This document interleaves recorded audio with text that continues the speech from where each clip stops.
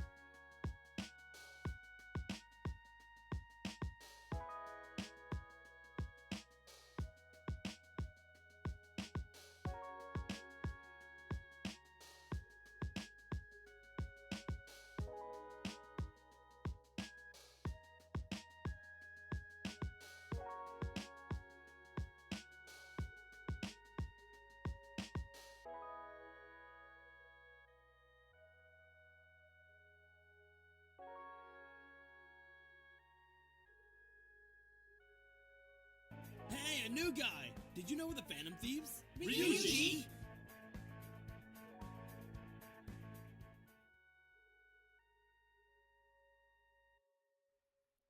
And welcome. Yo. Fuck. We are here. Yeah. Congratulations. Yes. Yeah. Zelda time. It is Zelda time. Yeah. Yeah? Yes. All the time. Zaldo. Zeldorp. So, Fuck you drinking with a strawberry on it. Oh well, this is G Fuel inside of my new little wine / not really a wine glass because it doesn't have a little thingy on it. Using Why is there my a large just- ice creator with strawberries floating inside of it and a strawberry on the side. Phantom Thieves? you should have gotten those ice molds that look like a D20. That would have been really cool. This one is supposed to be a clear ice mold, but I put it in there wrong. Clear, like it's supposed to be clear all the way. Yeah, but I put it in there wrong. How did you put it in? How did you put water in an ice mold wrong? You're supposed Sideways. to let it like sit for a bit before putting it in to start getting frozen. But I Oh didn't. yeah, you boil it. But it shows up on camera better this way, so I guess that's fine too. Also, Yeah. I can't find my little metal stirrer. But yeah, have little strawberries floating inside of it. It's really good.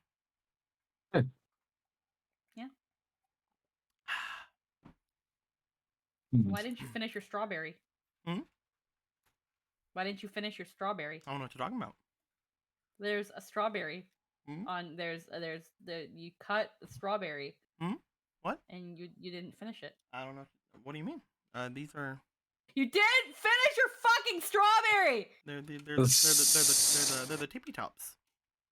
No, you eat those. I nibble around them. I don't eat them. No, just eat them. Nah, I'm just gonna nibble around them. Okay. The I can only act like I care about what you're doing for so long, Deco. Like honestly, bit has. at some point the bit has to wear off, and I can't like pretend and live a lie I wasn't trying to make you mad today. I just wanted. I think you were trying to when you were using the Tupperware, the Tupperware as a plate. That one I was like actually concerned for your. I was going to notify your school. I mean, it wasn't. It was a lid. It was a Tupperware lid, not Tupperware. Yeah, itself. it wasn't a plate.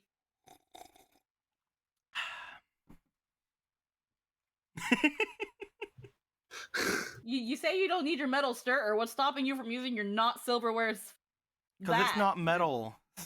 Not silverware. It's plastic, Squeaky. We've been through this. It just looks Yeah. like it's metal.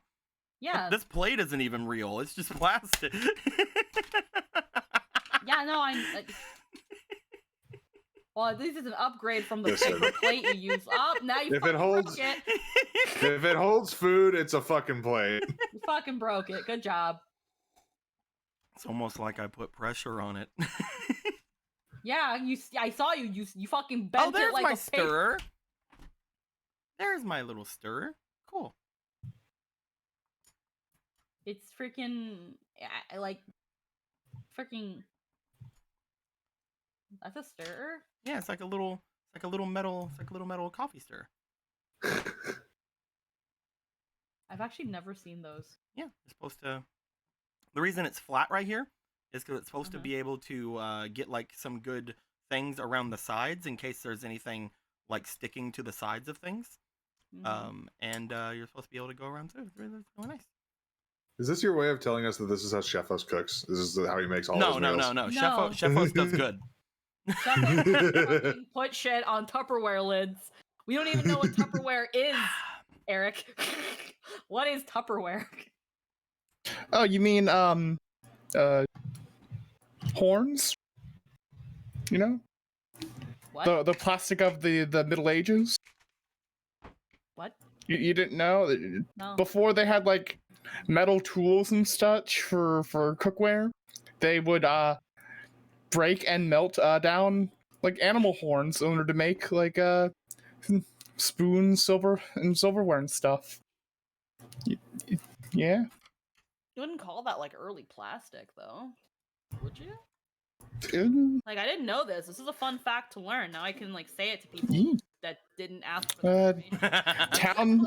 I learned it from a YouTube channel called Townsend's. They do a lot of medieval themed stuff. I love that channel.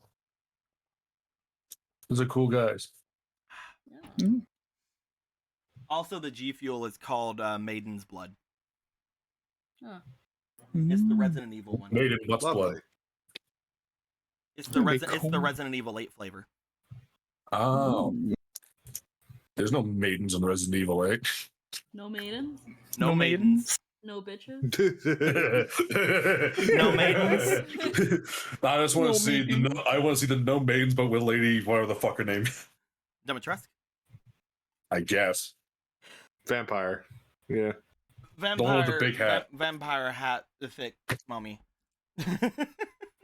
Eh, She was scary. I didn't like her. No, you I know. don't like anything from Resident Evil 7 or 8. They're all horrifying. Very fun game. Yeah.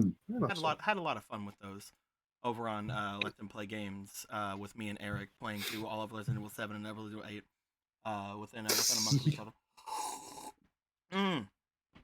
Anyway, my guys, we're gonna be playing some Zelda today. Maybe you guys heard of it, but it is. I haven't. Yeah, Could you explain? okay. So Zelda. Zelda. Okay, Zelda? that clears it up. Thank All you. right, good. I'm glad he accepted that. I had nothing else. We're gonna go ahead and move us over into a where we can see the board coming in here. We have a couple of things that we're gonna talk about today. It's been a couple of weeks since things have been decided, but I wanted to wait for a little while so we could figure out some certain things first. But one thing people will immediately notice is that we do not have a space for Clavier at the moment. Clavier has decided to sit back from things. As you've noticed, he hasn't been here in the past couple of games. So we have moved the map here, so there's no spot missing for different things. Moved all the little tokens and stuff around as well. And we are moving all of the party stuff over here and doing everything like that. For the time being, all of Clavier's things are still right here in case we need them. Obviously, Clavier was holding most of the Goma meat and things like that, so putting them over here would be rather good. We will mess around with things as things come on. But other than that, we have also messed with a couple of things inside the room, those aren't really too big, but I have been messing around with it over the week to hopefully help with stability in the room. I've been trying to do that with all three of the rooms to try to make sure that they hopefully don't kick people out nearly as often. We'll see if that works before the end of the rest of this stuff. Other than that, we've also as of last time we used a D&D-esque token for one of our things because we didn't have anything for it. The past little bit we haven't had a lot of games, so I haven't had a lot of funds to go around and toss around for unique arts for things. So we used this random D&D giant eagle / rock. However, since Sunday, I have gone and commissioned a couple of things. So we have 3 things coming in, including a updated rock coming in. So that's going to be pretty fun. There may be some big changes depending on how things are interpreted and how things go around. I may end up changing some of how it works, and there's some in-game reasons as to how to do things like that, so that's fine. But we'll be getting a rock. The pioneers used to fly those babies for miles. That's true. We will be getting a new rock image. We'll be getting a tiny emerald eye image, and we'll be getting a giant magic frog image. Yes. So we will see how those things come a little bit later on. Not to mention also Lindo's still working on a bunch of things as well, including a fucking tree. Linda, I'm kidding.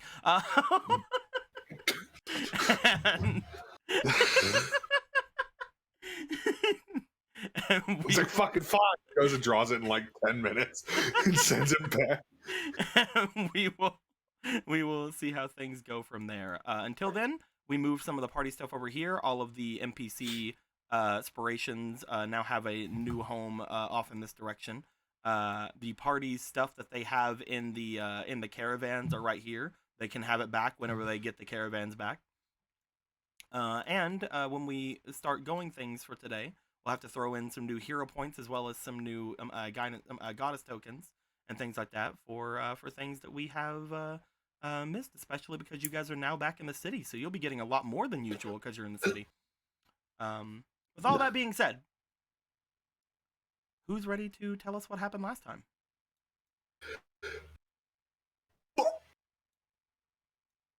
Okay. I'm trying to remember. Okay, so last time, as we once again reiterated that we did in fact return and people were in fact unconscious, we decided, or Obra decided, that she was gonna hog the whole ass bath for herself. But while she was convincing Ronan that she will in fact be taking the whole bath for herself and that he should stand outside and make sure that no one comes in, we, Polo, Gallon, and Marco, checked on Shefos, who was having a seizure in the kitchen.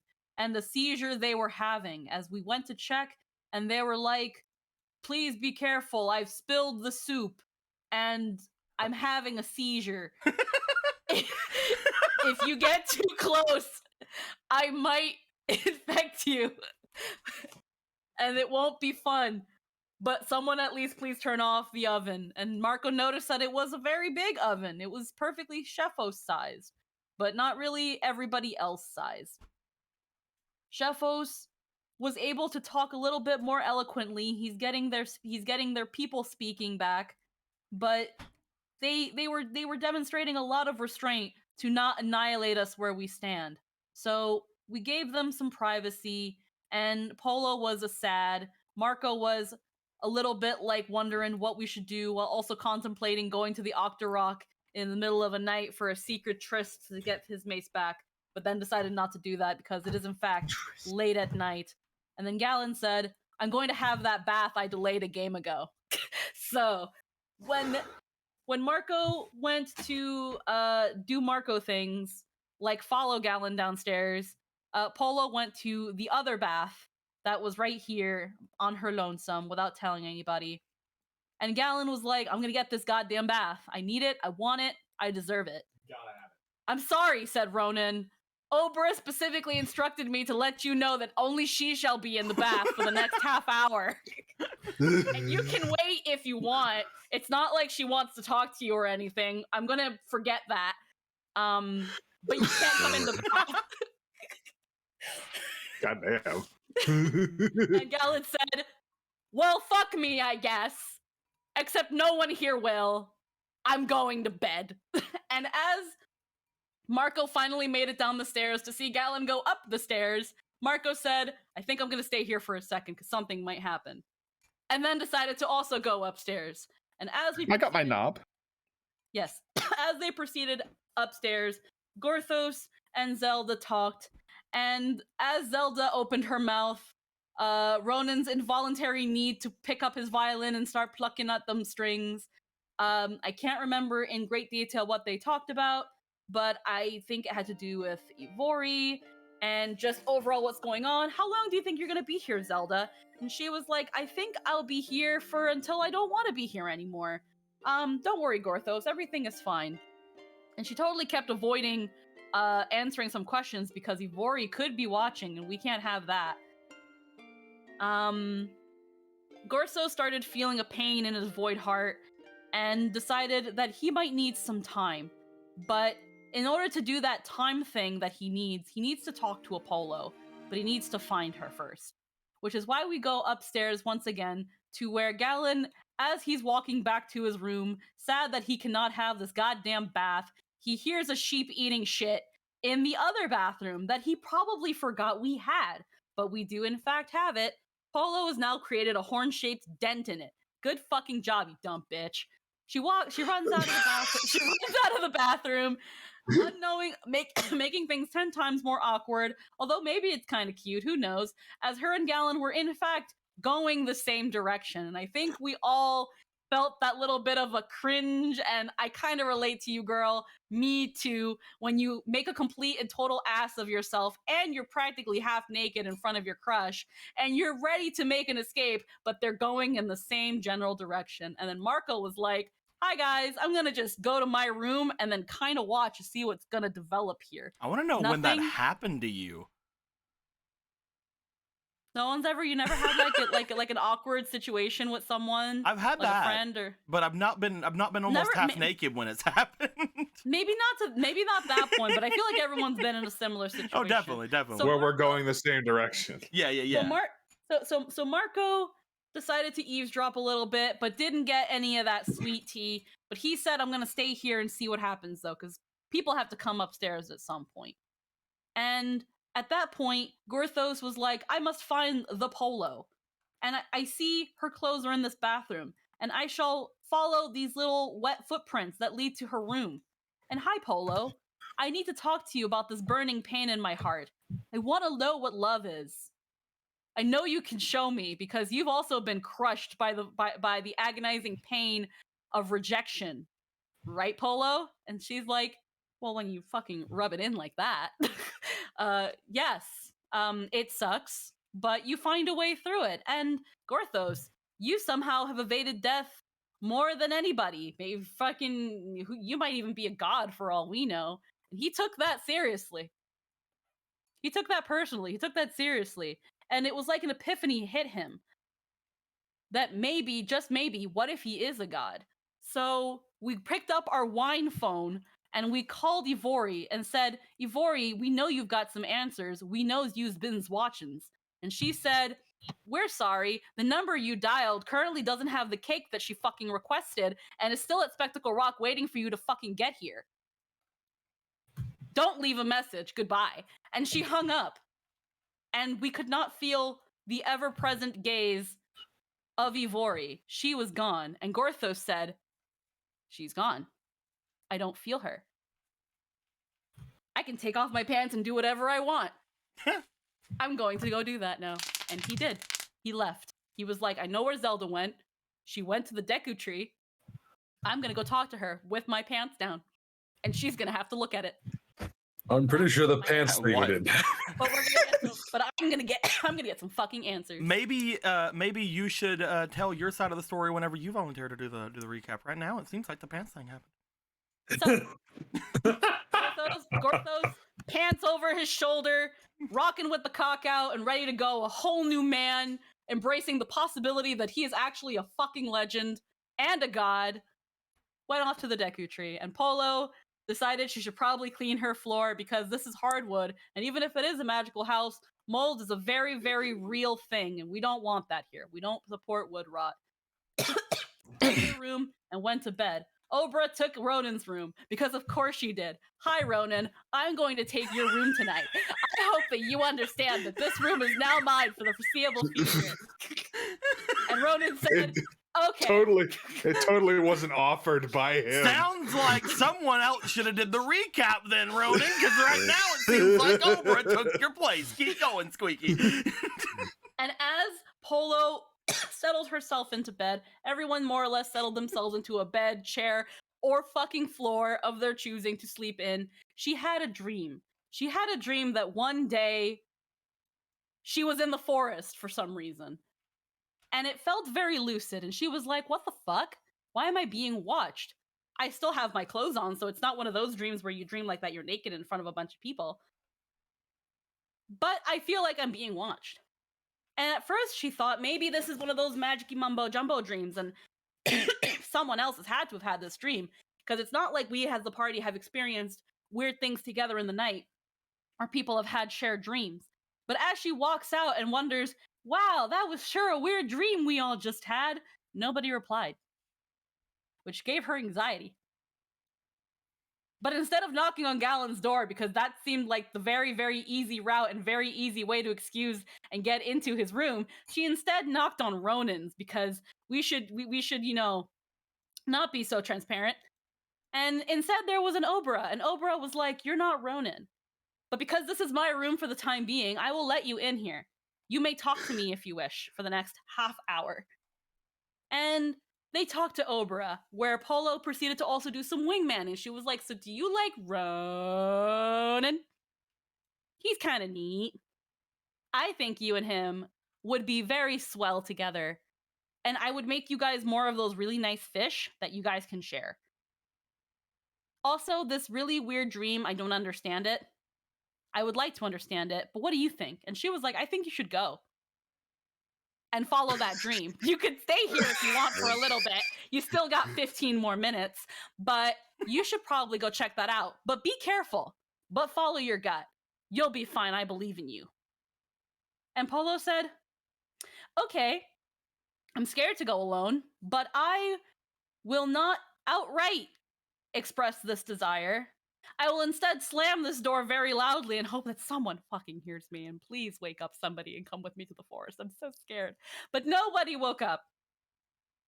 And off Polo was to the forest. I don't know if there was a slam there. Well, it seems like someone should have been there than volunteered there. Maybe DM shut the Sama. fuck up, Deco.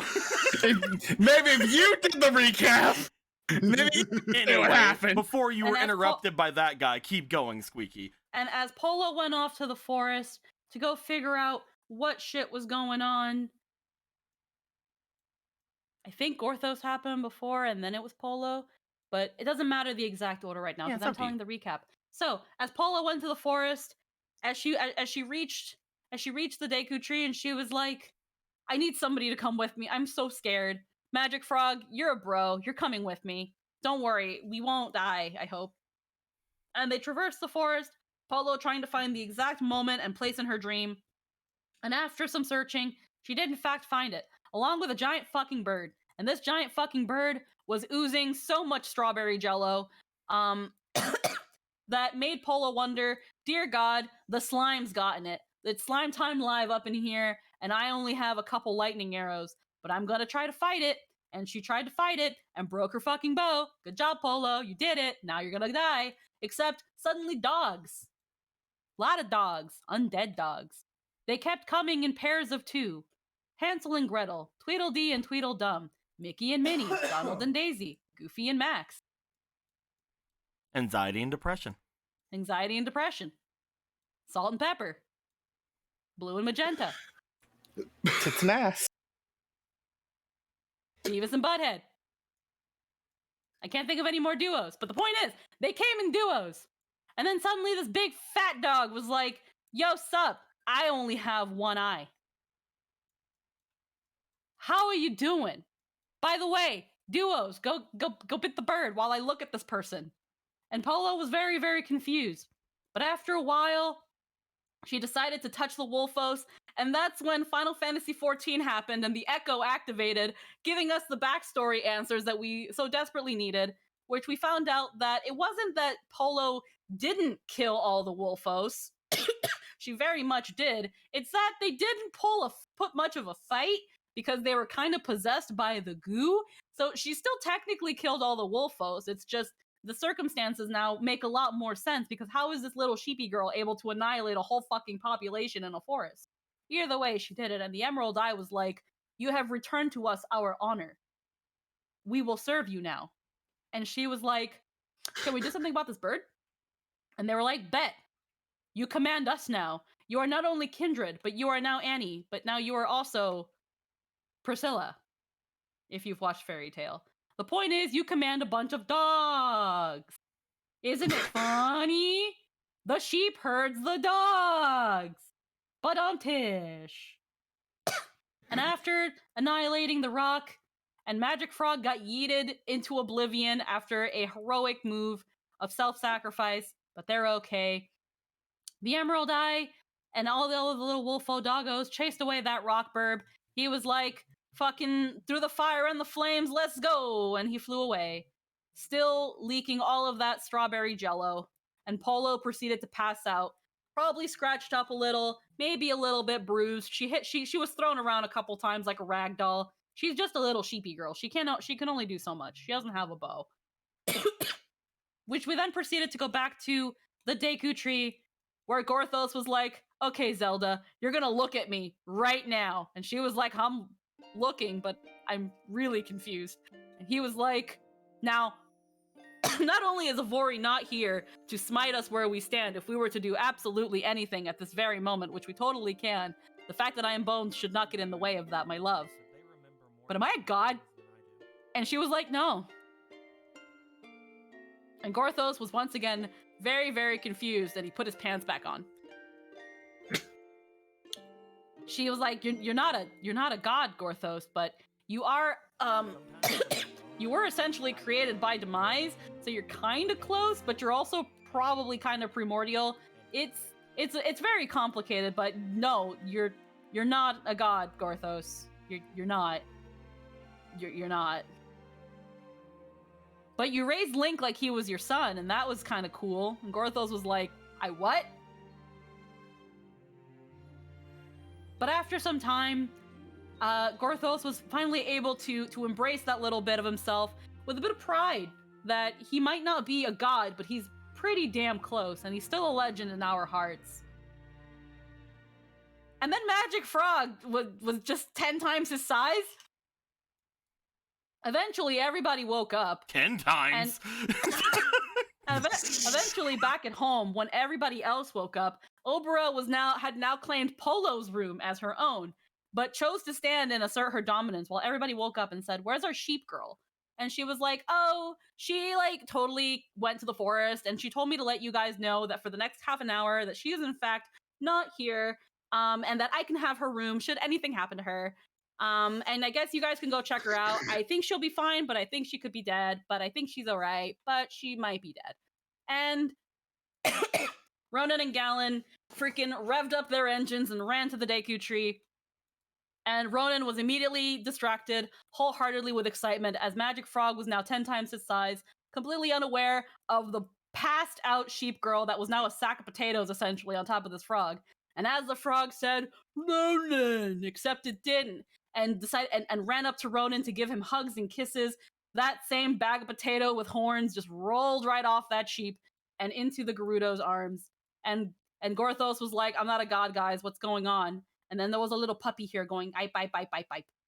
And that's where we left off. And that was a long recap. And I'm sorry. That was a pretty long recap. I mean, there was That a lot of long, details. ruthless recap. There was a lot of details that needed to happen. I enjoyed all of the information that we got about Gorthos's pants. So I'm gonna give you 3 bars. There you go. Oh, fuck yeah.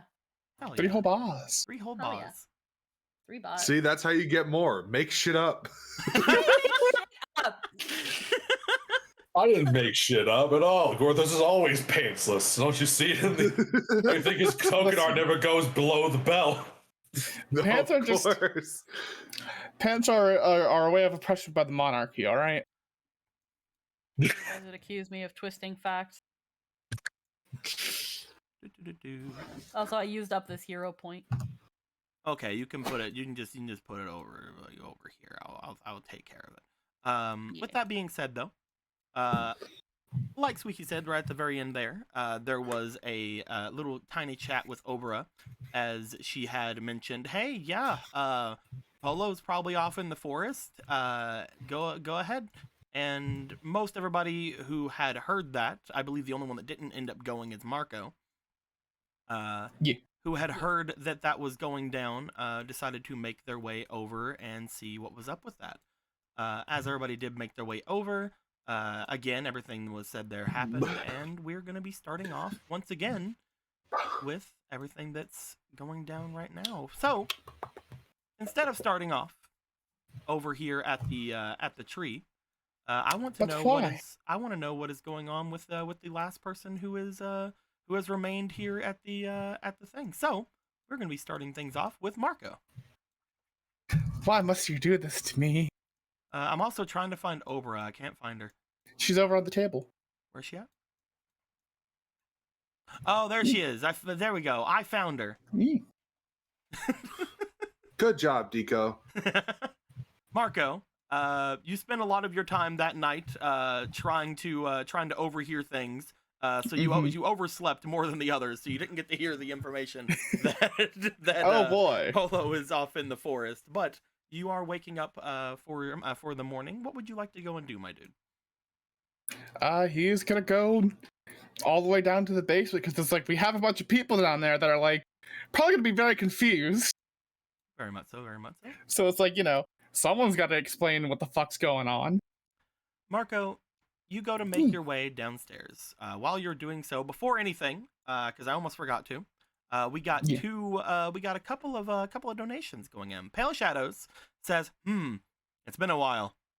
Prestige Magic Frog. It begins. Magic Frog will now become a +3 boy. Thank you very much, Pale Shadows. Much appreciated, much appreciated. I mean, if we look at him right now, he's much bigger than +3 right now, but whatever. And Bladesinger gave $10, says, I got to shrimp, take away the H for Marco, inspiration to the homie Marco. Hey. And then just now, Pale Shadows says twice. Okay. And gives another $60. Oh. So we're gonna be powering up Magic Frog one more time.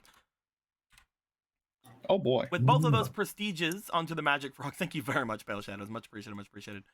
With both of those prestiges onto Magic Frog, we're also going to be giving you guys goddess tokens for that, as well as some hero points for that. Speaking of goddess tokens / hero points, let's go ahead and get you guys your starting ones for the day, shall we? First things first, when it comes to prestiging people, whenever someone gets prestiged, each of you get a goddess token. So that is going to be 5 goddess tokens.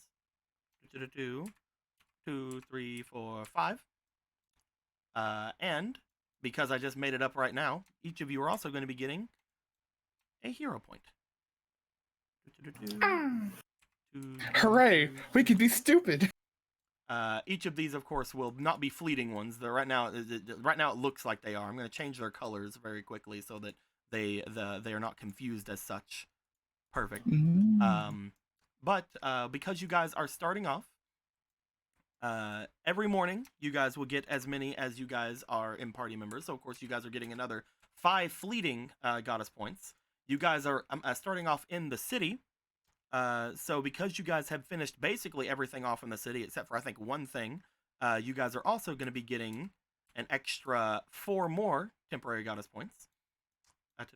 And because you guys are currently connected to not only the forest, but also Hiteno. Not Hiteno. Yes, Hiteno? The mountain? Kind of Hiteno. Okay. You guys are also going to be gaining 1 for the forest. And 1 for Hiteno. And finally, because one of you, I believe, had woken up, or I guess 2 of you have woken up in the forest, you guys are going to be getting your forest ones. You're going to be getting another 3 from the forest. This is how things add up. This is why doing the side quests are worth it. Man, look at all these rerolls we got. Problem solving. Physical benefit. Basically, as long as you guys are in your house, you'll be getting the benefits of each of the places you're connected to. And if you are currently in one of those areas, just like full on in those areas, you'll be getting the entirety of the areas for them. So because you guys are currently in Castletown and you guys have done basically everything in Castletown, you're getting all the Castletown stuff. Yay! With all that being said, the light blue ones probably should be used first, because if they're still around by the end of the day, they will disappear. And if each of you could grab one of these swords, that would be great. I'll put them right here, in between where Polo and Gallon are. Each of you can grab one of those swords to do stuff with. I also did a bad. I'm a fucking idiot, and I'm sorry for taking some of these away from you. But these were supposed to be hero points, not goddess points. Can't believe you've done this. I can't believe you've done this. I can't believe I've done this. Because I was Why like, have you wait a minute, done where's this? the hero points at? Why have you done this? So instead, you guys are getting 7 hero points. My bad. I can't believe you've done this. So you guys have currently 7 hero points, fleeting hero points, and 7 fleeting goddess points, as well as 5 regular goddess points, and each of you have 1 hero point that is able to be used for just whenever you want. All that good stuff. I see that there are still 3 of them here. Two of you didn't grab any. These 3 right here? Yeah. So there's a line in our goddess points that we've completely just ignored for this whole time. Mhm. Yeah. What's Goddess that? fortitude and a small negative effect or curse placed on yourself. Yeah. Okay, so you didn't You. read mine.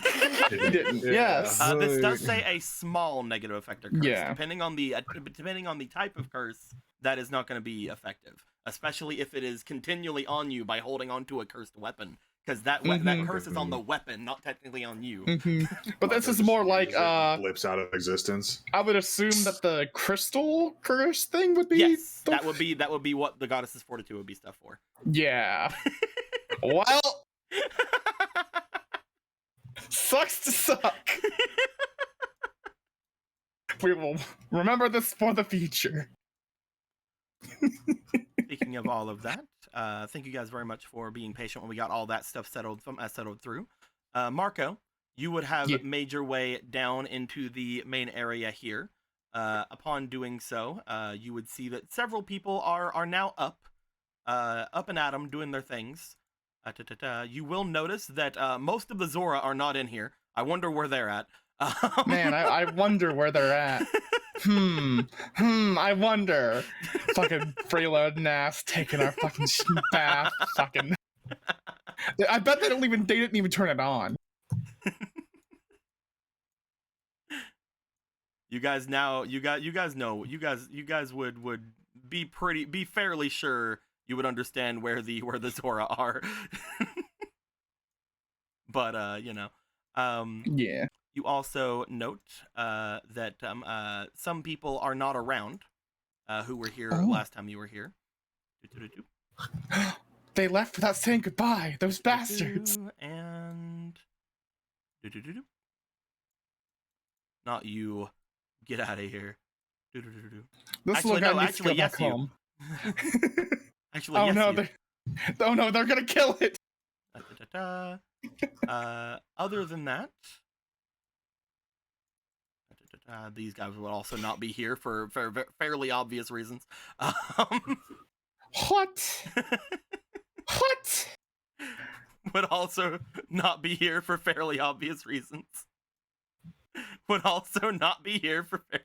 A lot of people are gone now that I'm thinking Marco's about gonna it. look around and he's just gonna be like, well, I guess I can go fuck myself. The more I thought about it, I'm like, all right, these two probably have to go to being guards. Obviously works for castle, needs to be shown back to castle, needs to bring back to castle. These guys making their way through town, walking fast. You know what? You know who wouldn't be there? There we go. I was gonna have him go and explore the city, but he's still here. He's sitting on this. I mean, would she even be here? Honestly, I feel like she would have taken that chance to just leave and yeet herself out. She cannot.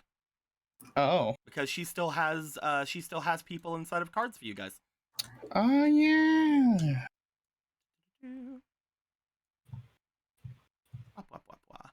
Speaking of her,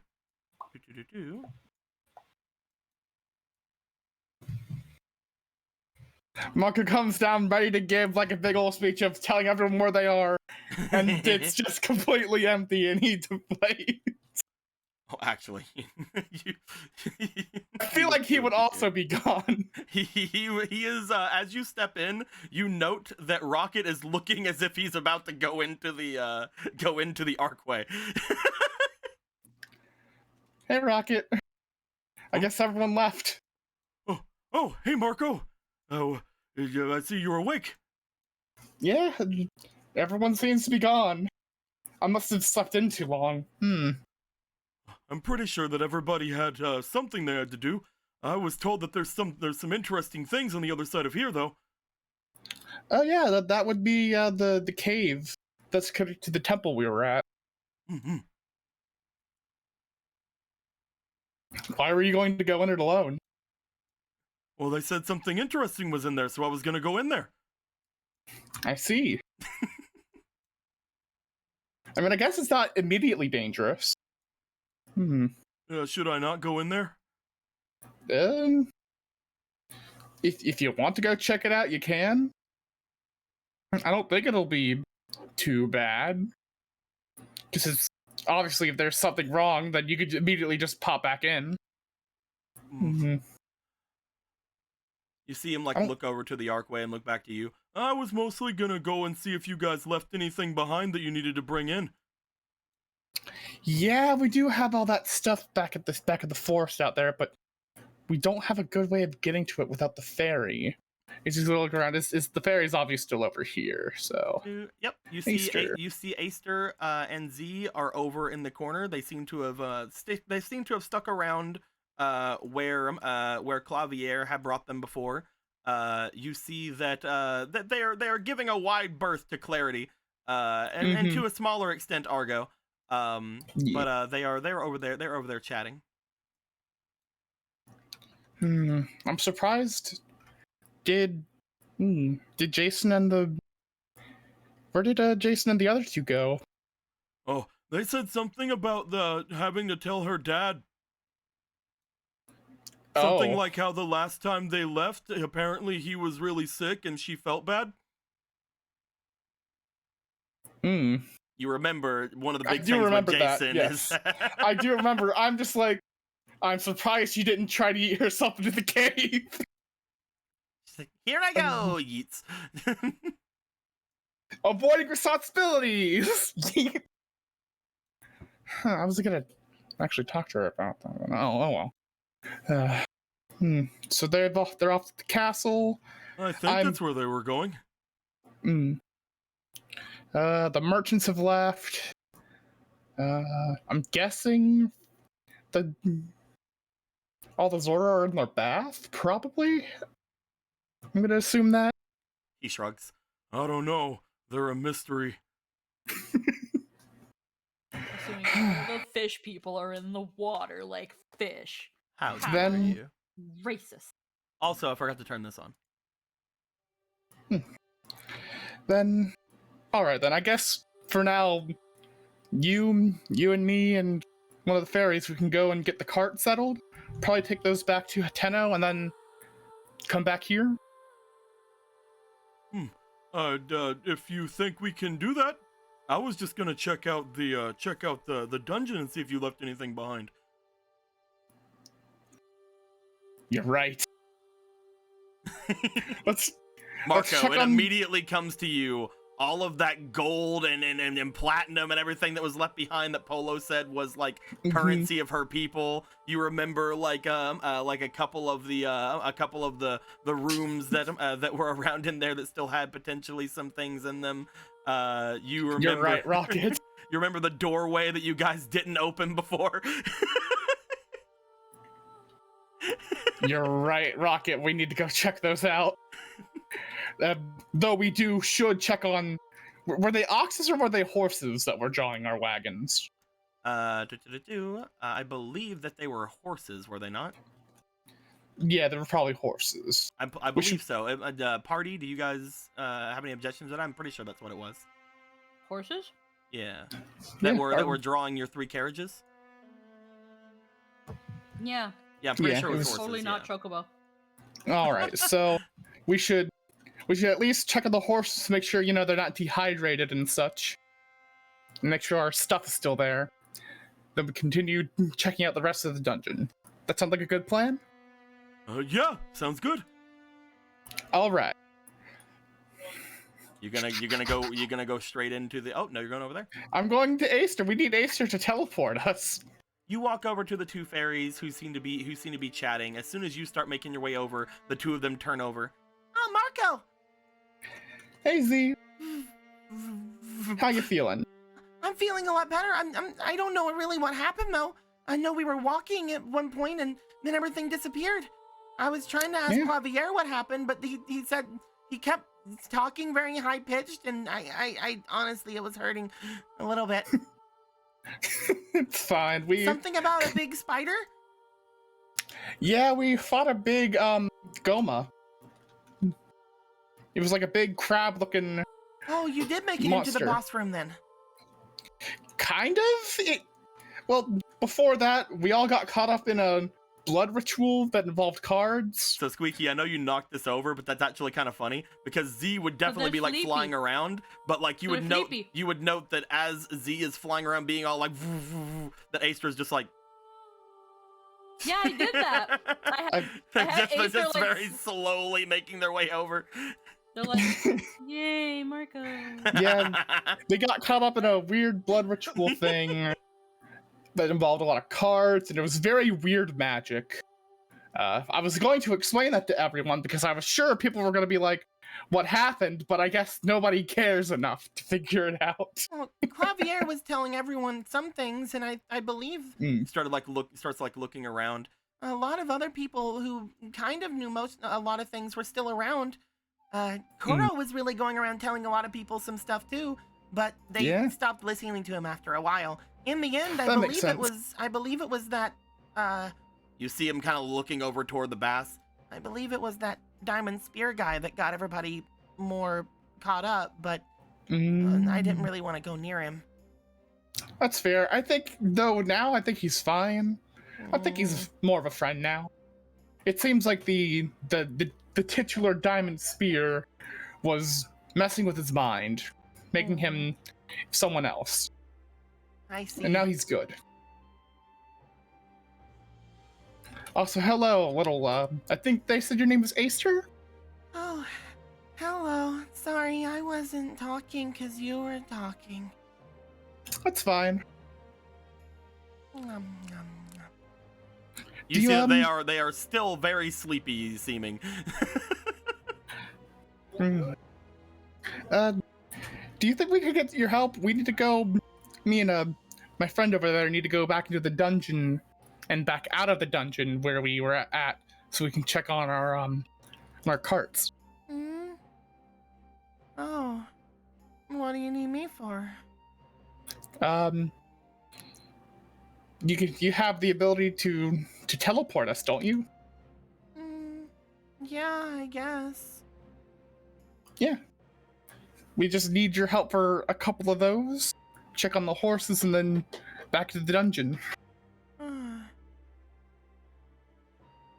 You just see her sort of like lazing around. I'm gonna have her roll for something really quick because there is something you're not thinking about, but we'll see if she thinks about it. I hope she thinks about it. Oh, I don't really know what I can really help you with. I can get you to the dungeon, but I don't really know where all your stuff is. I don't know anything about the way around there. Oh.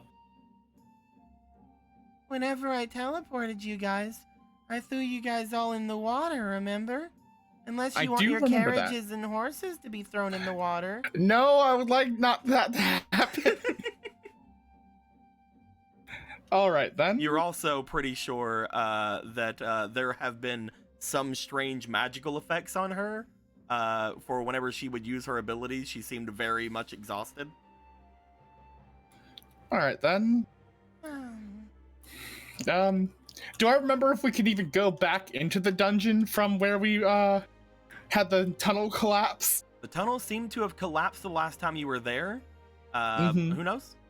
Maybe if you move some of the stuff out of the way. All right, then. You do know that whenever you guys were fighting the Goma, that a lot of that area got shifted and destroyed. All right, then. I guess me and Rocket will just have to figure our way through the dungeon then, if that's not going to work out as well. Oh well. Do you want to come with us, Aster, Z? Or do you want to just, be safe here? If you're not using me for my magics, I think I might want to stay here. I can go Alright, with then. you. Awesome. flutter, flutter, flutter, flutter, flutter. Looks as if they're trying to go over toward the barrels. Gives up halfway, lays on the floor.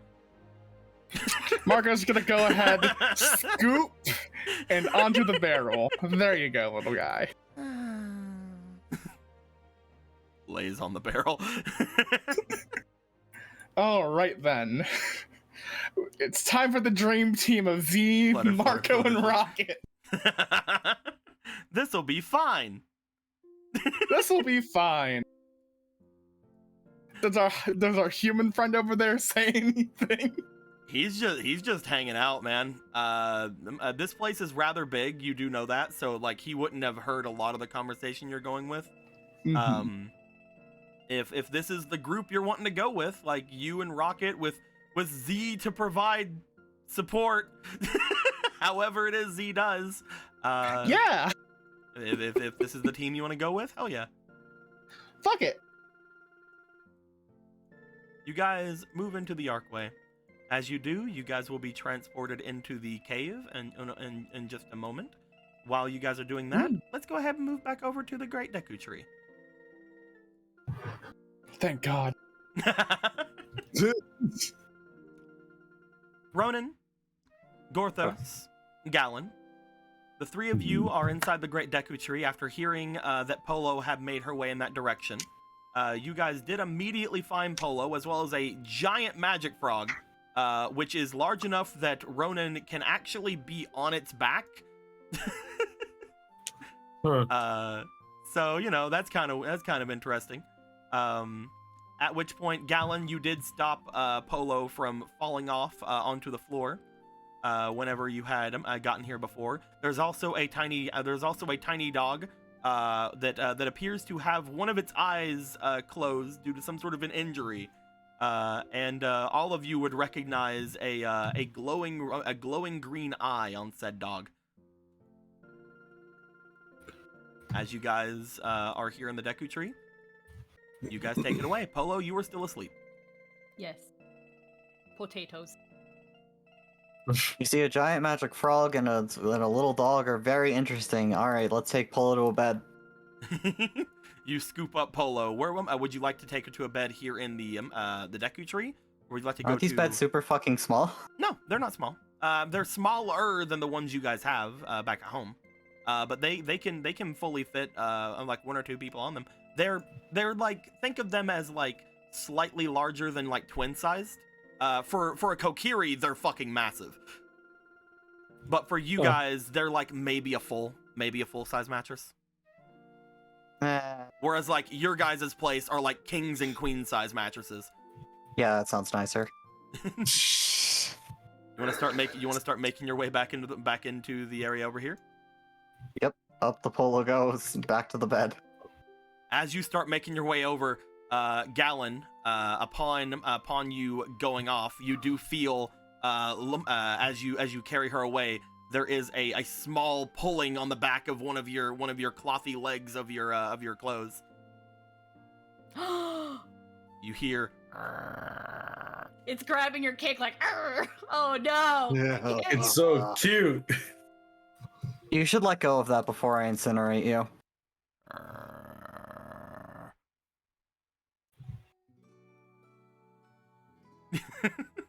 I'm going to put Polo down. You put Gently. Polo down. I'm going to start brandishing fire. You see the Oh, doggo look back to you. You see that there is determination in his a bright green eye. Bye bye, Polo's tamer class. It grabbed onto the cake. It has to die. Gallon, what are you doing to that dog? Really? You don't notice the glowing eye? Porthos notices many things. Why are you brandishing fire I at love it? that non-answer. You see, I didn't care until it started, you know. While the two of you have started talking, you notice that that the doggo has made their way over toward Polo.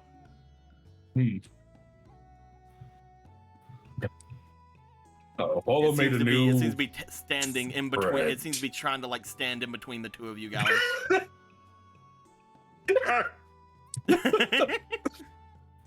Alright. What those things that like Solo.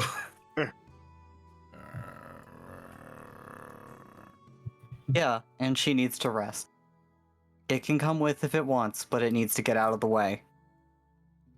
Galen, I would like you to roll me for your allure, please. Yeah, sure, let me get back in the room. Somebody else just roll the dice for me. Ah, I oh didn't no. notice it kicked Oh, me at no. some point. Oh no, I Oh. tried to stop it from doing that. How could this happen to we? Who rolls it? Gorthos got his hand on it first, so you roll it. I touched it first. It's mine now. Yeah, you touched it. It's got your germs. 14. 14 plus your 3. Galen, you are able to, as you look at this thing, you are able to give enough of a confidence to it that you are able to convey to it that you're not trying to do anything bad to Polo. It does seem to still look to you, and as you go to reach for her, it lets you do it, but you can tell that it is not going anywhere. It seems to be wanting to follow. I don't care if it's not in my way. Oh, those finds it endearing. Uh-oh. Whatever it is.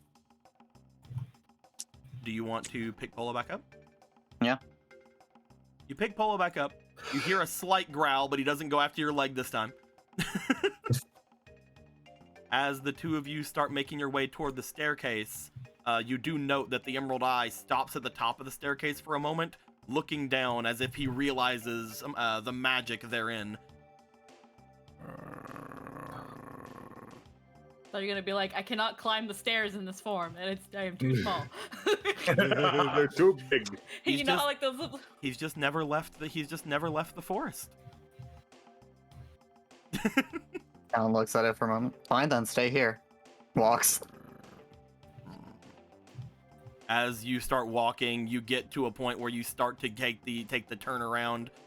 You note. See, you can't climb the stairs fast. Imagining those It takes him a minute. that are trying to climb it. It's like, wait for me! What? It's like a struggle to climb a single step. It goes up a step. It barks Well, these loudly. guys are these stairs are going down. He's having Yeah. to go down the stairs that way. Oh, I he's, see. he's trying not to eat shit then. Basically, yes. He's trying not to completely eat shit. Yes. Yeah. Oh, it's still a struggle no matter where he goes. He's too small. At which point, you guys would, upon going back to, upon making your thing to go back to the house, you guys would be showing up right here outside of the stairs heading up, because you going downstairs obviously have to be on the downstairs area. As the two of you are making your way in there, one moment while I stick with the people who are still in the tree really quick. I just want him to be like a little undead corgi. It doesn't look very undead. It doesn't look extremely undead. But okay. we will see what it looks like entirely When, whenever we get our when you're looking at it, it's a corgi. When you turn away, it turns into like a fucking werebeast from Bloodborne. It turns into a cleric beast. Yeah, it's just one of those like little black corgi puppies. Placeholder corgi. With that being said, you guys, Gorthos and Ronan, you guys are still there with Magic Frog. Gorthos is starting to feel left out. He does not have a pet. I mean, I don't either. You're sure about that? Stands in front of Magic Frog. You're certain. I mean, yeah. Who would be my pet?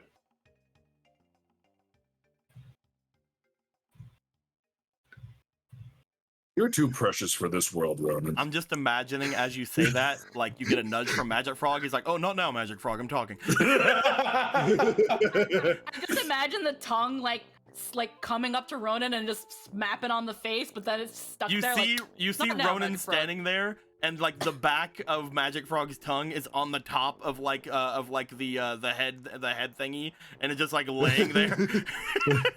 Huh. Never change, Ronan. Okay. You also have something on your. Oh, yeah. That's a giant magic frog. Yes. Oh, he's giant now? Gorthos thought he got a haircut. Yeah, no, that was my first guess too. But now he's real. How did this? Oh my gosh, This song is perfect. Whew. I can't even hear it. Fucking. It's perfect. Don't worry about it. How did this happen, Magic Frog? Regale me of your wisdom and your tales of epic adventure.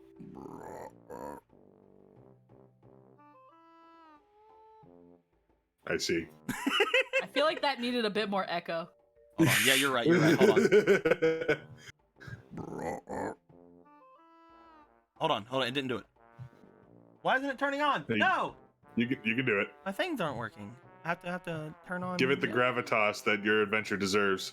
Turn it off and on I'm again. gonna restart. Yeah, I'm gonna restart my Go XLR. It's not working for some reason. Uh-oh. How dare you? Oh, there we There go. we go. There we go. Oh, That no, I get it explains even everything. harder. Oh, Gorthos understands everything now. Became the guardian of the woods in the time I've been gone. I see the weeks. You see I don't know Magic how Frog long it's open been. its mouth. You just see the prince inside. Help! Help me! Help me! And then he shuts his mouth. I'm kidding. I'm kidding. Doing the goddess's work. Gorthos doesn't know how to feel about this form of regicide.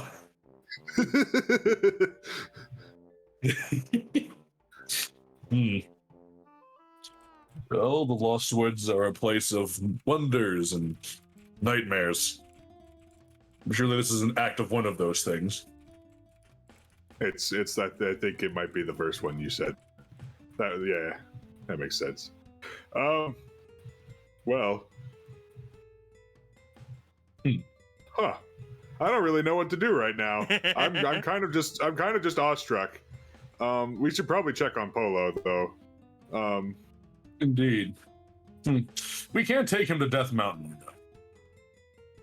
What's that? We can't take him to Death Mountain with us. I mean, I'm sure his duties here keep him very busy, so I would assume you're correct. Is there like anything behind those fucking frog eyes, or they just blink out of sync? You see that mostly he keeps his eyes sort of closed as he's sitting here. He has like a somewhat pleased look on his face at a lot of times. From what you guys can tell looking at him, he does seem like he is a little bit. He does seem as if he's he has like a little bit more of like a flabbiness to him, almost as if he has aged a little bit since the last time you have seen him as well. He's not only bigger, but he is also older and wiser. Maybe next time we come back, he'll be able to talk to us. Oh my gosh, maybe. I mean, I feel like I can glean things from his manner of speech already, but if he could speak the same language, that'd be great.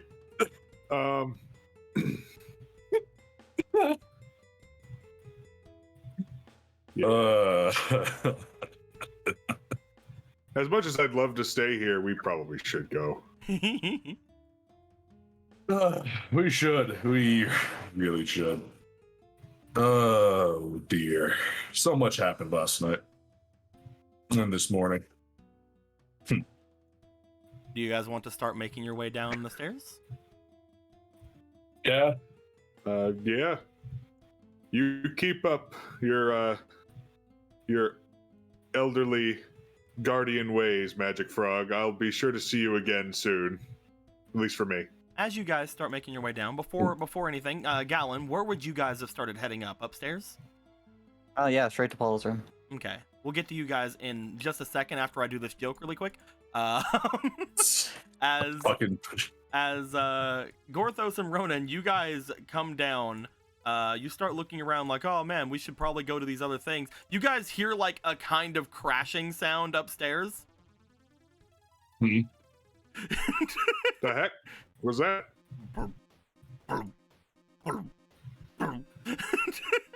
You see an upside down magic frog looking at you guys as he has now tumbled his way through. You see him looking back at you with that same sort of pleased expression on his face. Oh, geez. You were cleaning up after him. What are you doing here, buddy?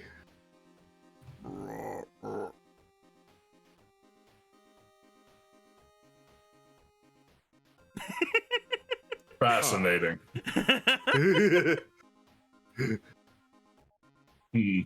It seems as if he does not want to. He's just following you around, Ronan. Look, Ronan, you're a pet. Oh, he's not my pet. He's Magic Frog. What do you mean? Magic Frog is his own creature. Magic Frog nods sagely. Except he's Fuck upside you, he down. does. Except he's upside down, you see. It might have been not been a nod. It might have been him trying to get up. It might have been him trying to get Here, up. let me try to like You start like yank pulling him a out bit. of the door. You start like pulling him a bit. Luckily for you, there's a fine membrane of mucus on him, so he slips out pretty easily. Okay. Oh, Cool. Gorthos is not gonna make Arma clean that up. charcoal. Charcoal. Are you were saying you want to like hang out more? You want to come with?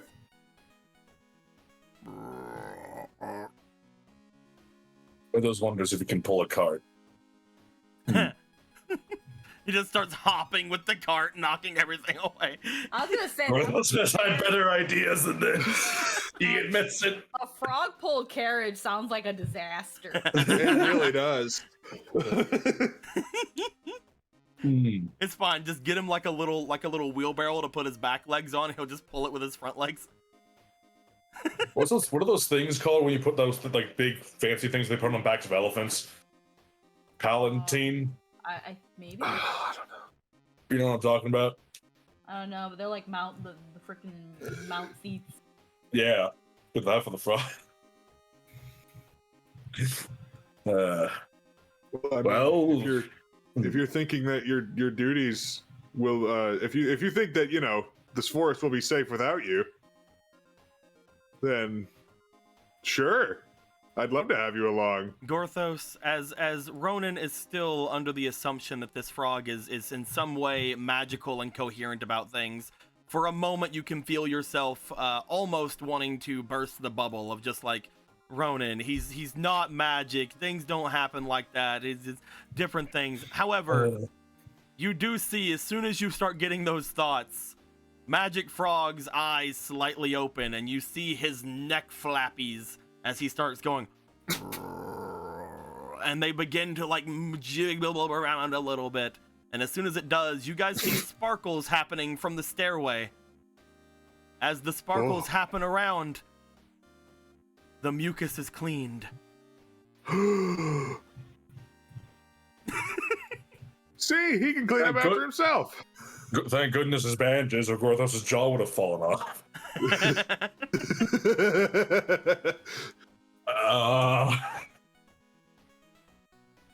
Gorthos is only kidding about the talking part. I'm sure he can get there eventually.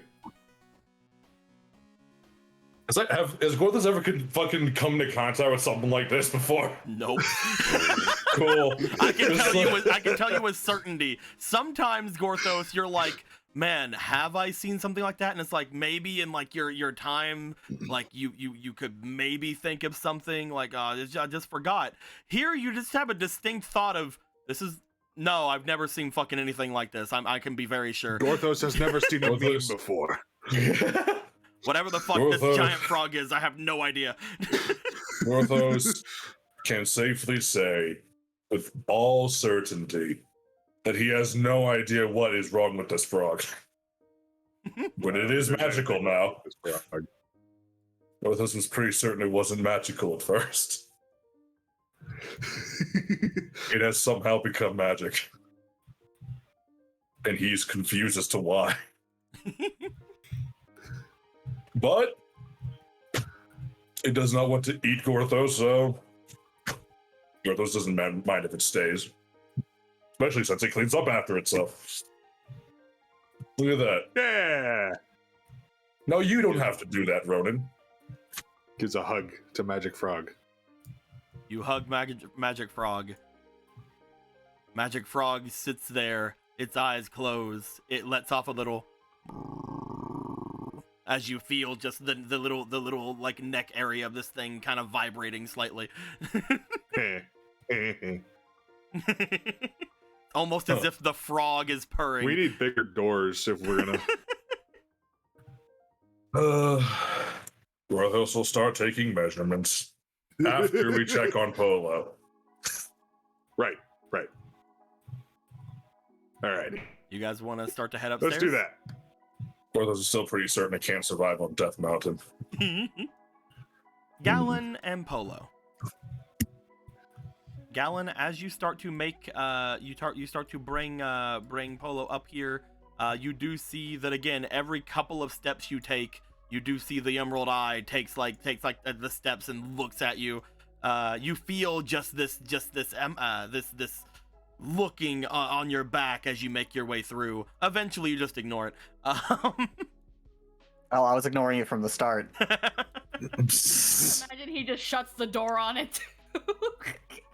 Gallon, you step inside Polo's room, do you? I mean, if bitch can't keep up, no, he's not that cruel.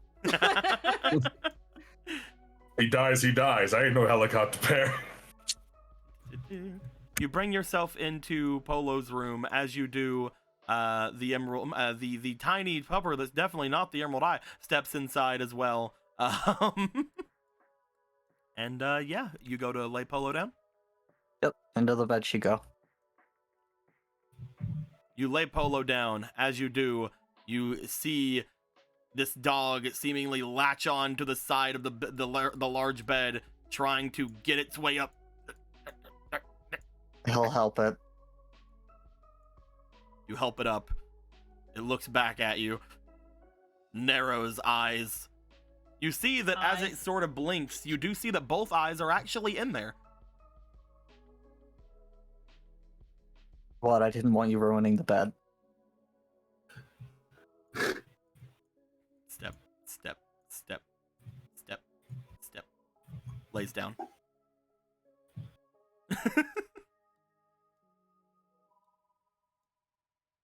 Stay here. I'll be right back to the kitchen. You start to make your way out to go and collect something from the kitchen. We'll say that this was just before the others would have made their way there. So you come out just at, like a little bit again before they start blocking up the passageway.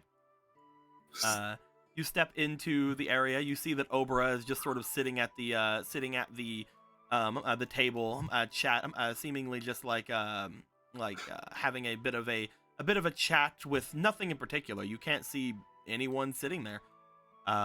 Upon you coming up behind her, she looks back. Were you able to find her? Yeah, unconscious with a dog. Interesting. She did say that she felt as if something was calling to her. Perhaps that was it. I have absolutely no idea.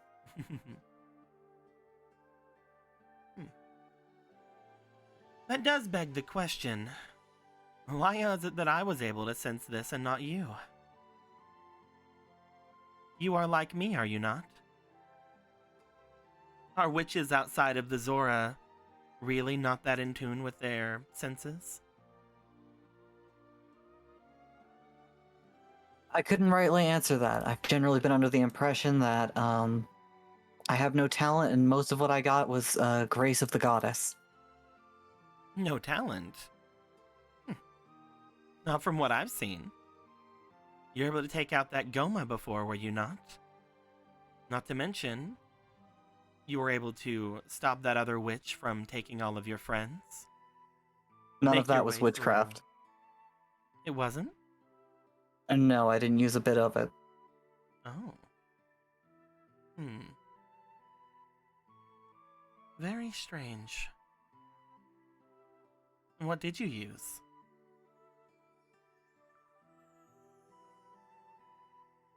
I guess the best way to say is a little divine favor. Oh.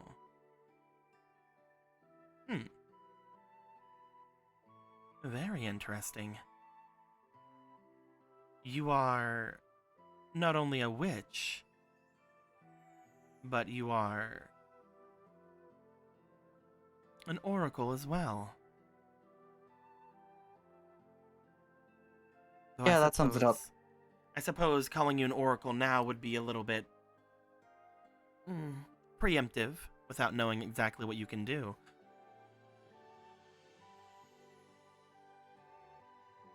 Are you asking for a demonstration? Me, I honestly wouldn't know much about your oracle abilities or whatnot. Honestly, I thought they were just magic at first, but I understand why I would think that. I think you would benefit very much from coming back to my domain.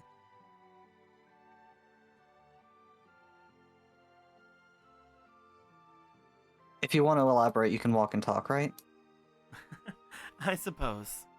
She looks back toward, like in front of her as she just goes, "If you'll excuse me," before standing up and getting over toward the center of the room. Yeah, not gonna question that. Shall we?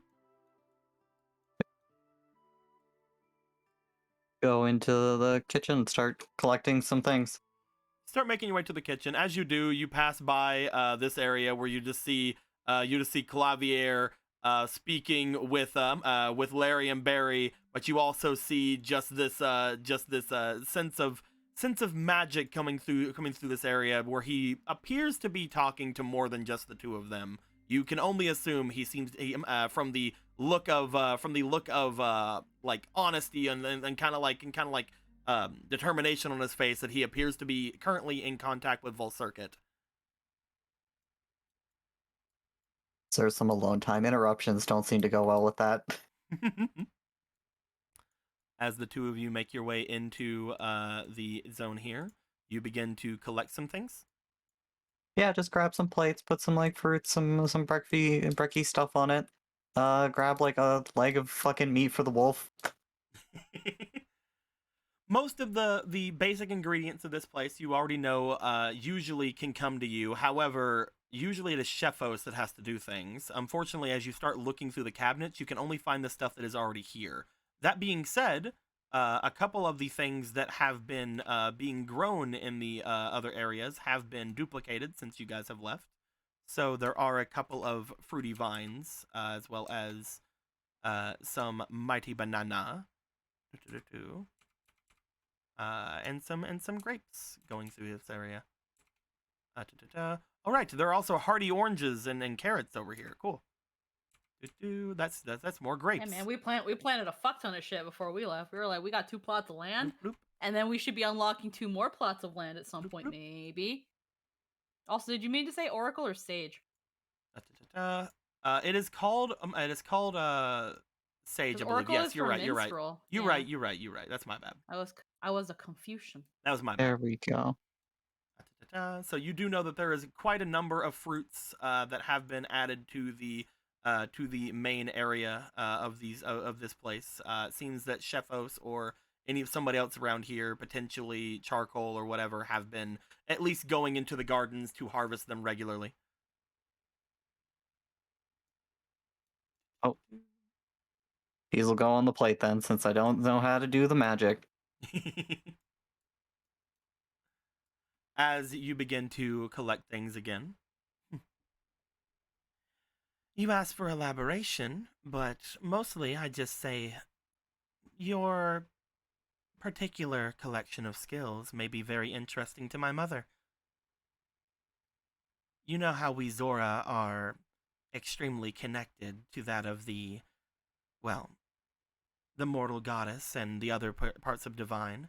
We consider ourselves extremely devout to them, to a point where we River Zora since we do not also spurn the magical arts, have developed magic that works along with the holy energies.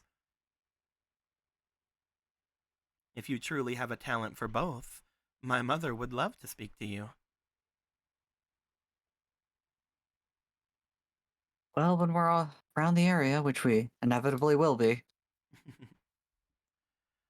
Whenever I was speaking with the others before, mostly Ronan, I had come to notice that your senses were not sharpened. I believe that that is a fault of your teachers, not any lack of skill you might have.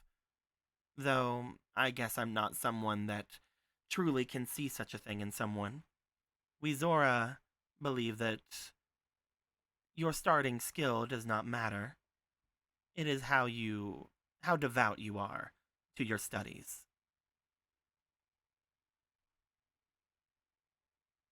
Well, does freezing in a lake and doing nothing but reading books for a year count? Freezing in a lake? Why would you ever do such a thing? You're being serious. Yeah, it was to learn how to, as hell, ignite hands. Oh. Hmm. You know, I hadn't thought about it before. But yes, I suppose you wouldn't have any gifts given to you outside of the river domain. Very interesting. So you would have had to have stayed inside of freezing water, or you would have had to have had some sort of other things happen to you to give you such power. Splashed with acid, listing them off. I don't believe we Zora would have the constitution for something like that. Luckily, we do have our own innate gifts and magic, so maybe that helps us out somewhat. That sounds very barbaric. I'm not going to lie to you.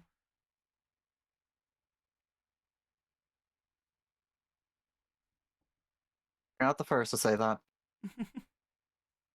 Well, if you ever wish to learn more of the arts of magic, as well as potentially the holy arts my mother would know of more, making your way over toward us would be rather interesting. We don't shy away from danger, as well as any sort of offensive capabilities. You may, from what I can see, have use over fire, but we Zora have our own innate fire magics, so we don't have to really study that kind of magic. What we do is make up for our weaknesses.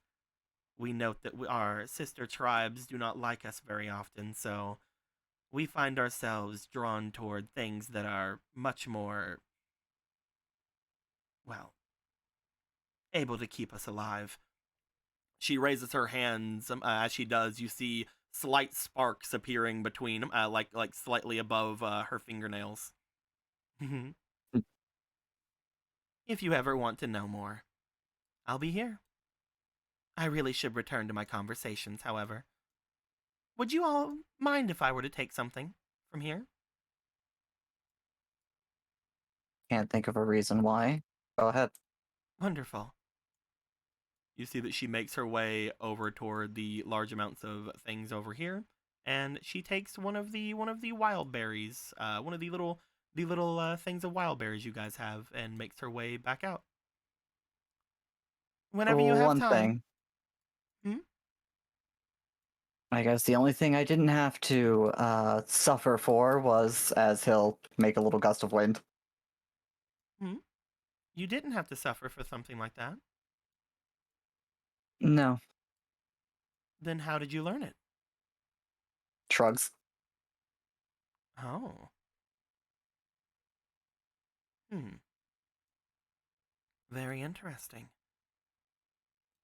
Your kind doesn't usually start off with any sort of aid, from what I have been told. We River Zora start with fire, no matter what we decide to do with our lives, but I don't think that the rest of the mortal races have something like that.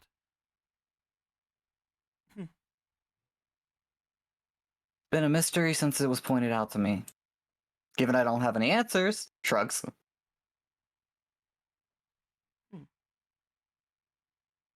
Thank you for sharing that. I'll see if I can think of anything. She seems to pick one of the wild berries off of the vine before stepping off into the room again. As immediately fine.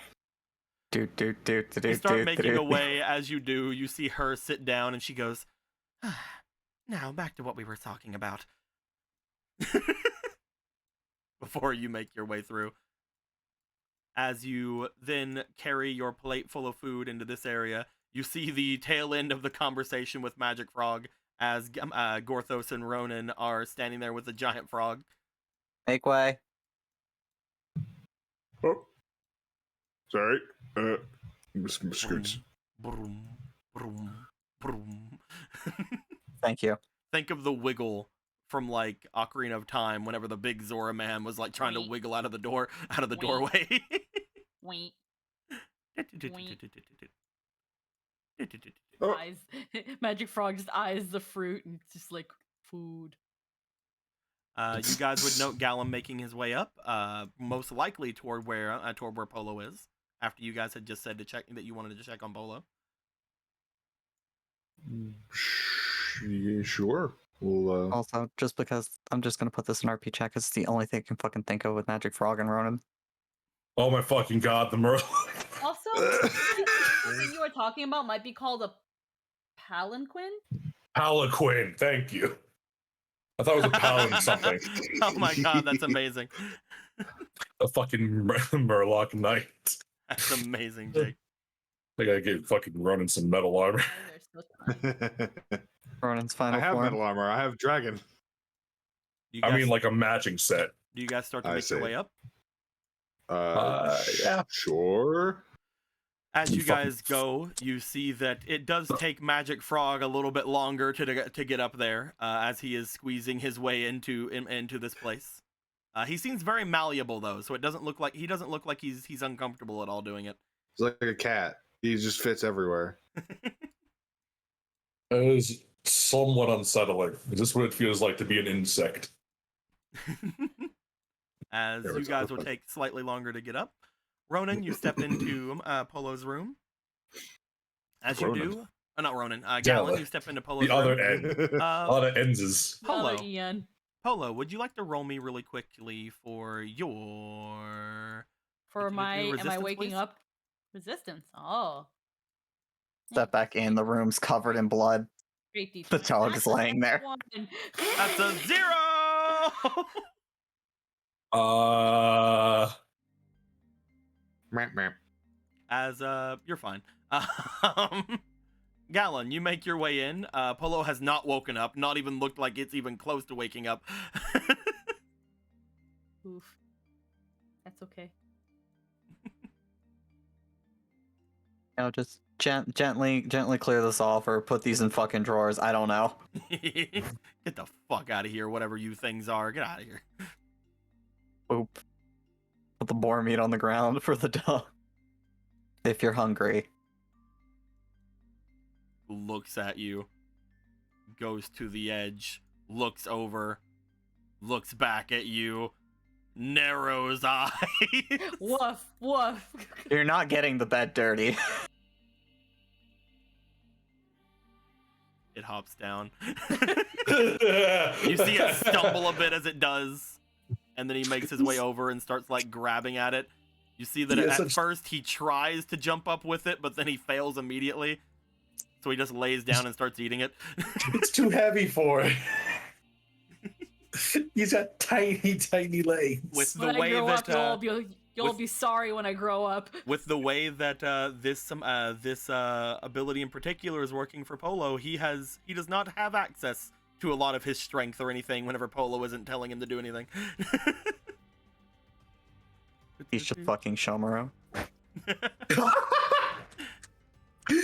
He's Shomaru, but he's growly all the time and he doesn't trust anyone. So So Grumpy you know, Sh- opposite of Shomaru. He's So grumpy. he's a bitch.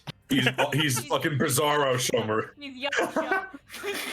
We never got to see Yasha. He's just Yasha. He's just Yasha. He's just the other dog. The other one, the not nearly as likable one. As he is down there doing the noms on that, is there anything else you want to do, Gallon? Sit and wait. You sit and wait. As you do, eventually you do see that Gorthos and Ronan make their way in. You see Magic Frog just sticking his head in. But Gorthos and Ronan, you guys see that Polo is not woken up yet. She is sitting there, and you see Pupper eating boar on the floor.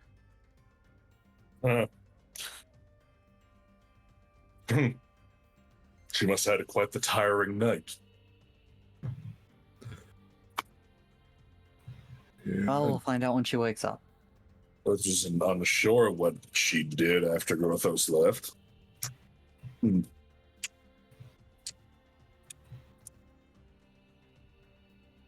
Got a little bit from Obra of something calling her to the woods, and that it might be this little mutt. It's such a cute little thing. Look at him. Stop complaining, I fed you. He hungers for blood. That's why I gave him boar meat. Still bleeding. He's eating actually bear meat. Oh, sorry, bear meat. His natural prey. You see that as he is chewing this, and as you guys are looking at him, again, he has a very slightly, sort of undead-esque feel to him. You do see that he is covered in fur, like mostly. He has different things going on. Whenever he eats this bear meat, you note that as he chews, the meat almost seems to disappear inside of him. Not as if he swallows, but as if the meat is consumed utterly. Oh man, Orthos, you found a kindred spirit. What is that supposed to mean? It means inside you is a gaping void. On this body, there isn't. That's the other one in the basement. Oh really? When you eat things, where does it go? Down. You're like, well, fuck. Beside Gorthos, there are two wolves. I'll just hold his arms like checkmate. It goes into. Don't worry about that. You're wrong. Kindred spirit. It didn't matter.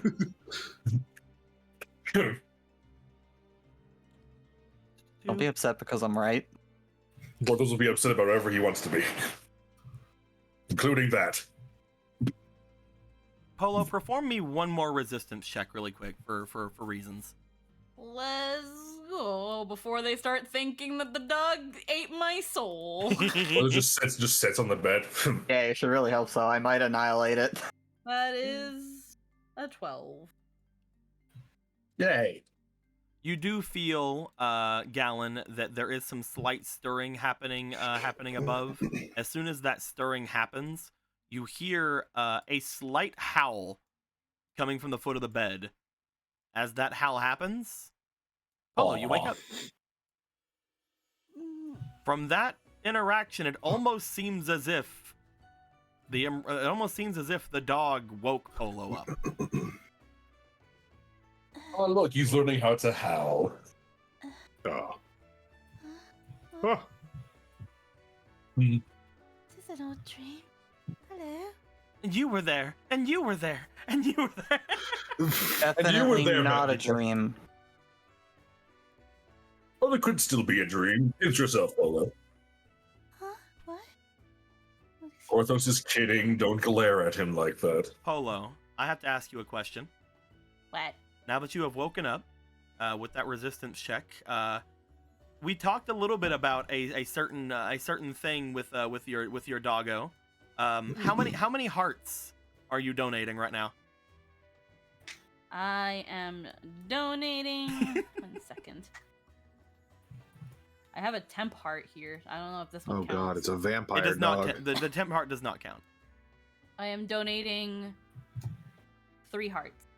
Okay. This morning, you are donating 3 hearts to your boyo. Mm-hmm. Wolf transfusion. You feel as if you are substantially weaker when you wake up. However, you do understand just just sort of in your own mind through some sort of magic or instincts. Maybe it again is the demonic instincts inside of you. You do understand where that goes. As you wake up, you hear that howl, and immediately you give some of your vitality over to your new friend, the Emerald Eye. There's just that, like, she was sitting up, then it howls, and then she's like, falls back on the bed. Oh gosh. Okay, so what's going on? Okay. Well, I can. Also, Gallon just goes to heal her, even if it does nothing. You go to heal Gallon. You can tell that she is that something seemingly hurt her right then, kind of. But whenever you heal, nothing changes. I can try to explain. Just give me a second. Yeah. Start with running off into the woods in the middle of the night. Eh. There's just that little, like, blank face. And she looks at him and just like, I did do that. Well, grabs from the counter, just brings over the grapes. Gallon, as you go and grapes. do that, you notice another force hit the bed. You see the puppy jumps up almost entirely, like differently than how you had felt it before. He jumps up, a bone in hand, as he sits at the foot of the bed. You can tell 1,000% whenever Polo was asleep, he could not do that. he kept splatting onto the bed. It seems as if he has much more stamina and vitality now that Polo is awake. Hold on, is there still meat on that? There is still a little meat on that, yes. Hey, not on the bed. When you're finished, you can bring the bone on the bed. Roll me for your allure again, my dude. This has like a rolled up newspaper. 14. You see him let off a growl, but you do see him pick up the bone and slide off the bed. Just imagine, like, instead of Slide. he just fucking brings up his slipper, like, "I'll fucking beat you." I will send you to Jesus. You can tell that he listened to you. He slightly understood you, but you can also hear a very slight down at the ground. That's right. You can complain all you want. You can bring the bone up when you're done. Aw, he's so indignant. Scorthos loves him. I guess that makes things a little bit easier to explain. Does it? It actually might make things a little bit more complicated, but that is Orion. Who? Okay, it does not make it easier. You named it. Yes, I did. That means it has a soul now, Gallon. Well, at first I was here like everybody else, sleeping, and I had a strange dream. And, I mean, it's not the first time we've all had odd dreams, but it didn't seem like anybody else reacted in any sort of way. But it felt like something calling to me. I actually went to go see if maybe Ronan or might have felt it, since last time someone had an odd dream, it was you and Marco, Gallon. And those dreams were an omen of doom. That's why I went to talk to somebody about it. She kind of just, like, deflates a little bit. You like slink under the covers. And I found Miss Obera in your room instead, Ronan. So I talked to her, and she said that while it might seem foreboding and maybe even dangerous, that I should just go anyway and that I'll be fine.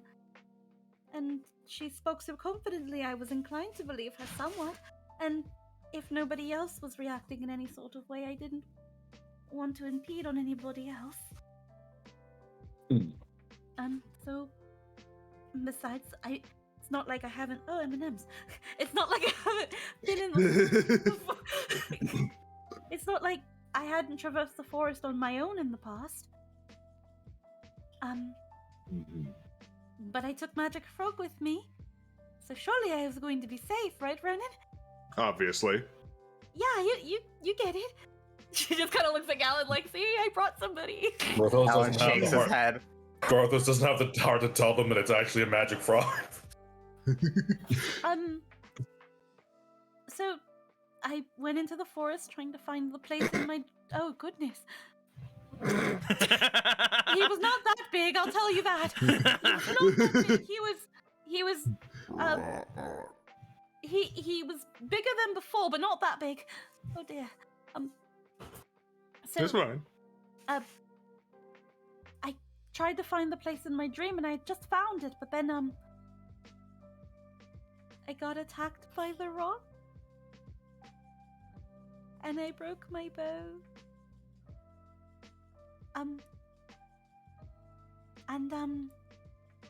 But I don't think the rock meant to. I don't think he meant to attack me, because I think that malicious Chew is behind it. The rock? I will say, Polo, you guys know at least to an extent that Chew does not have a problem with you. But, you know, who knows? Whenever you saw it drooling, it reminded you more of the Deku Hydra. As if it was potentially consuming the chew around there. Okay, so we're gonna rewind a little bit. Yeah. But yes, the rock attacked me, and I think the Chew might have been maybe either holding it back or manipulating it. I can't quite discern for sure. Last I checked, we were on the Chew's good side, but it went on a bit of a rampage, and then suddenly, a bunch of Wolfos were protecting me. Led by Orion over there, but they were bigger, a lot bigger. Pupper jumps up, this time a bone. Well, good job to you, as he looks to Orion. And it seems like they were able to command undead Wolfos or spirits of Wolfos. I was rather confused, but it seemed like it didn't want to hurt me, like it was trying to protect me. And it showed me a little bit of its past, if that makes any sense. How a Wolfos does this? Not at all, but I understand that it did happen, and I believe you. Something simple happens to Gorthos' skeletons. And I think, with that I had formed a pact with it?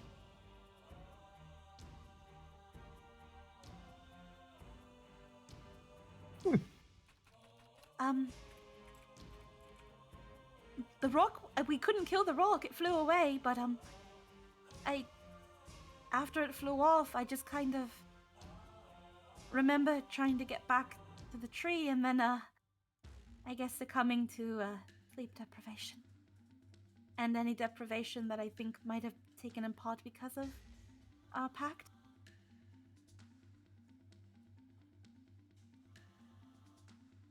Drags bone. I don't know what you want me to do with Sits this. down and next to, starts chewing on bone. He's Just like scratches his head, like he's grown he's grown quite fond of me. Faster than I expected it to. I've never had a pet, or a companion, or made a pact with anything. But I think it is the Emerald Eye. What makes you say that? Oh. Is it the Emerald Eye there? Ah. Because I killed it the first time. Which made no sense why it would be suddenly alive. So I think it is a bit of a spectral, spiritual pact. You killed the Emerald Eye. I thought Ivori killed it. No, when I went to hunt the Wolfos, well, I've told you many times before that they didn't put much of a fight. And this one was, I specifically remember this one. The scar on its eye, the emerald. just so people don't get confused, when Squeaky had defeated them, they were alive. Whenever you guys fought them later, they were like undead-looking husks. Right. The emerald I killed was a fresh and alive Wolfos. Bigger than all the other ones, but a Wolfos all the same. Are you saying that you've fought it? Yeah, in the woods. Mm, A little more decrepit and larger. mm, Either way, I don't think who's killed it or how many times it's died is exactly important.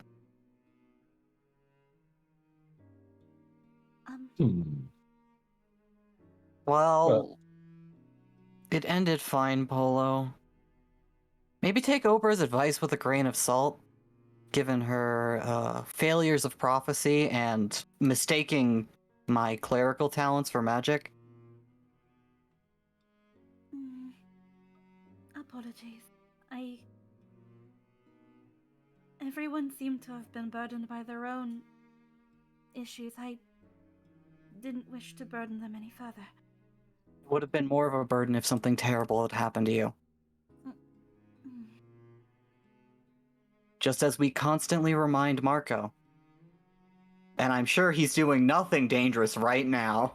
Oh God, where's Marco? I'm sure he's learned. Why would he? That makes no sense. Well, I think everything should be fine now. I think what just happened a bit before was my own vitality going into Orion.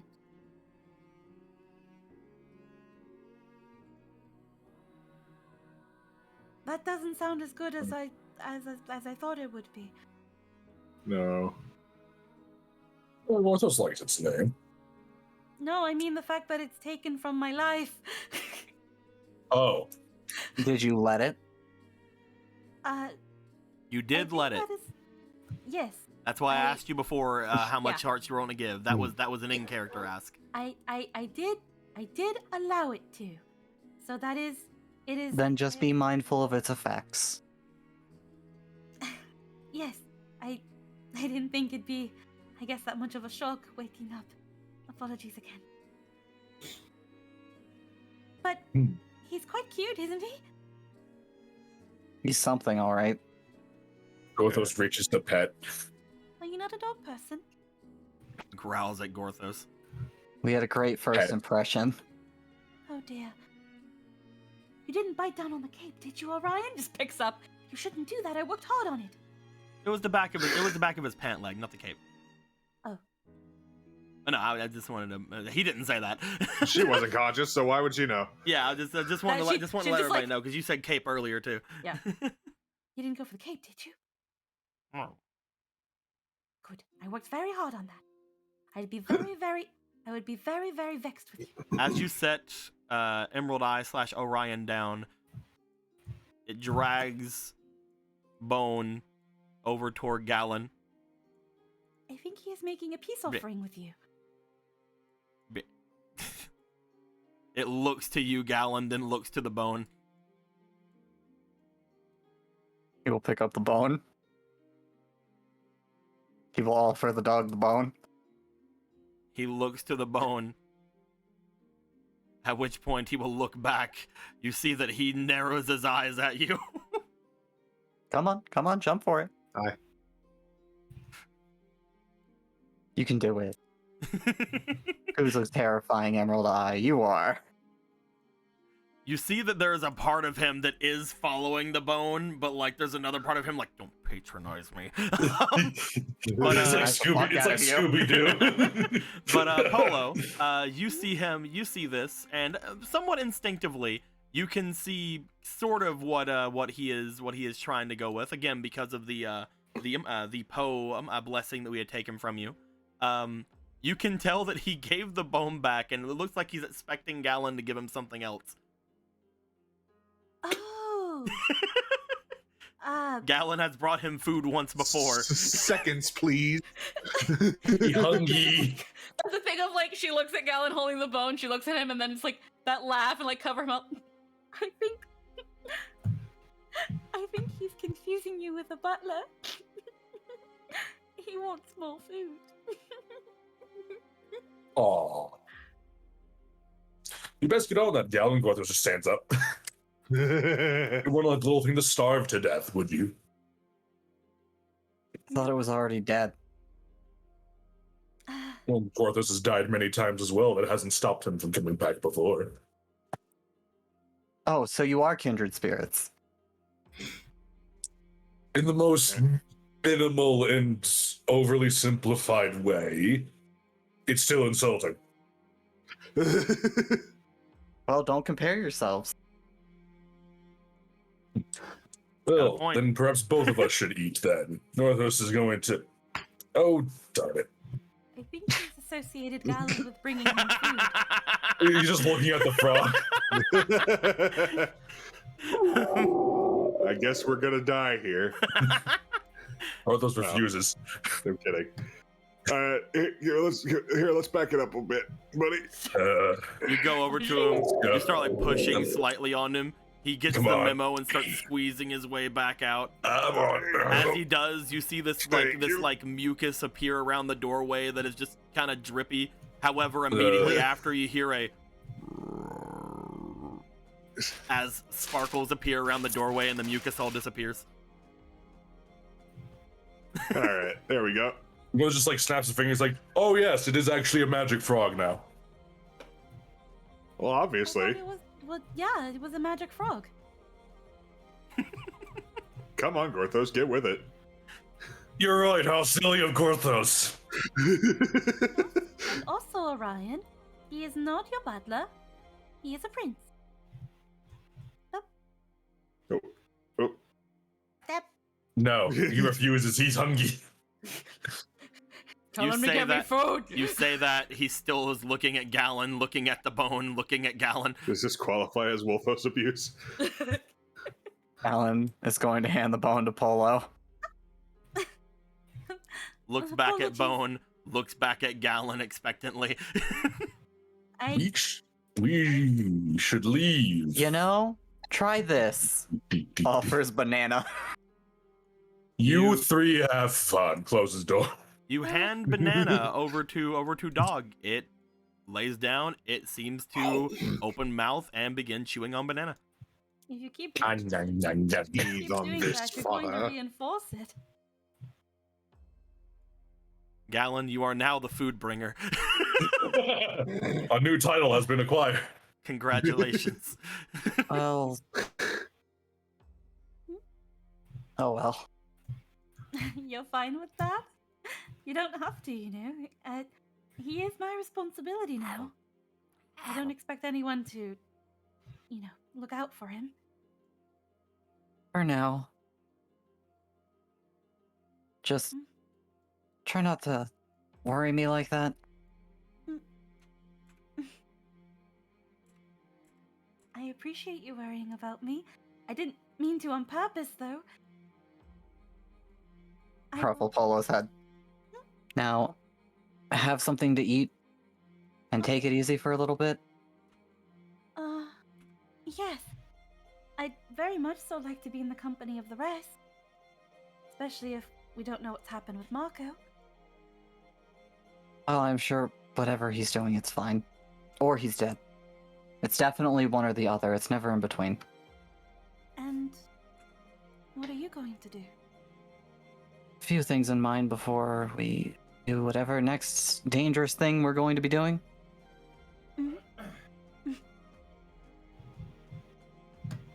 I think we'll be able to handle it. We're all very capable. I'm sure. Mm. Time to go. As you go, Galen, you look back at Dog as it looks to you, chewing on the last half of the banana that it has.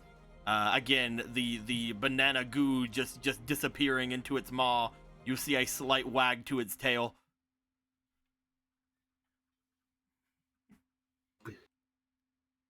I like him too. She just pets him as Galen's walking out. But she says that, like, kind of like as he's leaving so he can still hear it. I like him too. Ronan, are you going downstairs? Yeah. As you would start going downstairs, you get to the doorway to start going down. You see that Magic Frog watches you, hops over here, and the last thing you hear is just a large thumping sound from below. As Gorthos, you see Magic Frog jump down to the floor below. You better not have broken any floorboards. At which point you hear a slight yelling sound from downstairs. As you're pretty sure loud noise just surprised the fuck out of Charcoal. Charcoal is awake. How fortuitous. We'll rush down to Magic Frog.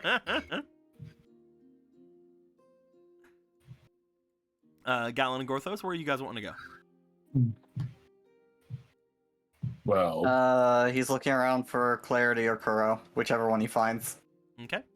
The last place you left both of them were down in the basement. Yep. And Gorthos, you?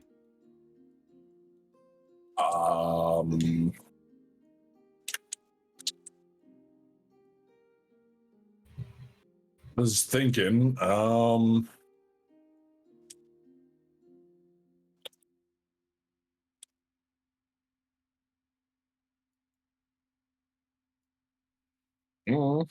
I think Gorthos is just gonna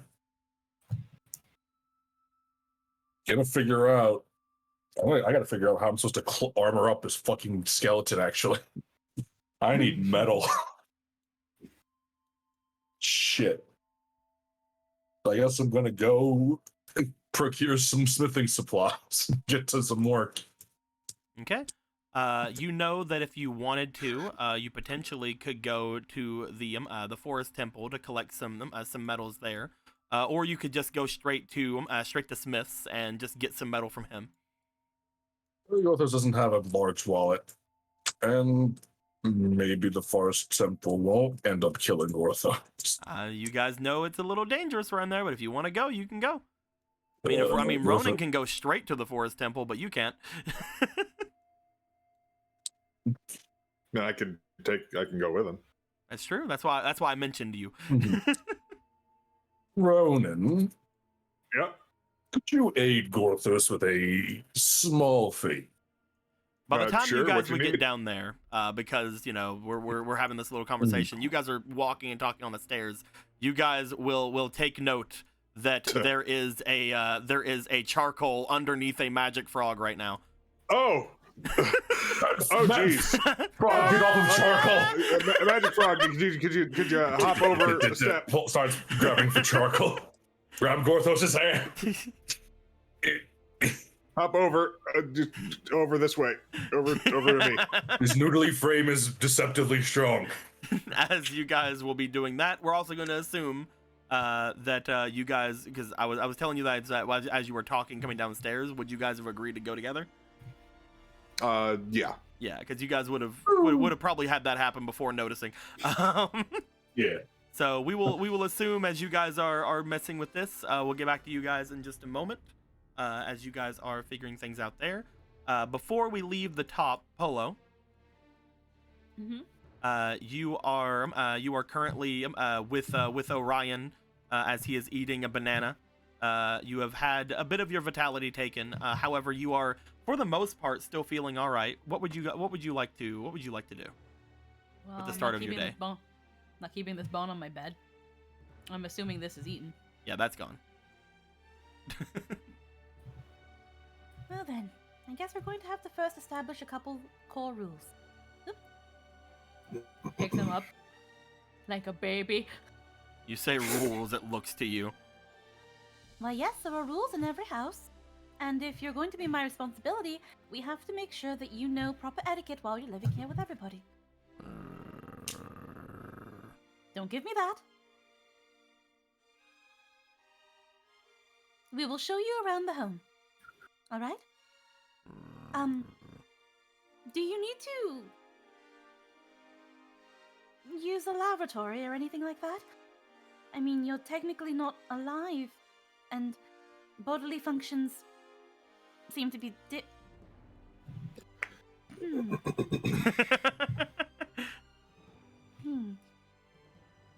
We will take you outside and we will see what happens. But first we will introduce you so that you can get used to the scents and sights of everyone around. This is Galen's room. If I am ever in here, you are to stay out. Look, I don't know how he would feel if he won't do anything with me. I assure you he probably won't.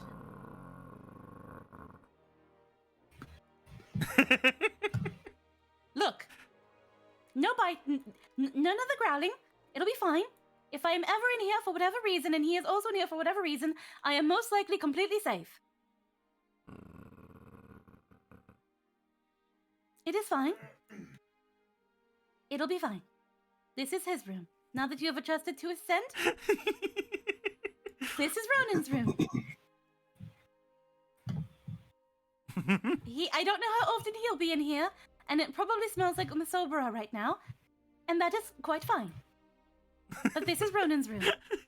If he ever lets you in here, you are free to be in here as much as you want. Make sure you do not make any messes, and that you are cordial. He is the big Zora that you saw there, with the frog. Oh goodness, I hope the frog can fit in here. Alrighty then, moving on. No one is in here right now. It is Jasna's room, but then it was Clavier's room, and right now it is a vacant room. If you are ever naughty and we have to be put on timeout, this is where you will be. But you will be good, will you not? None of that. And this is Marco's room. He will most likely lead you in here on curiosities and food, and if he does, you are to be cordial. Unless he makes you do something silly. But no biting. Every time you say something to him as far as like know this or know that, you can tell that he seems to growl as if he fully understands what you're saying more than him like getting the scent of people or anything. I'm establishing some sort of familiarity with you. This is the bathroom. If you ever get yourself dirty and require a bath, I will bathe you here. That's pretty self-explanatory past that. He doesn't seem to growl at that. It is the bathroom where you will take baths. We will go downstairs now. Okay. As you go downstairs, we will say that you would see that these guys are currently getting charcoal out from under a magic frog. You will be slightly distracted by that for a moment before Galen.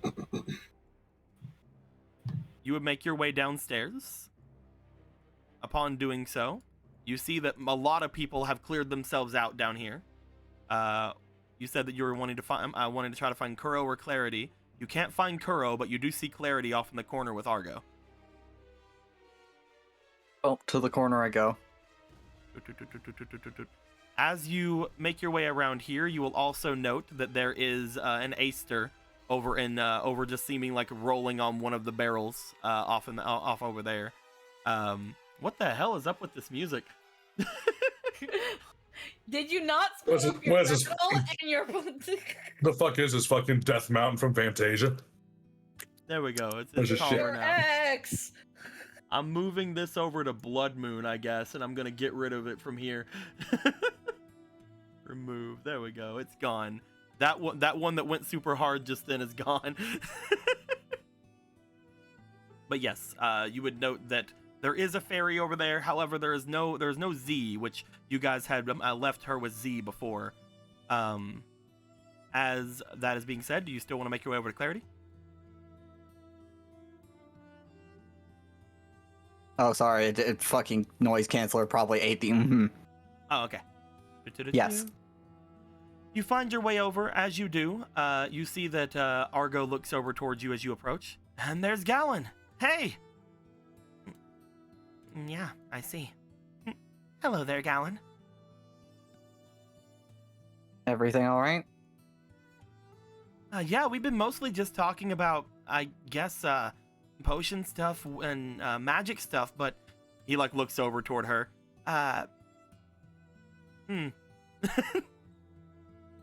She seems to be smiling to you as she is doing so. He like kind of like looks over. She hasn't really been.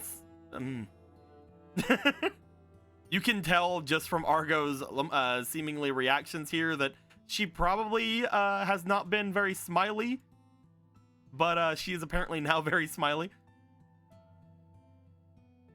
Mostly just magic and the such. Good to see you're networking already. I wouldn't exactly call it that. It is interesting to be able to talk to one of the forest folk.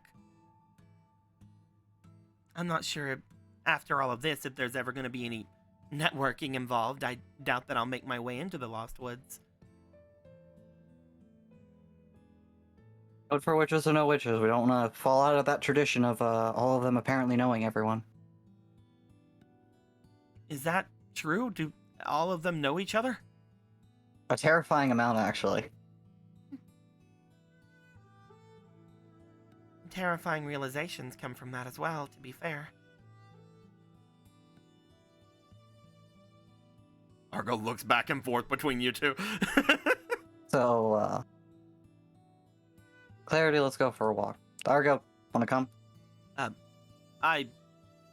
If you're both fine with that, he's like looking. He's like, I don't know what's going on. Yeah, I was gonna make my way toward the castle in a bit anyway. You guys said that they were making me that large Sears basin, right? I wanted to check up and see how much they had done. It's along the way. By the way, either of you know where Cora went? Oh, yeah, he left earlier. Something about whenever that young girl had woken up, she mentioned that while they're in the city, they're supposed to be on guard duty. Something about a punishment. You're still on about that? He'll be back later. Most everybody, whenever they started making their way, started heading off in their own directions. However, oh geez, I love this. This is great. Yes. Unga bunga time. Anyway, No unga bunga. There is also the matter of these, however. she turns around and on the box behind her, she spreads out the remaining cards that you guys have not awoken yet. Mostly being the sage from before and the leftover of the bandits that were with them. Probably wise to save those for when everybody's here. You can keep it up, right? Yes, of course. I'm not able to do a lot more magics while I'm holding them here, but I can do some things.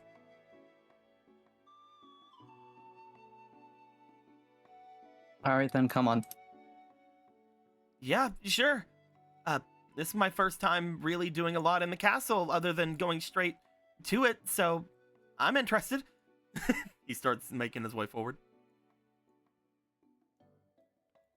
As you guys just gonna want to make your way out? Yep. Taking them to Aga.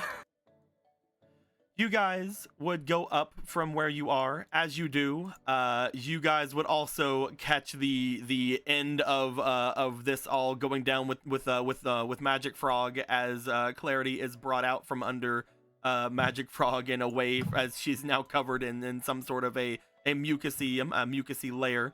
But before we grab everything that would be coming from that kind of a interaction, the last thing I'd like to do is to figure out if Marco is dead or not. Hooray! Always a good question. It's like Schrodinger's Never box, makes you but it's, sure. we refer to it as Marco's dungeon. I just imagine we rewind the episode back a little bit to when Gordon's like, "Oh gods, where's Marco? Marco." Yeah. You would make your way out from the large magical archway. As you do, Z and Rocket would be looking around. The boss gets back on. No, I'm playing. That's right. Better stay down. You would note that things have changed very slightly since yesterday as you come in.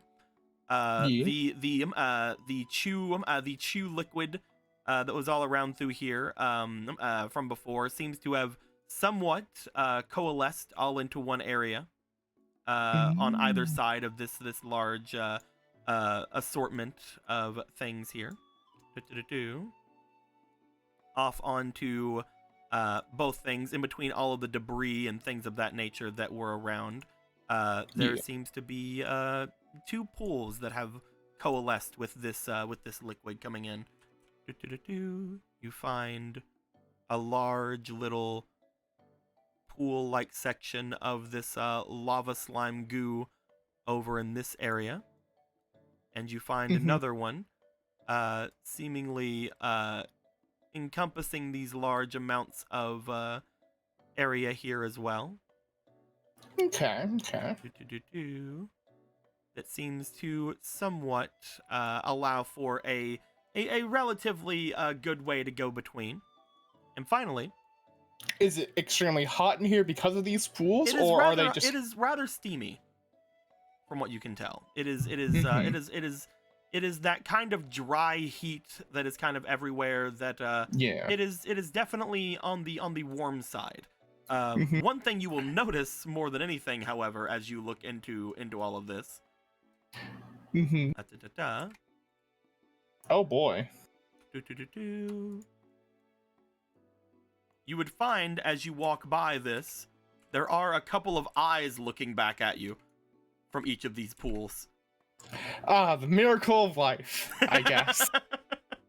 As this is goo that has fallen off of Glubinaldo. The same reason that Glubinaldo did not want to be too close to Jeremy before, where they would become one. The same thing seems to have happened here, where there are many other tinier Glubinaldos around the goo. You see, these two have been happily married, and they just had the first batch of children. That is not correct. Jeremy also came from Glubinaldo. We don't do that. Shh, it's fine. Kinda, yes. It's fine. It's fine. They probably have the same memories. It's cool. It's fine. You can tell that there is quite a lot more of this jelly that has been here than you would have expected there to be. However, once you look toward both sides, you start to realize why, as you do see parts of claw and stuff sticking out from the larger of the two things. Oh, so then the big monster, whatever was left that we couldn't use, is being absorbed into the goo and is creating more things. Yeah. Cool. Oh my God, So when it comes, what are they creating? They're eating him, and then they're gonna eating eat us. Oh my goddess!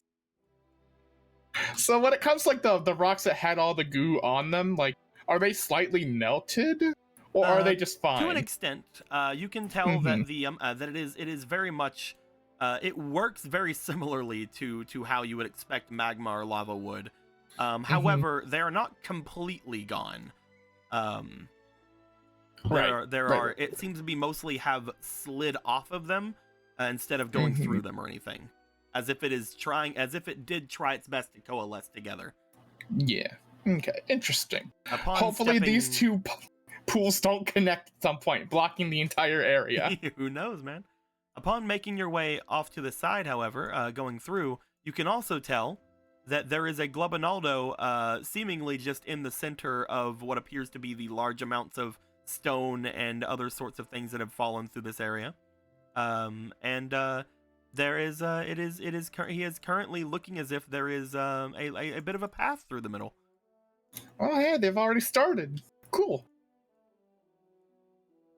Should we do anything about all of this? I mean, I don't really know. I know that they're chews, but it's It kind of reminds me of back at Slaverman's place, doesn't it? Where there was a big pen that had all of those chews in them? Yeah. Yeah. I wonder what happens I wonder what would happen from there. What were they really doing? They were just getting jellies and stuff from them, right? I don't know if we ever really learned. I made the assumption they were trying to sneak them in somewhere, but if they're just using them for their... They were using them to make wines and things. Hmm. Oh yeah, they had them inside of a lot of barrels and stuff, didn't they? Yeah. Hmm. That's all they were doing with those? They were just making wine? I don't know what all they were really doing, but when they would all go and bottle them, sometimes they'd send them out to people who were buying them, so... He shrugs. I'm not entirely sure what everything was going on. But the red ones they made were put inside of wine barrels that have wine in them.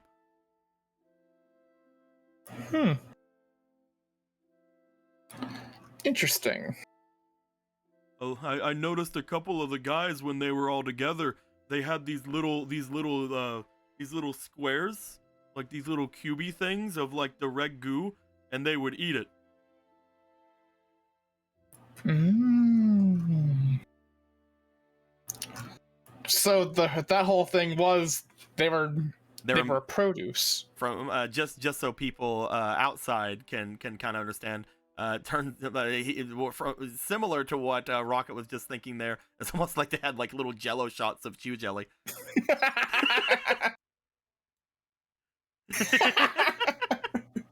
Oh my fucking god. Huh.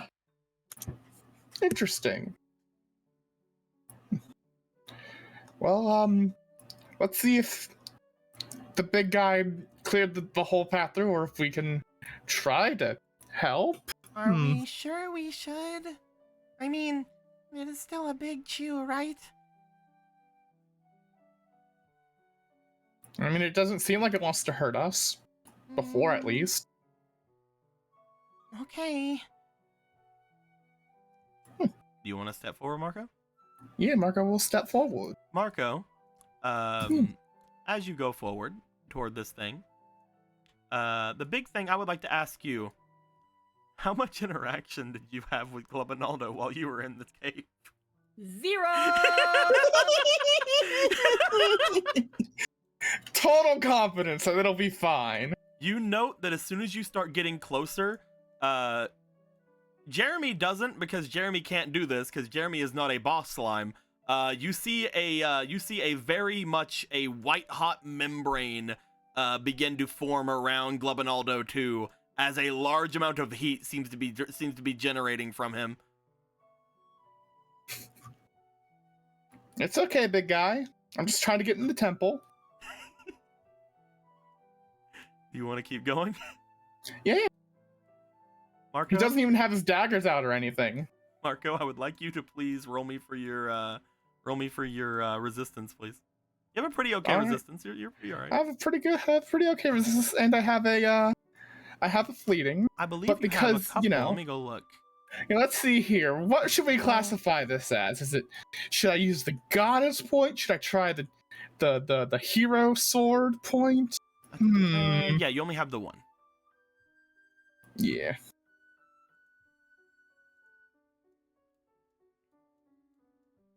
You are technically doing something dangerous, so you could potentially do the hero point. I will. Where did I put my sword? Okay, here it is. I will also. You know, it's up to you. Do you want to? Go ahead. I'm going to go ahead and be a greedy boy. Grab 2 of these. And you know, I have these over here too. So let's go ahead and do all this here. Yeah, I double my stat. Oak's words echo in your head. There is a time and place for everything. There's a time and place for everything, but you know, I am a responsible pet owner, and I will go take care of those goddamn horses. Definitely. Let's see here. That's a +4. And now let's get to the rolling. So first one is 14. Second one is a 16. Ooh. Third one is a 6, and the final one is 16. So with the 6 +4 +2, you made the save, but you're taking half damage. All right. That's what I was trying. I was trying, dude. I was trying to let you know. You will How be much taking, damage? You'll be taking 2 damage as you get That's close. not that as you bad. get close to this boy. Upon taking those 2 damage, you see in front of you that this thing is generating its heat rather forcefully. All right, big guy, come on. We can calm down a little bit. I don't think it's listening to you, Marco. You're right. He will back off. We could just make it get out of the way, right? Pulls out sword. But everyone else seemed to really like these two, from what I heard. Jeremy's just over here, just being a boy. Like, yeah. You do remember during the fight that Gallon had summoned Glubinaldo, so you do know that murdering him might be a bad idea. Murdering might be a bad idea. Yep. Like, look it up at, like, the rocks around here. Like, I'm sorry, Marco. You were the worst person to come in here and try to get through. Yeah. You have had 0 interactions with this thing. Yeah, it's true. Well... Get it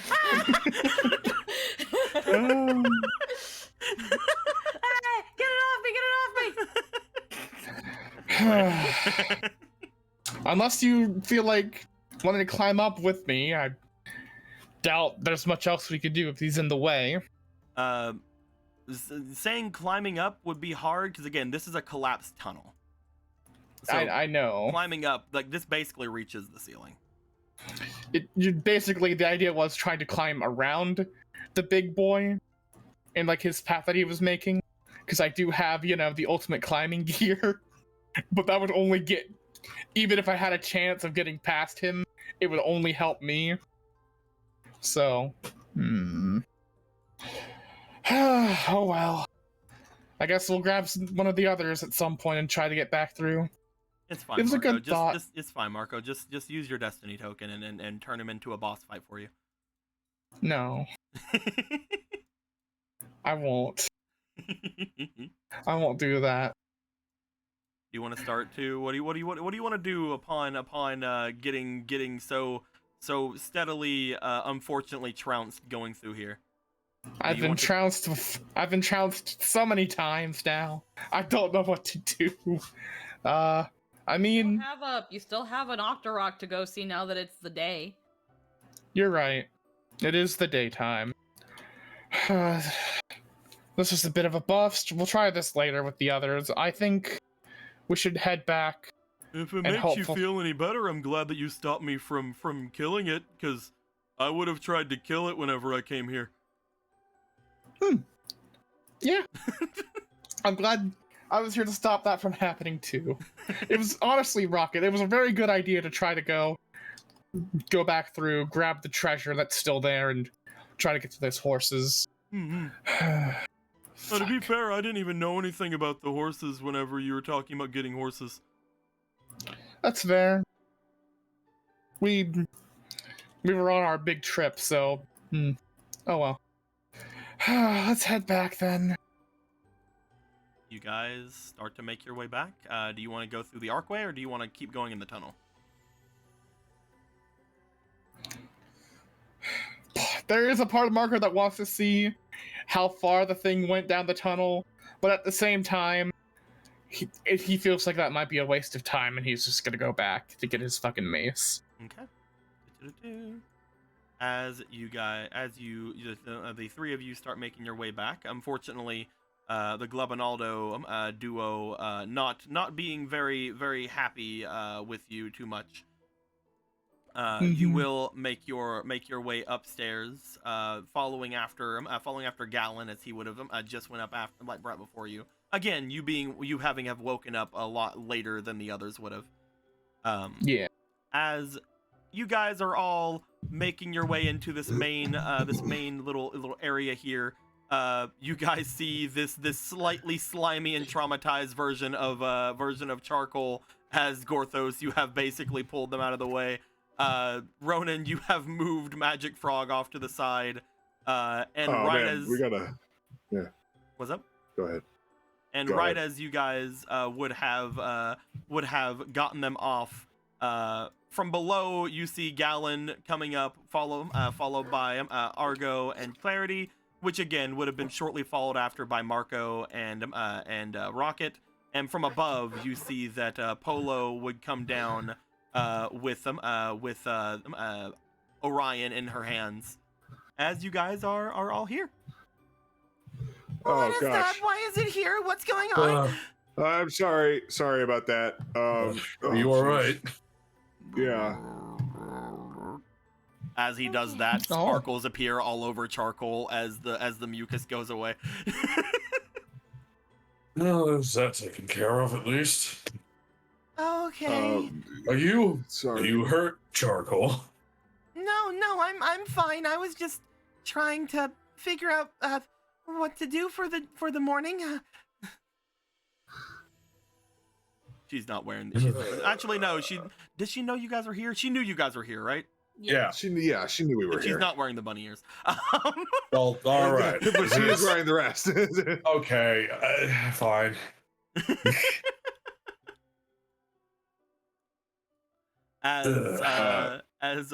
You guys have this going down. Well, this is a nexus of chaos today, isn't it? I mean, it is quite the lively morning compared to previous situations. It sure is. We gotta. You wouldn't happen to have a in your vast powers like a shrinky ability, would you, there, bud? Magic Frog looks Looks to you, like tilts Frog. head. What's up with the Okay. giant frog? It's magic frog. What's the weird frog? Marco's just like looking around, like, what's with the dog? What's with the frog? Okay. What's with the dog? What's with the frog? Ronan! There's a lot to explain, and I don't think Hey. we have enough time to explain it all. Give me the broad strokes. Blah. Blah. Ah. Oh, those are very broad. Oh, cool, new pets. Oh, so, yeah, this frog's extremely old. I've seen a couple get around this size before in the forest, but never something this big. But he was smaller earlier. Gothos has never seen anything like it either. Was this the frog you left behind with us, Ronan? Yeah. That's Magic Frog. This may be my fault then. What do you mean? What did you feed him? Argo makes his way over toward Magic Frog. Well, you guys remember whenever all of you were here, they were down there the last time, and Gallum was trying to make some magic potion, and we were all throwing some neat stuff in, and we did really well with it. Yeah. You gave some to the frog. I didn't give some to him, but Did well, you throw him in? no. Whenever I returned after everything had gone down last night, whenever I went into the forest to check on everything, the entirety of my cauldron was empty. So, sometime between you guys coming and getting me to help you with the dungeon and me returning, I think someone used up all the potion. Oh. He looks over toward Magic Frog. I don't know if that has anything to do with it, but if he's showing magical prowess, maybe. Though that doesn't explain why he looks so old now. Time is fickle in the Lost Woods, Argo. But not that fickle. Well, you would know, Polo, kind of what's going on. Because if you were reminded, you do remember that one Kokiri in particular, who was like 100 years old, apparently was walking in the forest for like less than a day and showed up around there. If you remember the one with the giant spear, whenever Magic Frog got knocked away from you, he seemed to have gotten knocked into another part of the forest before returning. Unless. Oh dear. Was Gorthos right again? Gorthos enjoys when that happens. Well, I brought Magic Frog with me when I went to go see what was going on, and when the rock attacked us, it pushed him back away from me. And I went to look all over for him and I couldn't find him. But I did find him upon reaching the tree again. I thought he had just decided to make his way back, and I did think it was odd that he was suddenly so much bigger, but I was also very, very tired. That makes sense. It knocked them all the way towards probably a distant part of the forest. And I guess maybe it was around there that time might have been fickle. Maybe he tried to make his way back and he was just lost for a long time. Luckily, the forest is his home. I don't think it would have given him any problems, but he reaches up and pets Magic Frog. Good job. Welcome home. You've been gone a long time, apparently. Pet, Yeah, we gotta pet, make pet. sure to look out for people below if we're gonna hop from the balcony there, though. Yes, We please. gotta work on that one. He hopped up from the balcony? I mean, it didn't Yeah. really hurt. He's very squishy, but it was very shocking. Sorry about that. Huh. I thought I was being attacked. I You thought I was never being hurt a crazy fly. by going Well, back maybe to he the would hurt dungeon. a fly, but nothing bigger than a fly. Jeez, and I thought I was being crazy going back to the dungeon. Well, it's not time for us to go back to the dungeon yet, Marco. Why did you go? I wanted to go check on the horses and also collect some of that treasure we left. But the big chew that y'all liked, you see that he's kind of singed a little bit? It doesn't like me, apparently. Have you ever interacted with it? No? As far as I know, it is mostly acquainted with Galen and I. I tried being nice. I tried just trying not to be a threat, but I guess it still didn't care. I think it's also probably in a little bit of shock over the whole thing with the Goma. It might need a little bit of time. As far as I know, potentially. I know we've left the cart with the horses at least close to a water source. But Oh, Gorthos also worries about the state of his bodies, but we will get to them when we get to them. Oh yes, because people are so desperate to steal skeletons. Their equipment is valuable. and we have a whole bunch of stuff still in the cart. But beyond that, all that chew jelly that was in there seems to be making more chews. As they are wont to do. And it seems like the rest of the carcass of the Goma is being absorbed into it, so don't know if that's going to be a problem or not. if they are looking to the Goma's remains for sustenance, as long as they know that we are not hostile, it should not be much of an issue. Maybe Should at some point going down with some of us and letting that you know that we're good. We are going to be heading back sooner rather than later. Now that I think about it, if we are going back up to Death Mountain to where the Demon Council's being held, I do need to go find my brother Vega. Must you? Yes, I promised him Gorthos. Don't. It is not only a matter of what I promised him, it is also a family matter if my other brother is up there. Oh, speaking about your brother Vega, he showed up yesterday. He did. Oh dear. One moment. This should be good. Excuse me. Oh, is he here? As she tries to get around Magic Frog, you see that around where Magic Frog has placed his butt, there was a large sack, seemingly off beside this cabinet. As the sack itself seems to be covered in a mucus again, Magic Frog goes and then sparkles. You can assume from now on that he does that every time. Anyway, as she drags this non-mucusy sack away from him, where it is, Hold on. He had brought something over. Let me see. As she goes to open it, you guys see what appears to be a large amount of metals inside. Ooh. What is this? Apparently, while all of you were gone, he went on an expedition with the Hylian captains inside of a dungeon nearby. He said that he found a whole bunch of scrap iron in there. Oh, Oh. Ooh. Gorthos has examined the iron.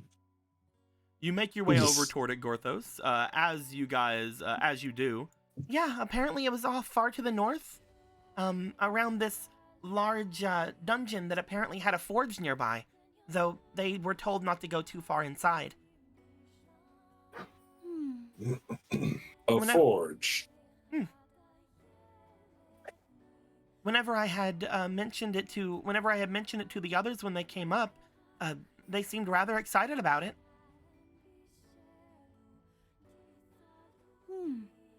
Why didn't they go deeper in? Something about having been warned not to by Miss Aga and Miss God, I cannot remember her name anymore. Pika? Aga and Pika. Pika? By Miss Aga and Miss Pika. As they talk about something being far to the north with a forge, Marco, you would immediately know where they're talking about. Oh, they're talking about the dungeon that we have to go to at some point to kill the moblin. I'm actually surprised that Brother Vega listened to them. I'm surprised that they didn't let him go further or didn't go with him. Yeah, if there's some sort of moblin in there, I would have expected your brother to want to exterminate it at that point. Just even to prove how strong he was. He's came by a lot since you guys were gone. But apparently he had been gone the last week or so to go and do that. Did he say where we would be able to locate him if we came back? He mostly spends all of his time over at the castle at this point. Though I have seen him over at the guard quarters. Alright, then I'll probably check out one of those two. The sooner I find him, the better. Either way, he told me to make sure that this got to you. As she brings over the large sack over toward Gorthos. A peace offering. Well, he said that he had found it on the way back. There was a large horde of creatures that they apparently demolished. Creatures. What kind of creatures? Did they give a description? Apparently they were stalls, but they were all covered in armor. Stalthos wearing armor. This is everything that apparently he had gotten back from it, though he said that it reeked. He does have quite a sensitive nose. Gorthos smells the metal. Gorthos, roll me for your spirit. Yeah, okay. I don't know when those two blessings are gonna wear out. They've been on there for a little bit now. The Mortal Goddess's blessing? Well, not anytime soon because of certain reasons. Oh, sick. 7.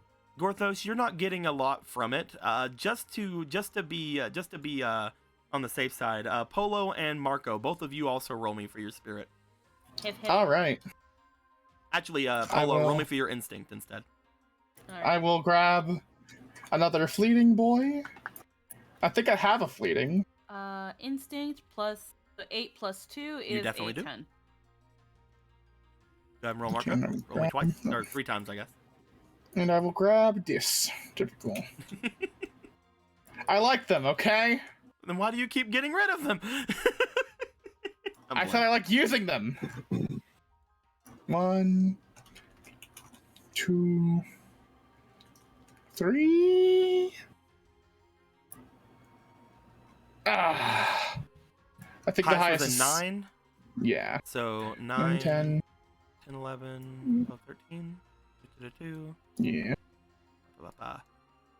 You're not able to get much from it either, Marco, but Polo, even though you did get a 10, you are using your instinct instead. You can't get a ton from it, but you can tell that what he said is correct. It appears to be very much almost offensive to you to smell it. Oh, oh dear. At that, she again just backs away. If I could pick it up, then it must have been overwhelming for him. It is quite pungent. What does it smell like? Gallon and Ronan, you guys smell nothing. Please. If I was to equate the smell, I would equate it to what, Mr. DM? We'll say just anything that would be offensive, kind of smelling towards you, like old rotten eggs. It is quite like old and rotten and expired and well past its time. I think those should be properly sanitized. Right. As if they clung to corpses. Those things they might certainly have. By the way, since you're all here, I remembered something. Oh, yes, yes. Just thumbs at Clarity. What should we do about all the prisoners? Prisoners? Right. Oh, we do have those, don't we? She shows, I believe it will be 5 cards. Let me go make sure. The I think it was like 4 unconscious soldiers and the necromancer. It should be. I'm trying to find where I threw them. We drop them off at the castle, just tell the king they tried to hurt his daughter. I'm sure that's enough to get them locked up or executed. We just throw them into a fire somewhere and be done with it. There are 4. My bad. Yeah. No.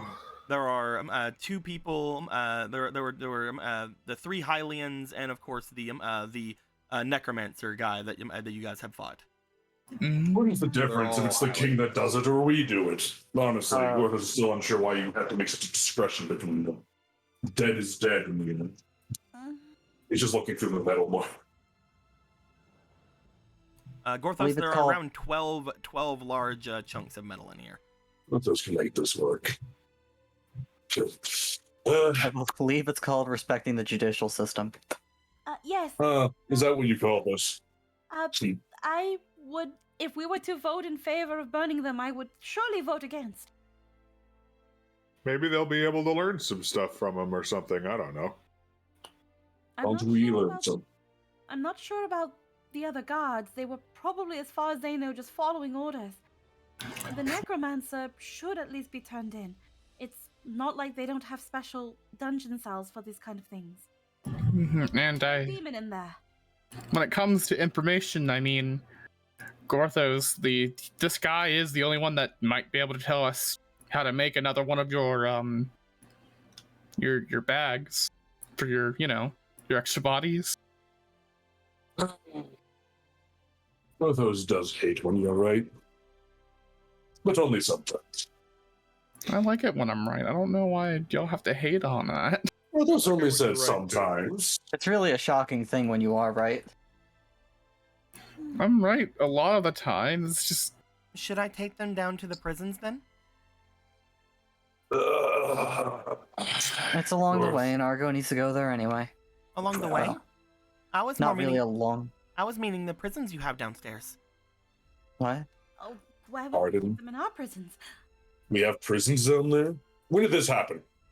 Charcoal, what have you done to the house? I didn't do anything. What are you talking about? Oh, wait, with new floor. Do we have a dungeon? I take that you didn't notice then? No. Explain, Cartman. Well, I noticed you had a room downstairs with a lot of bars. She shrugs. Yeah. Show this to Gorthos. Of course. You must see this. Of Check it course, out. I guess. As she stops, she stops instead of doing, and instead of like moving immediately down, she looks back to Gallon. Unless you want to make our way now, I could just give them the cards. Please give Gorthos directions. We will find the Honestly, dungeon cell. I don't really care if we have a prison cell. So, yeah, sure, hand them over. And also, Gorthos. Fetches the knife. Ah, yes. Gorthos will put work on this immediately as well. So much to do. We should really have gotten a forge for the house. Who What's knows? next Maybe on the one will. list? Who knows? Maybe one will show up next time we put a knob on a place. Ooh, we should put one on Death Mountain then. They have great magma forges. Have great knobs. You're saying you're going in the direction of the castle, correct, Galen? For Uh, tomorrow? Well, yeah, kind of. Well, if you don't mind me accompanying until Argo and I have to go to the castle, if my brother Vega is there, I do need to talk to him. I don't see a reason why not. Okay, good. She like opens her mouth because she was like, unless that's, oh thank God, I don't have to make it awkward. Where is? Well, I can't find the hallway still. The little hallway image that we used last time. So for now, we will just use a regular blank image. But she tells you, Gorthos, as you go to head further in, that it appears to be in a hallway down there. You just have to go like you're making your way through toward your bath areas. She mentions that there is a stone door on the inside of there that leads off to a large room with bars. As she hands you the cards. She does mention, whenever I went inside, I didn't notice too much of room in there. If you do plan on using any of these, perhaps using it for the one that is the most important. The others could very well just make their way off toward the guards' houses. But I'll leave that to you to figure out. All you must do is lay them down inside and wish to put a small amount of your own power inside. You yourself should be able to do that inside of that body. Or Gorthos will be able to do these tricks in any form. But fine. Gorthos will take good care of it. Let me make sure that I have the thing here. Perfect. And again, we will, as soon as I find that freaking hallway, we'll have it connected there. But for now, I'm just gonna make a little rudimentary box.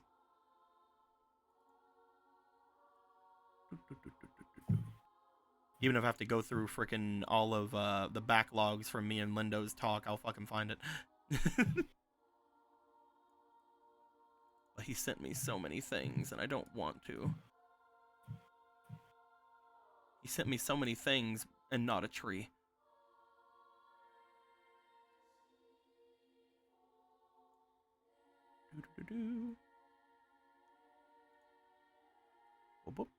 And you find that upon holding the cards, they do seem to have a slight bit of a weight to them, Gorthos. But as you begin to kind of hold on to them, you note upon touching one of these, they feel somewhat familiar to you. You're not sure why, but for some reason these cards feel extremely familiar to you. To Gorthos or to the body? To you. To Gorthos.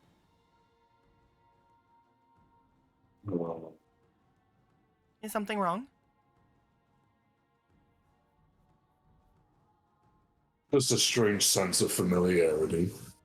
You've been getting a lot of those lately. Not all good, they've been. I wouldn't worry too much about that. That is my own magics, and I do not believe I've ever ran into you before. Where did you pick up this trick? It is just something I've not always been able to do, I guess, but has always been inside of me. It's something that I could do whenever I started training with the witches. The witches taught you how to do this? No, as I mentioned, it's something that has always been inside of me. It was not something I was taught. It's just once I started studying with the witches, I could actually perform it whenever I began to actually use magic.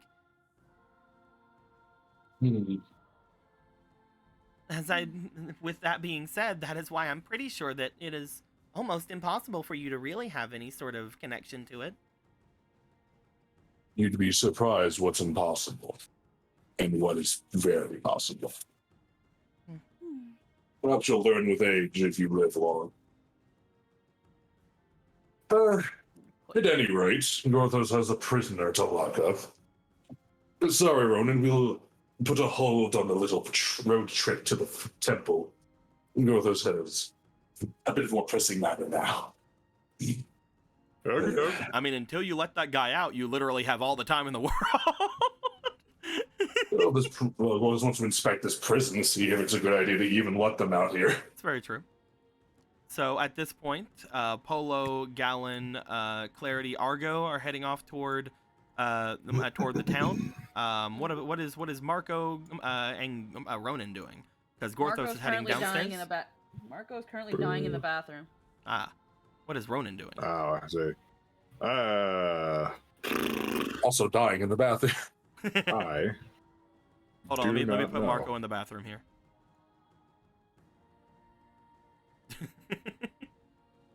You can make your way with either of them to go and check anything out. You do note that you haven't seen quite a lot of people upstairs lately.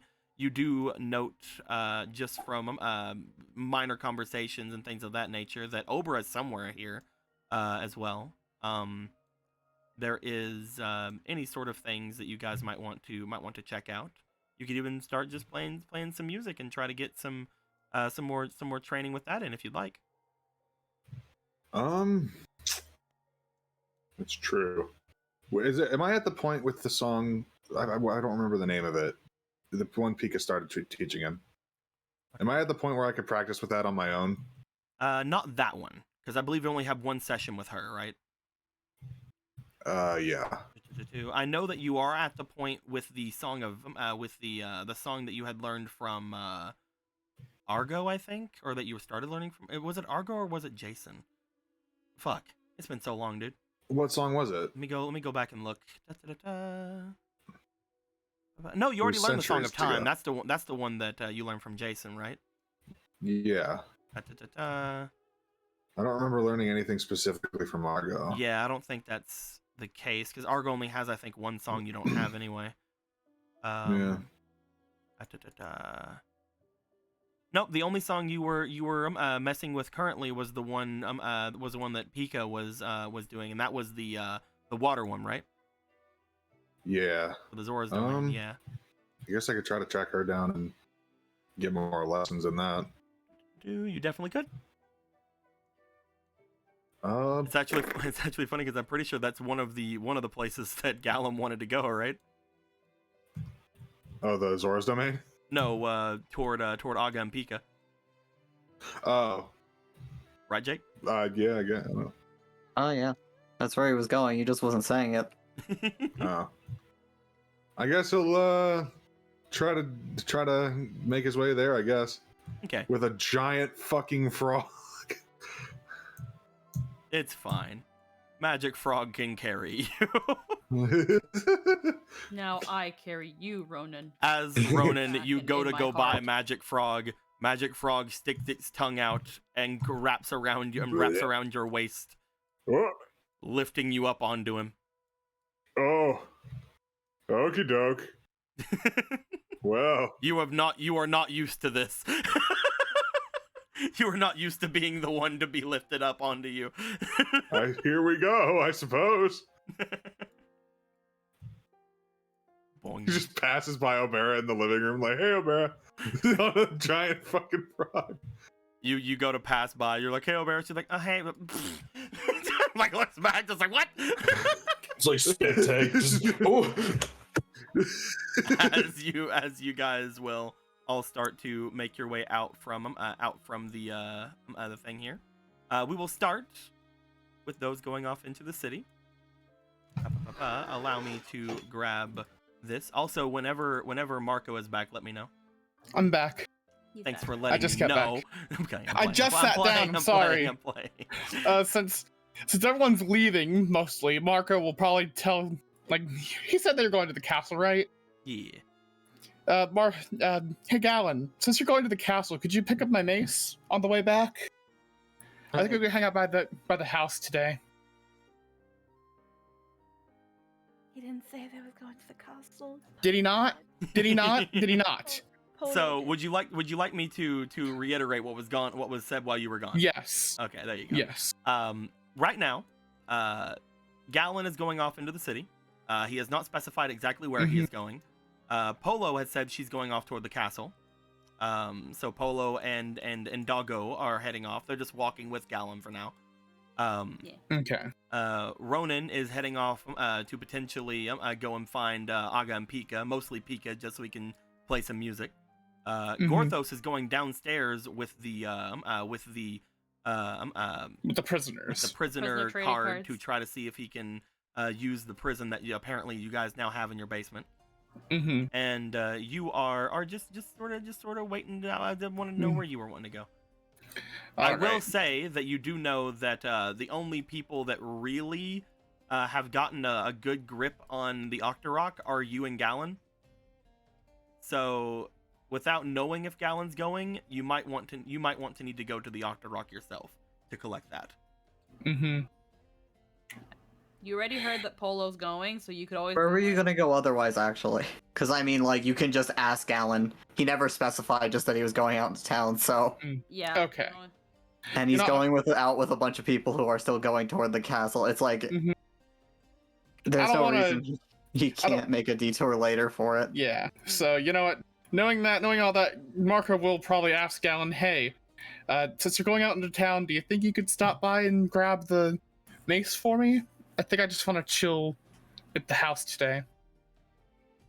Sure. Don't go throwing yourself back into the dungeon. I can't do that until, I guess, someone among us that isn't me is with me, because I can't get past the big chew without, Case in point. needing to kill it. Specifically, just so that people out around would know, the ones that would have to go to aid in anyone going back into the dungeon would have to be one of the ones that had a connection with Globinaldo to an extent. That would be Gallon, Polo, and Clavier. Would have been the three that did really much anything for Globinaldo. Yeah. So he'll gas Gallon that, and Marco's gonna probably follow Gorthos down to the dungeons. Okay. Sneakily or If he doesn't- openly? If he doesn't mind the company. Of course not. Then again, we will start with those heading off into the city. As soon as I find the map, because I was looking for that by the time you had came back, so now I gotta go and find it again. There it is. Bloop. Bloop. We're back. We're back in the city. There it is. As you guys would start to make your way out into said city, all of you would basically be able to understand immediately. It is around midday with everything that has already gone on. Polo, you and Marco woke up rather late. The others had a little bit of time interacting with things in between. Obviously, this isn't the scale. Magic Frog isn't taking up the entire thing here. He is rather large, but he's not like that large. He's about like something like maybe like a small carriage, very small. Like this tree, or this bush. Kind of. Maybe bigger. A little bigger than the bush, probably. It's not that objects in mirror are not as close as they appear. Exactly. As you guys would go to head out, Polo and Gallon. Gallon, you did not say exactly where you're going. Polo, you said you're going toward the castle. Where is it that you guys would separate at? I'd say maybe the fountain, because it's like that's a fair, like, we're going this way, you're going that way.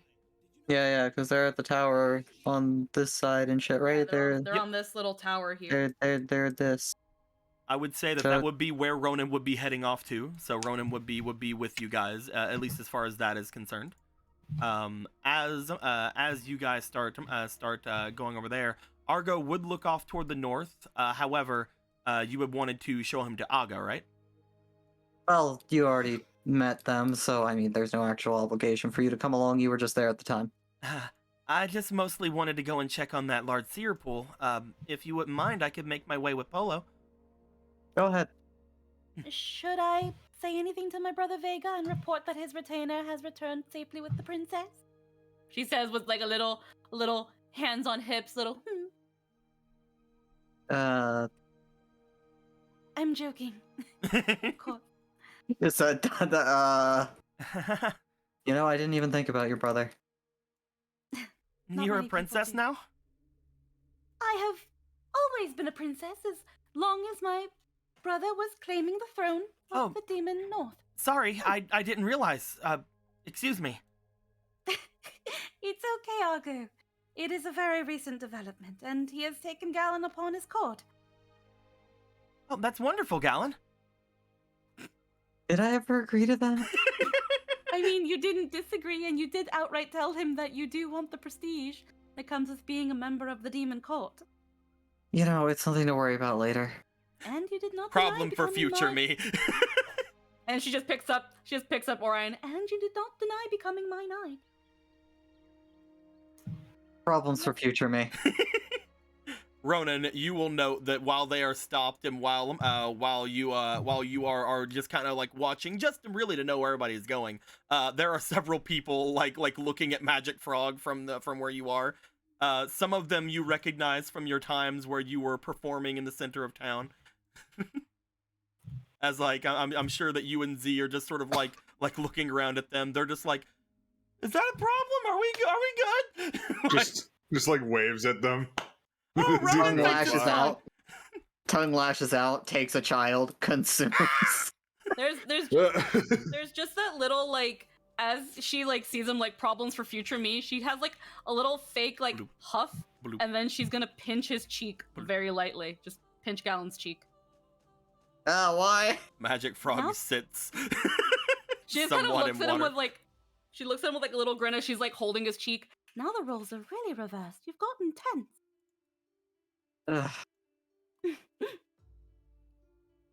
Yeah, I'll fix that. It's fine.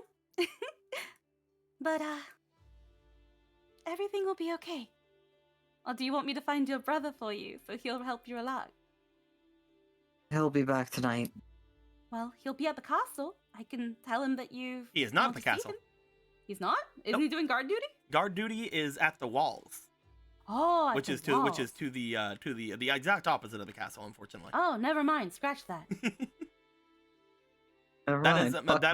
that is Later. around where you guys have first fought with Vega, where Nimbus and Kuro should be. However, you were also told by Charcoal that she had mentioned something about the stuff that Vega had brought in to some people as they were leaving, and they seemed excited. He's either guardhouse or castle. So she's gonna look for the castle first. That's usually the best bet. Okay. You mind Argo coming with you? Yeah, no, of course. She's just like, everything will be fine. I I mostly believe that just they want will. to check on. I mostly just want to check on how well they're doing the little Sears pull up to the north. Oh, dog. Something smaller than me.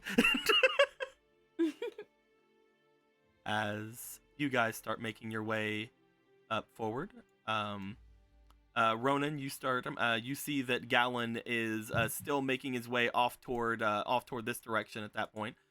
You kind of get the sense, Ronan, that he's heading in the same direction you are. Oh, okay.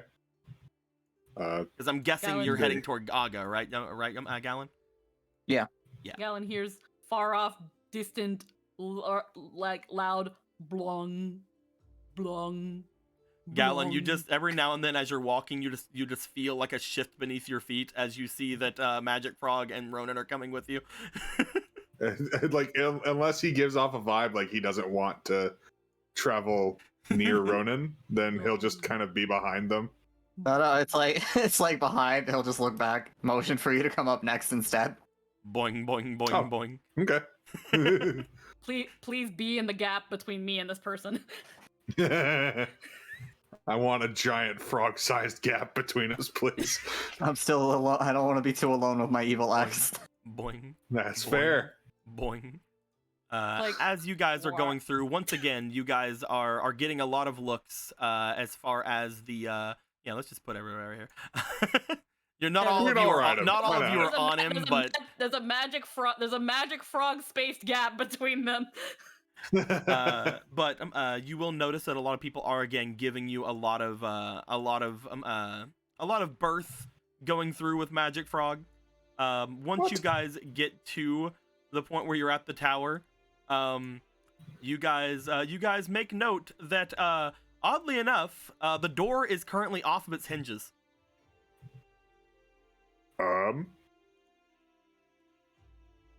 That's not good.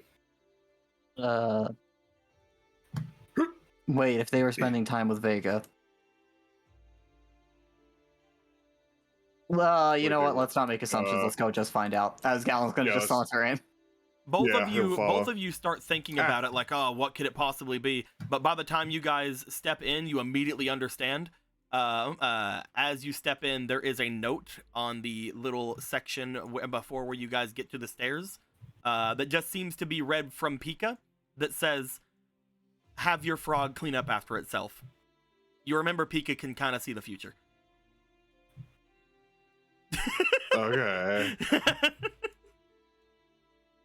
She knew you were bringing a frog with you. She's just like in the thing, like, oh my god, no. So wait, she preemptively just ripped the door off the hinges? She seems to have very meticulously taken the door off the hinges. I choose to believe ripped. I want there to be a gaping hole next to the door, the frame permanently ruined. On the one hand, we could think of it that way. Meanwhile, in reality, in reality, it's just sort of off to the side, leaning up against the side of the door with a bunch of these screws and things needed to keep it in on top of the table next to the note.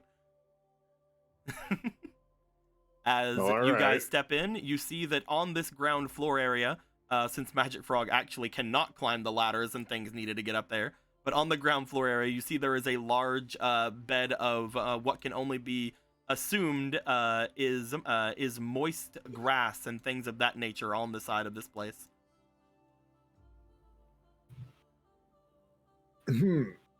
As Magic Frog hops over to it and sits down on it. Well, all right. You chill out there. Because again, you guys have to climb ladders to get up there. Magic Frog cannot do that. You obviously don't believe in Magic Frog like we do. I don't. He can leap. he could. That's true. He definitely could leap up those ladders and probably break the foundation of the floor above. We believed in him the whole time. Look at his description. We believed in him, and he pulled through. We never stopped believing. He really was magic after all, after he drank an entire cauldron of magic juice. He was always magic. Details. Don't you try to trick us, DM Sama. He was always magic. I always knew. You can't pull the wool over our eyes this time. But yes, the three of you climb your way up. Clarity seeming to be rather quiet along this entire voyage after handing the cards off to Gorthos. Upon getting further and further up, you guys see a familiar sense of the top floor of this place being slightly larger than it should normally be. You also see that there is several doors off to this large circular sort of loft room type of thing that you're let out onto. And upon getting there, there is no one that seemingly is waiting for you at the top. However, from the note you saw below, you're decently sure at least Pika knew you were coming. Okay. Oh. Gonna go knock on August's door. Gallon makes his way over toward one of the doors, lets off some knocks. As he does, you would note, Gallon, that door itself appears to somewhat shine as you knock, as if there's some sort of a brief magic along it. However, upon your third little this nonchalante knock, it seems to break and the door clicks open. Right this way. Yeah. As the two of them enter, Ronan, leaving you in the large lofty area alone with Z. However, all you hear from far below is just noises like as like you just see Magic Frog staring out the doorway, people who walk by just looking like, is that a fucking what? Unlatch out. Somebody gets dragged in. No. Like a fucking horror movie. He's fine. Help me! No! That doesn't happen. If he knows if he knows where Pika's room is, he'll go over and try to knock on it as well. The two of you have both been here before, so yeah, you make your way over toward one of the far rooms, skipping another room on the way that the two of you can only assume was the room that they had here for Domran. But as you guys get off to each of your sections, I need to know what happens to the card before anything. So we are going to go back to the house with Gorthos and Marco. Everybody's gone. Gorthos shoves cards in mouth, starts chewing. Absorbs their power. Just lights them on fire with lightning. Just pulls out a barbecue lighter. Gorthos, no, spit them out. Gorthos, you and Marco make your way over toward the section that would take you guys toward the hallway leading to the bath. However, you guys stop in the hallway, which again, we've seen it. I know we have it. Yeah, but we I had don't like a have little it right elbow now. hallway. A little elbow thing. As you guys step into it, you guys notice what Clarity said is true. You guys see what appears to be a stone door that wasn't there before as you step in, noting a small amount of 3 bars covering a little peek hole that you would be able to look inside of. The stone door seems to not have a knob onto it as much as it seems to just have a sliding mechanism put into it and a latch that would keep it closed. Interesting. I'm so worried for this. Why did it appear? He just opens it. You undo the latch and you step in. Marco, you follow after him. As soon as you guys enter, you guys see that 2 torches seem to immediately light into the room. On one side of the room, as you guys step in, there appears to be a large amount of bars leading into a very long, seemingly cell off to the side. The cell looks as if it could be separated into separate cells, but currently it just has a large open area inside of it. You see that there are some manacles seemingly built into the walls on that side, as well as some more bars that would look out into, from what you can tell, very high up on this place, some sort of a kind of moonlight that seems to be coming in. However, again, you both know it's daytime outside. Or there's just like, how is that? To the other side of the room, you see 2 large tables, one of them seemingly a circular table that has some comfortable-esque looking chairs sitting there, and the far table being one that has a large chair that has restraints built into it on the other side of a rectangular like section. 2. This is a dungeon. Oh, wow. We got a guard post. We got the cell. So we got a torture chair. An interrogation chair. Interrogation chair. Porthos thought you were all above such neat barbaric things as torture or vigilantism. It was a joke. I doubt we'd actually use it for that kind of a purpose. It's You're more, pretty sure that having this here is probably bad news if the actual city were to find out. Mm-hmm. This room This is a highly illegal room. is indeed. Don't know why. Why would this house have this? The constructor of this house is a very questionable individual.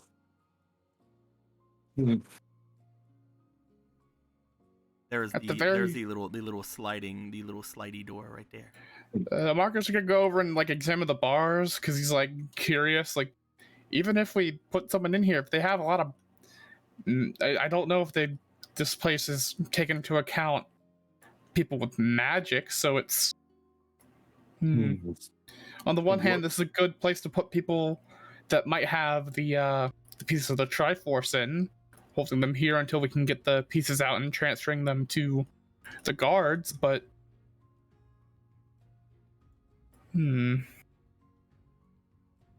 Marco, Can upon Gorthos making your way sense over, magic, or- upon making your way over, Marco, you would see that there appears to be 3 sectioned off doors for this, showing that this could probably be split into 3 cells.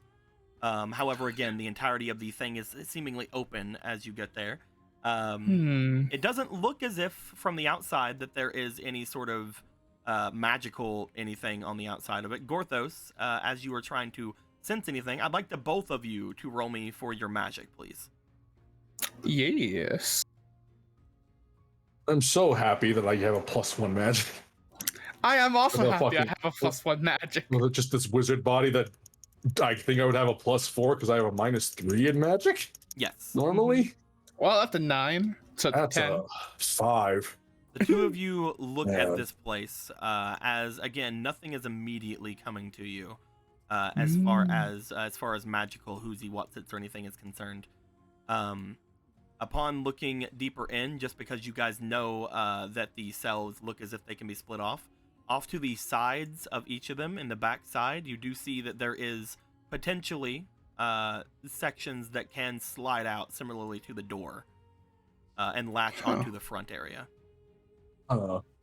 Marco will we'll try to open the thing to get a better look at those. Marco, head on in. You open it right up. It looks as if the outside here does latches instead of keys or anything of that sort.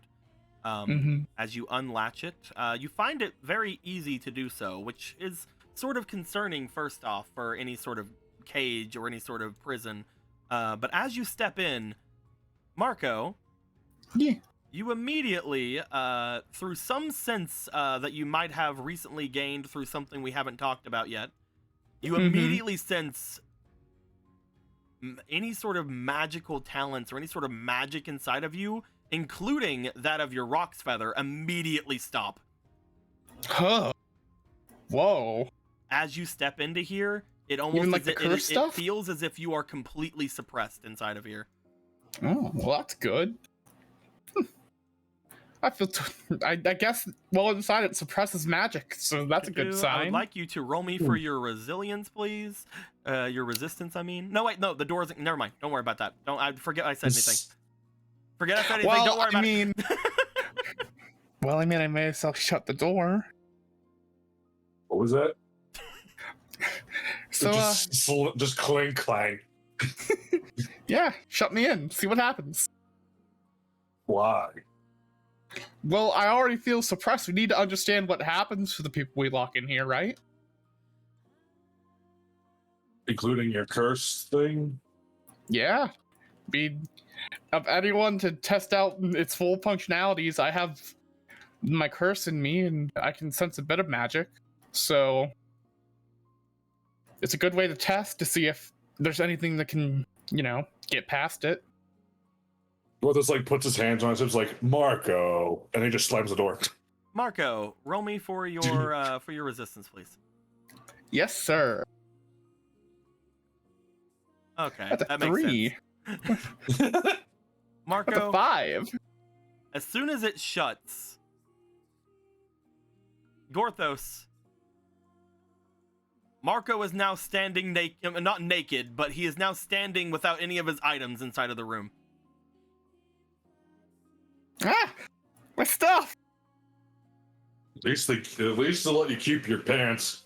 He has very rudimentary things. You see, he is currently wearing whatever shirt he had under all of his armor, and of course his pants.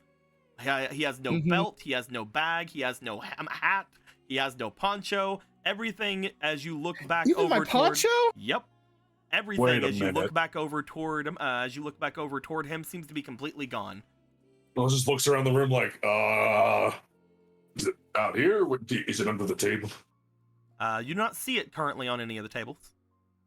Gorthos opens the door. You open the door.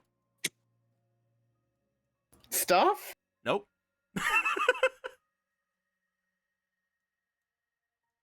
Stuff? Nope.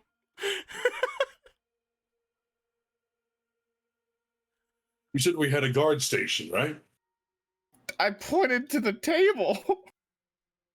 No, that's where could it have gone? I don't know. He's gonna go back in. Come on. Give me my stuff back, House. You are Come on, officially Al. released. House, please.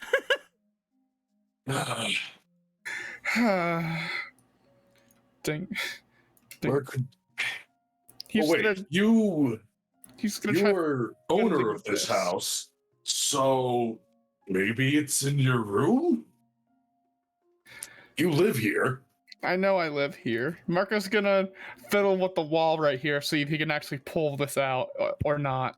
Yep, you can pull it out immediately. As you do, you see as you pull it out, even though they are not connected to each other, you see bars extending out from the side, as if magically being tugged and put into place. Oh, interesting. This would be way more interesting if I had my fucking shoe. As soon as they are pulled to the edge, they lock in place. So if we need to put someone here that's bigger than one of these. Although Marco comes back out. He He spreads his arms out. He's like, House, come on, give it back. They freed me. Gorthos officially releases you. He just like makes a little triangle symbol. Nothing happens, does it? No. Gorthos tried, Marco. Marco goes over and just slumps in the chair. Marco, you go There over has to and be somewhere. you go over and you sit down in the chair. As soon as you do, you note that a candle on the table seems to light up. Cool, thanks. I sure like my stuff back. He sulks in his chair. Gorthos, do you want to check around anywhere else? Gorthos, I suppose, checks this Gorthos, table. as you make your way over toward this table, you note along the wall right here, you see what appears to be a slab on the wall with writing on it. The writing appears to be in ancient Hylian. Oh, Gorthos like brushes off. If there's dust on it, just like brushes off. It says evidence on it. He just fucking swings that open. You open it up, you find all of Marco's things inside, neatly packed.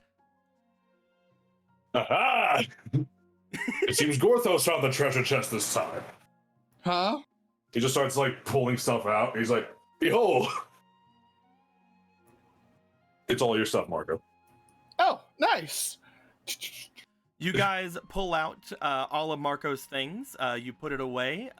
Upon Marco seemingly like starting to adorn it again over on his side, putting his poncho back on and everything. Gorthos, you note that further into the evidence locker here, you see another sectioned off area, as if there was already something in here before Marco showed up. He just like reaches in. You reach in. You can't really seem to reach it upon here. You almost have a bit of an understanding of it, however, as you do shut this once again and open it, and it is a lot closer at that point. Ooh. It seems to keep separate all of the different evidences that is inside. Gorthos might have been right about the treasure. As Gorthos, you open it up, you find what appears to be a scroll inside. Ooh. Ancient writings. What does it say? Is it sealed? It appears to be a sealed scroll on the inside. From what you can tell, upon looking at the scroll itself, you find that it has a symbol on the outside that seems to depict the sun.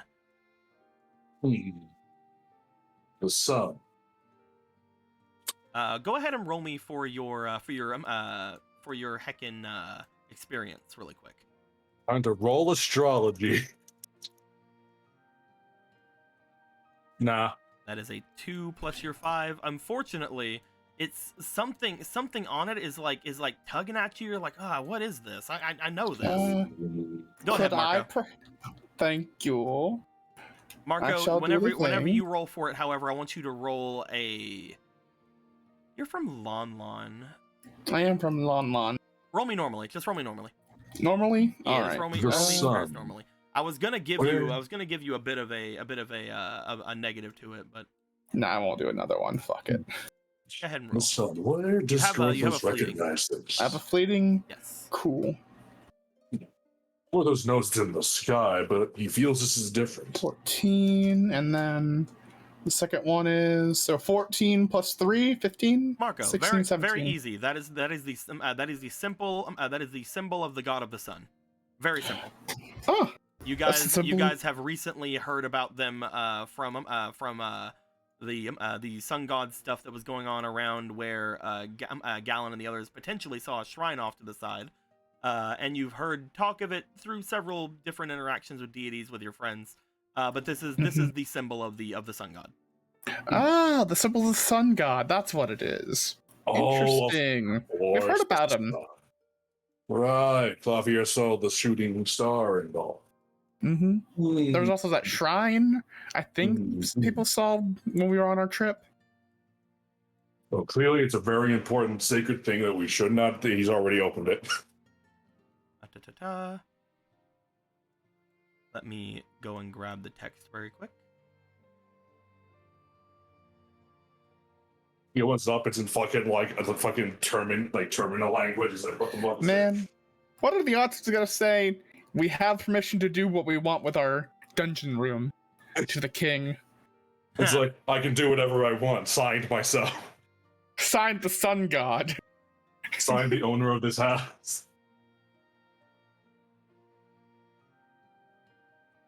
Whenever you go to read the words on the scroll, Gorthos, upon reading them, you can almost hear the words echoing underneath it as well.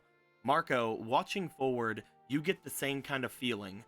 As he's reading these words you can't understand, the words themselves seem to almost echo in your head from Gorthos saying them. Oh, you have done well so far, my champion. Only one step remains. Find your way into the depths of the mountains of the west. Find that spring which falls, and return to me mine spear. You will be greatly rewarded. If you cannot perform this task, return to me. There is more that needs to be done.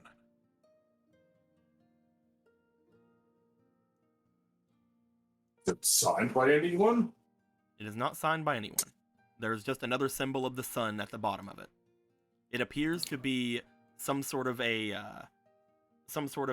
task or something that had to have been found.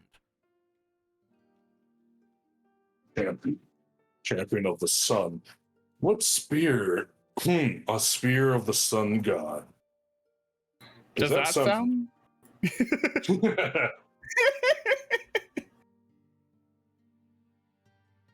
DM somehow. What's up, Does that sound familiar to either one of us? This sun god spear? This dayman spear, if you will? I don't know what you're talking about. Have you guys seen anything of the sort? You tell me, bitch, I have amnesia. At least him. You guys have no idea. Okay, then. You would know, Gorthos, that you have not had a lot of interactions with this sun god. Just like the last time whenever I had you roll for him, you yourself have not had a ton of interactions with them. Gorthos might have been wiser to spend more time with other members of the Pantheon. Then again, he has no regrets with his decisions. Well, it seems that someone somewhere failed to find this scroll, or perhaps they did. In any case, apparently it showed up here inside this evidence locker, so whoever had whatever this was on them must have been imprisoned here at one point. By a villainous lair. It doesn't seem that villainous. Though I guess for some Marco. people, they don't believe themselves to be evil. But, Marco, they we're in a it's always an magic suppression- aesthetic. We're in a magic suppression dungeon with the champion of the Sun God scroll in our locker where all your stuff disappears when you're locked away. I wonder why they didn't take that with them if they took whatever else they had. Maybe because they died. Maybe. No, they forgot. In any case, you want to on to this? Sure. Gorthos has fill of magical spears for some time. Alrighty. Is there anything else in the locker? Currently, no. He's close to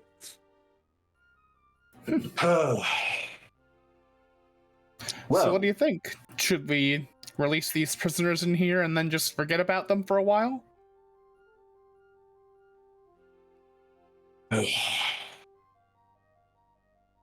Marco, make Gorthos be frank with you. Sure.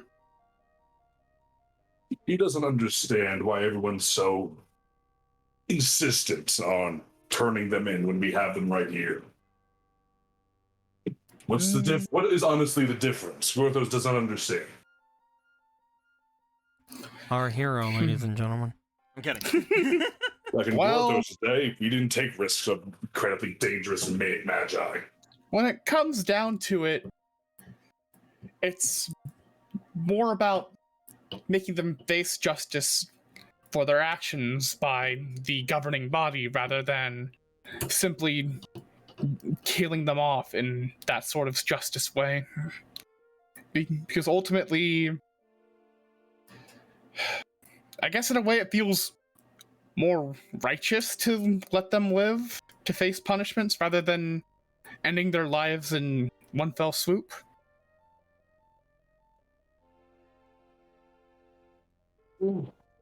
Gorthos sees your point.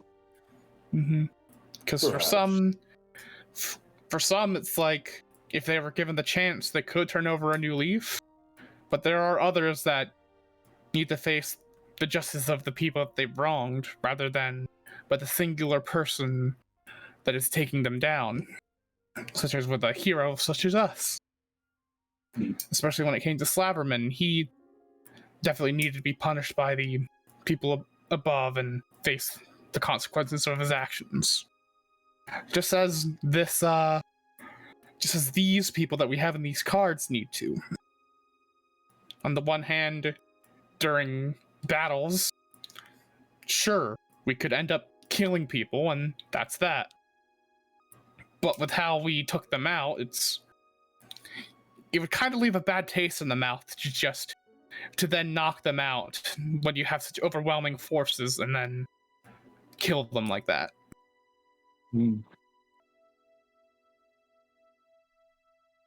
Gorthos is very pleased with your answer, Marco. He's almost happy that no one agreed with his other suggestions. Good sign of a strong will. Look at all of you. Gorthos is very proud. Thanks. No, he brings us up, or there have been others in his groups that have shared that mentality. Pragmatists, they call themselves. Sometimes they might have been right. But in any case, that was then and this is now. So these three, we just hold up the nobody, the minion, the little grunt cards. We could probably just send them to the guards themselves. They don't seem that threatening. This one, on the other hand, has a lot to explain. He does. And with this, we can probably get what we can out of him. Maybe, if we're lucky, we can try to get information about the bags out of him, like I said, or I don't know. We have him here. Maybe Arco could try to scry on how he made them. I don't know how scrying wholly works, but maybe like something to view his past of when he was making them, if all else fails. We'll see. I was more interested in if the strange magical thing attached to him will disappear. You said something about a curse or something. He's most interested in that one. And he supposes the bags, they could be helpful. I mean, honestly, trying to lug around your new skeleton is going to be a bit of a pain. Gorthos does not know what you're talking about. It is so very inconspicuous. Jeez, how are you going to even get enough metal to cover that thing? A lot of effort and begging to smith.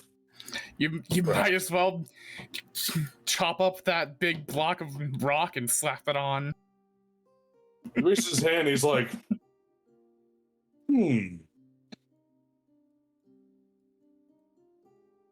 Gorthos needs more of that rock. There's not much. Maybe a club. But not all.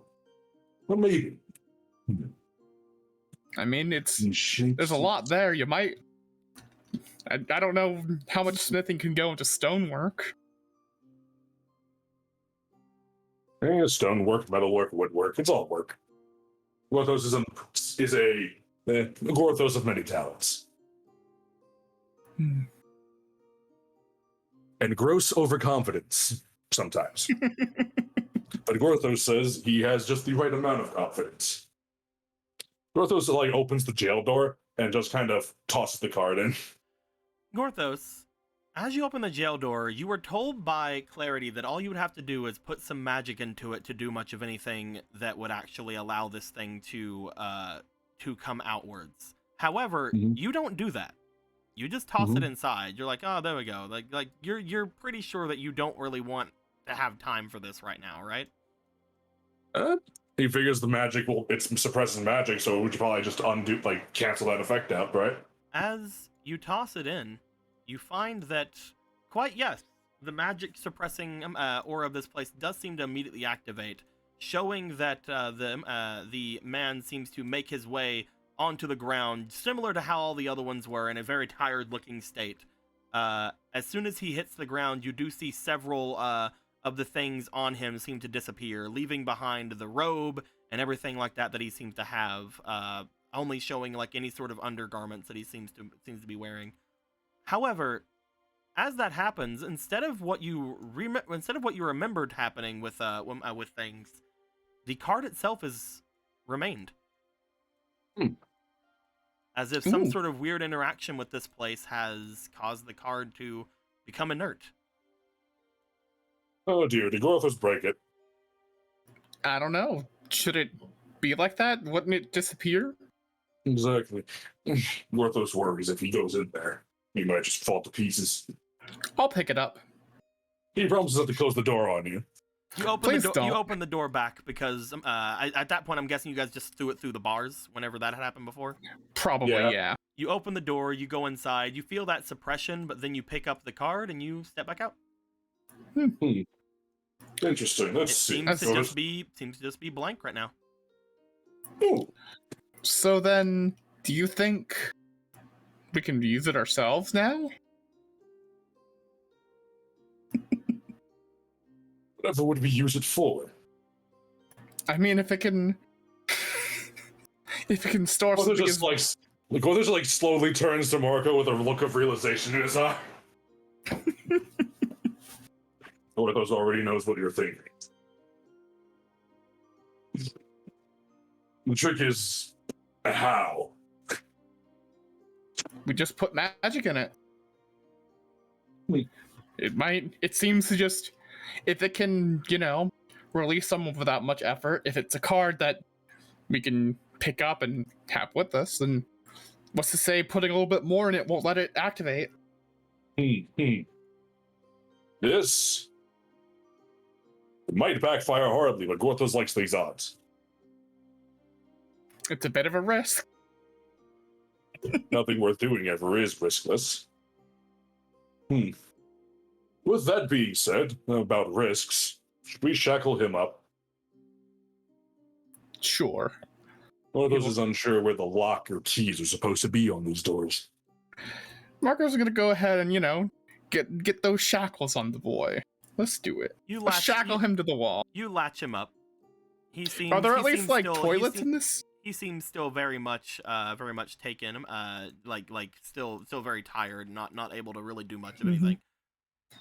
All right, buddy, just like this and like this. There we go. Good boy. Alrighty.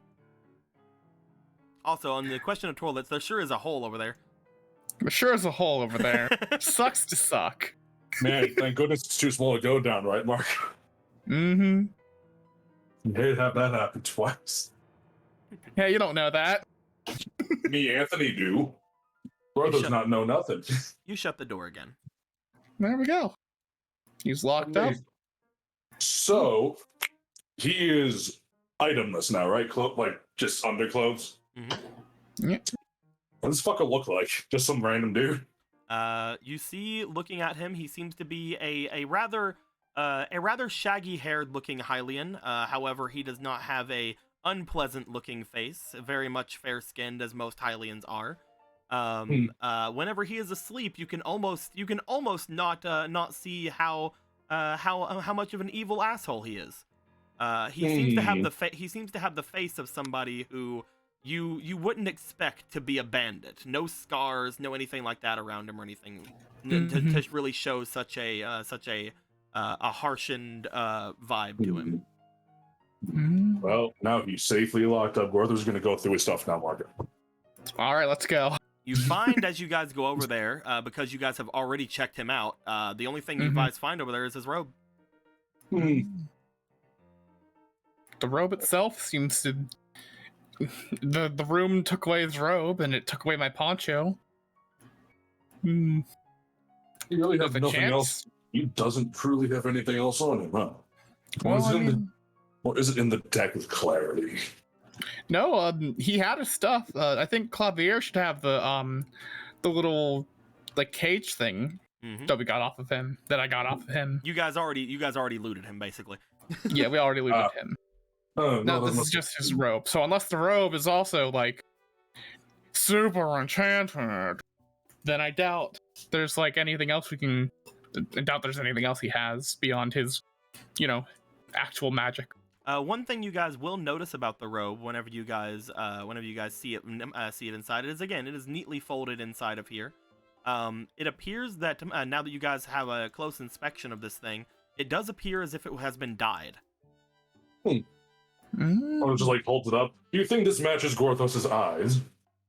Not the right kind of red.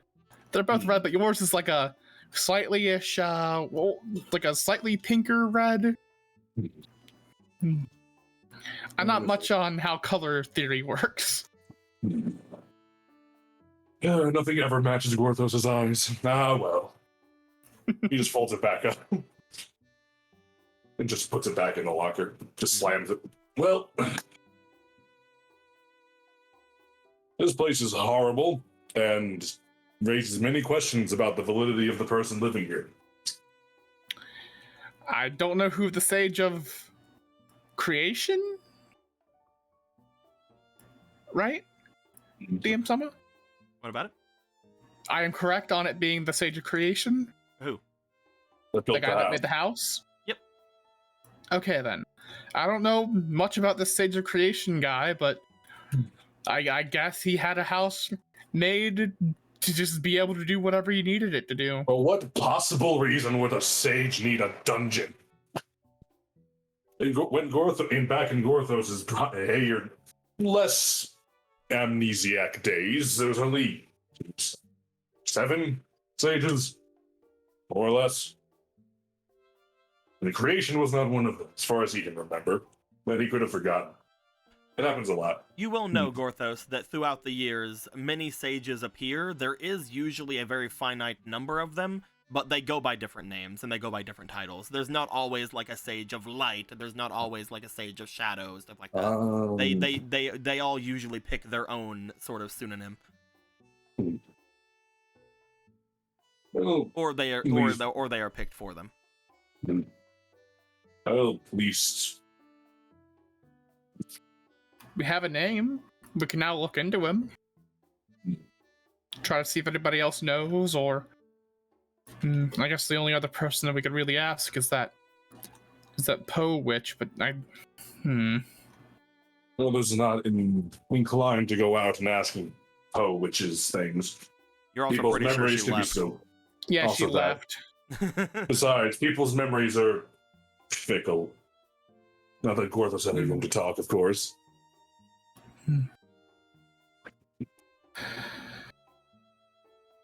Well,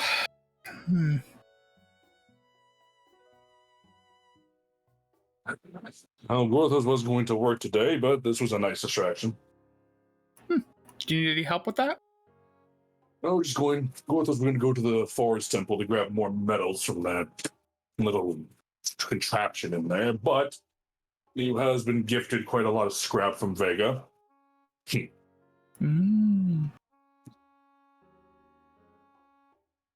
Still not enough to cover the whole of the demon body, but maybe enough to look decent.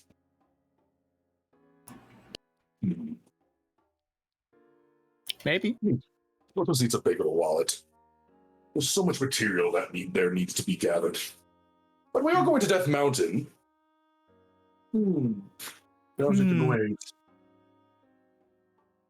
You heard that Polo broke her bow.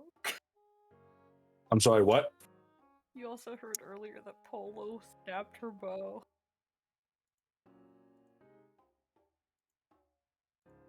You Ha! don't have a weapon! Yes. I heard you. I was like, ooh, wait. Of course. How silly of Gorthos. Polo is weaponless, and therefore defenseless. Do we have any string that would be strong enough for a bow around here? You might have to go talk to Smith. Gorthos will figure something out. I mean, there's also the tail, but I don't know how well that would work. He was thinking about turning that into Gorthos just starts walking to the door. Gorthos was thinking about turning that into some kind of whip weapon. He was inspired by that awful goat. As you guys are going to leave, since you guys are just making small talk at this point, do you guys want to do anything with the other 3 cards you have? You enjoy hanging out with the guard captain, right? Oh, you mean specifically Hosier? Because that was his name. Yes, it's him. I don't know if it's liking hanging out with him. It's more, I don't want him to hate me as much. Well, you know how you make someone not hate you, Marco? He hands you the 3 cards. He just holds out your hand and puts the cards in there. You're returning in 3 criminals. All right. I will I can go say do that. one thing I'm trying to bring that up from is that usually people don't hand in criminals with cards. That is very true. Just tie them up. Just let them Does loose and this tie them up. place... We just tie them up with a rope when we let them out. It's not like they're strong enough to fight back when they're This- locked out of it. is a dungeon jail after all. Would this place have manacles somewhere? Marco's gonna make Nothing a that check. is nothing that can be taken off the wall. What I'm asking is, do you guys want to release your prisoners so that you can take them to where they need to go? Because you know that whenever you release them, they are going to be unconscious. And if you release them here instead of releasing them outside, at least you'll know that you'll get a card out of it. You're right. Release into the jail cell. You just throw them in there, like say goodbye to your pathetic car. You will most likely at that point have to find some people to help you take these guys in. But again, you're pretty sure that taking these 3 cards to Hosier and then freaking throw them on the ground and an explosion of fucking magic or whatever probably is a lot to explain. Probably a lot to explain. Yeah, throw them in. Should they be manacled? Are there even enough manacles for all of them? I already told you that there was no Yeah. manacles here you could get out. I meant the shackles. Do you Yes, want they're to tied to the wall. do you want to shackle them up here? No, fuck No. it. So what I would say is ropes, like the shit you have tons of, or chains or something that we have, because we do have things like that. Mm-hmm. What are you planning to do with these guys? Let's just Eventually turn them gonna in. probably get Rocket to help me. How And probably eventually grab are we talking? Because if these guys wake up before you guys take them out, they could tell people about your dungeon. Yeah, You're Gora's right. saying just get Rocket, get some rope, and take them there now. What does need to smith Yes. things? Marco will do this now. He will go grab Rocket and Okay, making sure that you were getting this done, like when you were getting this done and Yes. what your plans were. With that being said, as you guys go about doing your separate things, one of you heading off toward Smith and one of you going off toward Rocket to get things settled to take over to the guardhouse, we're going to make our way back over to do, now that I know what happened to the cards, we're going to be making our way back over to Gallon.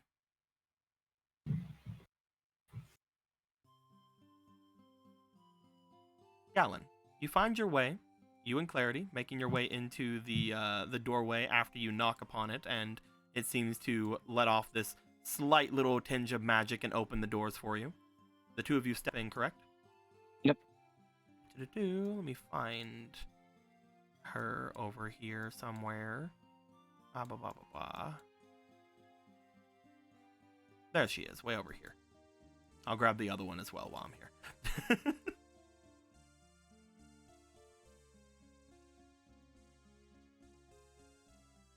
Upon stepping into the room, the dark circular room you remember seeing before, upon stepping in, you see that there is an Aga off to the side. One thing you will notice upon stepping in, there's a lot more foliage in here than you remember. You see along a part of the wall where you see the window open, what appears to be a vine of some sorts coming in through the window from a large clay pot onto the ground. As it seems to be draped itself a little bit around that section of the room a bit, that is a completely new addition to here. Everything else seems to be mostly the same. A cauldron off in the corner is bubbling slowly, and she seems to be sitting along her bedside looking off toward the two of you. Redecorating? I suppose you could call it that. She looks over toward Clarity. Bringing someone else in here? That's not like you. Is it? I mean, to be fair, how many times have I been here? Once? No, Twice, maybe? but that's not what the sort of vibe that I get from you is. You usually go and do things by yourself. I didn't expect you to bring someone else. Well, I mean, you said you were going to be able to observe. How much did you actually, see? I didn't see as much as I felt. Pika was able to tell me a little bit of what was happening with you, but I also felt that you did not produce any magic of your own, for the most part. That being said, magic happened around you, and I'm guessing that was from you. You see that she seems to be staring toward Aga with a little bit of a more serious a look at this point.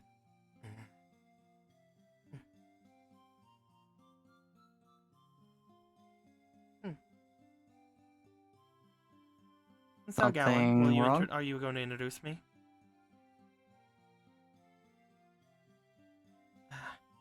No, nothing. Alright, well. Clarity, this is Aga. Aga, this is Clarity. A pleasure to meet Oh, you. yeah. Somehow I doubt that. So, congratulations are in order for you, Gallon. She goes to stand off of the bed and make her way over to you. I'm sure that the, effects of the potion that you have taken have subsided by now. Feels like it. I could chew fire again. Perfect. Then I suppose you have passed my little test. Not to say that I'm not surprised, but I am a little bit surprised. From what I could tell, more things happened there than what I expected. Yeah, it was experience. You were able to use what skills you had around you to mostly take care of yourself. I guess there has to be some skill in there that I'm not accounting for. Your magic, however, hasn't exactly gone up in the ways that I thought it would. I thought that the potion would allow you to at least unlock a bit of your potential, she says as she starts walking over toward the side of a room where you see the cauldron bubbling. What that says to me is that I was correct and there's not a ton left in to unlock. But my word is my word. She makes her way back over to you. As she does, she hands you a small token that you have seen somewhere before. You see within her hands a magical mote appear. A mote of magic. A mote of magic-y magic mote. Magically enhanced magic mote. You see something similar to that blessing you have received before from the pose. I think you've earned this. Right. I might have forgot about this part. You forgot about your reward. Not this head. This was given to me by my master years ago. I've yet to find any use for it. I don't think that there's anything that I can do a lot with, but I was told that it is the gift of those of magic. In other words, you can think of it as a blessing of the witches. Oh, exciting. I have some here that I was going to hand out to your friends as well. After all, they were those who had gone through there, though I don't imagine that they will be much aid to them as more as they would to you. You will probably gain much from this. The others may be able to set themselves forward a small amount. You, however, if you were to use this with any sort of knowledge of the spells and abilities that you have, you can unlock a great magic within them. This will at least get you to stop sponging off of me and sponge off of whoever this was. Are you fine with that?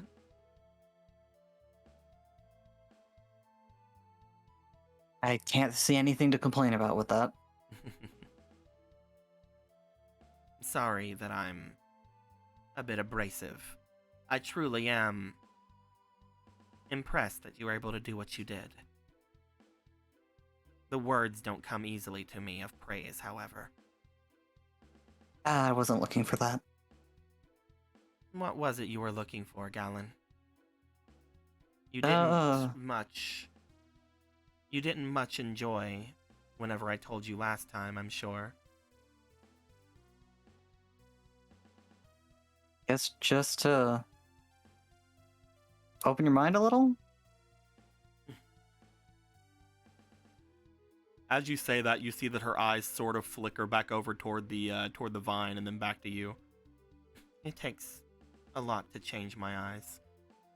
Though, you have shown me that you have skill. Perhaps my own thoughts of people and evaluating those skills are lacking.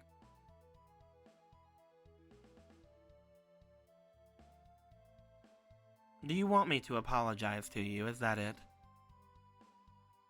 No.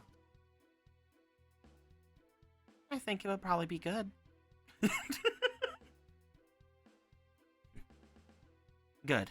You understand what our relationship should be like then. As she goes to step past you once more and sits down onto her bed.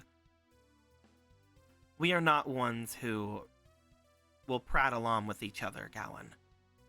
if we are connected as we think we are, any sort of formalities, pleases, thank yous, anything like that, will get in the way of our progress, don't you think? I'm gonna have to disagree with that. Oh. There's no reason we can't be friendly. But if you don't want to, I'm not going to make you.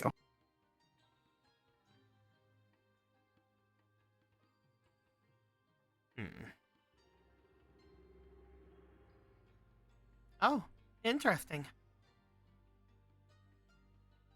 It seems you struck a nerve, Gallon. Steps back over to you. From what I could tell, you made her extremely sad just then. So she's another witch. Yeah. That's why you brought her to me. Yeah, I mean, you met Argo, seemed like a good idea if you want to, you know, do something good, Clarity. I'm not entirely sure what I could do for her. I mean, that wasn't exactly the point of doing things for each other, more, we're all witches here. And as a witch, a fellow witch, I don't like having my mind pried through. I didn't much pry through your mind, though you do wear it on your sleeve whenever you finally show emotions. I'm sure anybody with any sort of sense could have found it out.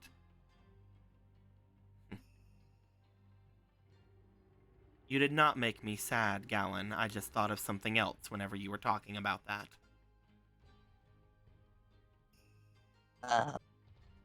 I'd ask, but I have a feeling that's you would have spoke up. I don't want there to be any misunderstandings. I don't make friends anymore, Gallon. Not after what happened. The last friend I made is miles beneath a dungeon right now.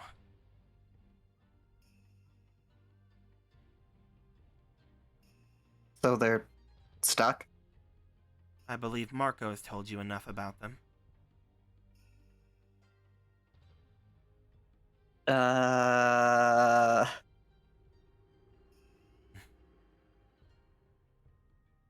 Whenever we have made our way into that dungeon long ago, we have found a bandit, or at least we thought he was a bandit. Me and my group, Marco. He was not supposed to make it out of there from what I could tell. But he did thanks to my friend, who gave his life in that moment. It was supposed to be me who gave my life.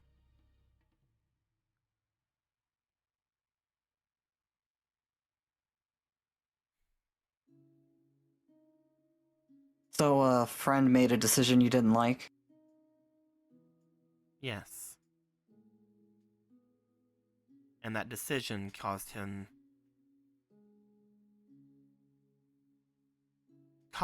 to... She kind of looks away for a moment. He caused me and Pika great grief, is what he did. I won't forgive him for that.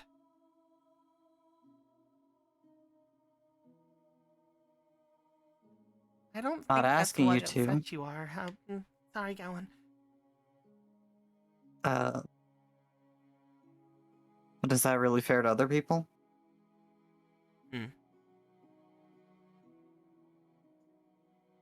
In what way?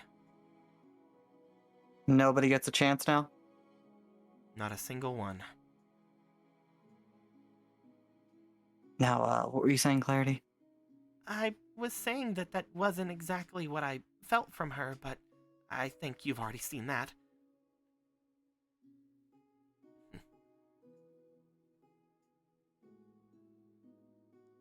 I've trusted someone once, I'm not trusting someone like that again. If they're just going to needlessly get themselves killed, I have no need for friends.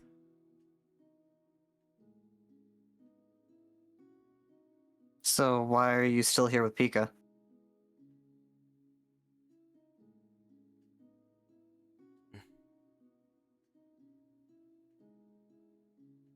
Because if I don't stop her, she's gonna make her way over to that dungeon and get herself killed as well. You heard her the other time you were here. She basically But you begged don't all need of you to let friends, her right? go.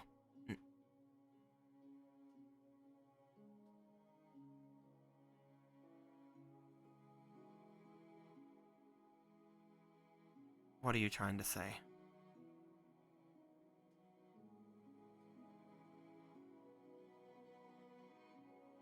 I mean, you're pretty blunt, so I mean, I'll be blunt too. It sounds like you're full of it. You're hurt and you're scared. I appreciate the bluntness. You don't have to worry about preamble. That being said, you're wrong completely. Alan, I don't think you're wrong. You're on it. Go for it. I'll be here. How am I if you need wrong? me. I'm not afraid. Things are just needless, is all. Pika is... She's...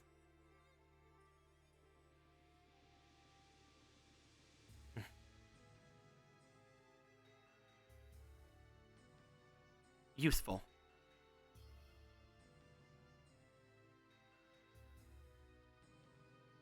Yeah? Yeah.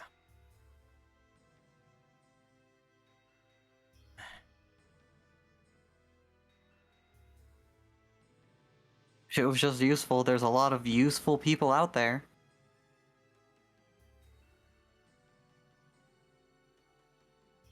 I don't know what you want me to say.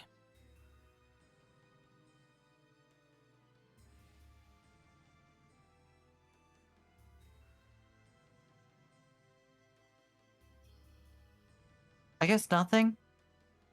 Honestly.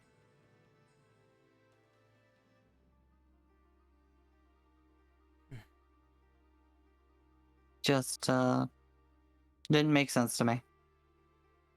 Well, I suppose your thoughts are valid. After all, this didn't make sense to me until the other day. She motions over toward the plant that's growing into her window. It was because of you and Argo that I was able to learn some rudimentary details that I didn't know.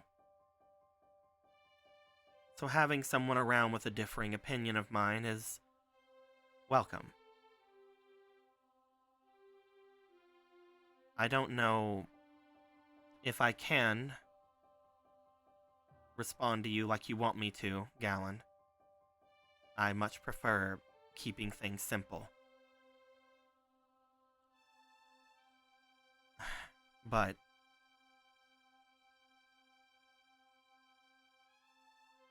as long as you are going to have interactions with me, I suppose I could try to be more cordial if you wish. That's not what I'm asking.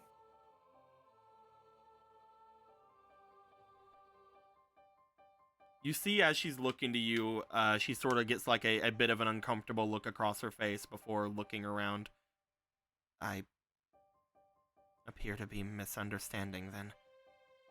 You don't wish to just be blunt or cordial. What exactly are you asking me? You just seem like you're signing yourself up to be miserable. You're worried about me, then? Yeah. Yeah, that's probably the best way to put it. Oh. Sorry, whenever you had brought it up before, I thought you were more meaning that we should have a more friendly relationship for how we're going. You do not need to worry about me. I'm far more powerful than you. don't think power has anything to do with it.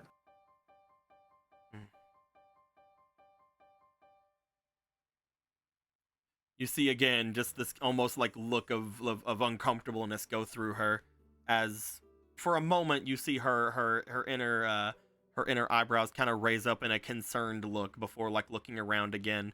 This is the most confused you think you've ever seen her, as she's like looking around the room.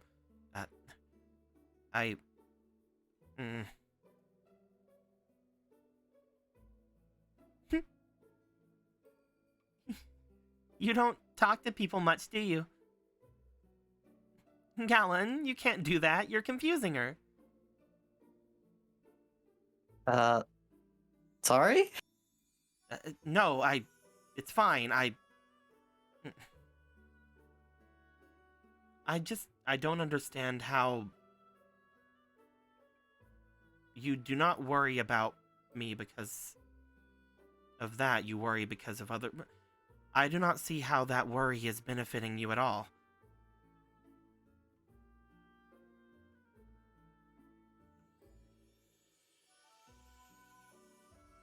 I mean, I guess because you don't seem like a bad person, and... Guess I get it from worrying about my family all the time. I am not your family. No, but you're good.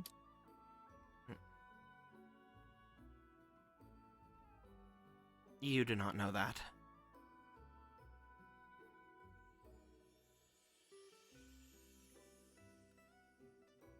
More reason to believe it for you than her, as he just thumbs at Clarity. Fair. She looked for a second like, wait, no, you're right. And, here I am thinking she can do better. Which I guess is part of why I brought her here, which is get to know each other, workshop. She was talking with Argo earlier, apparently. He was telling me a bit about what I believe you were talking about earlier with the potions before. I was trying to tell him how I went about doing things. All of you seem to be going and collecting all of your materials. I just conjure them.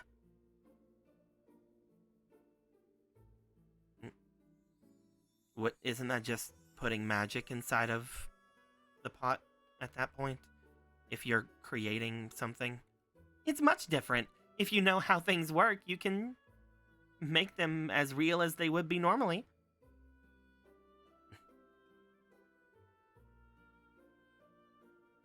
Either way,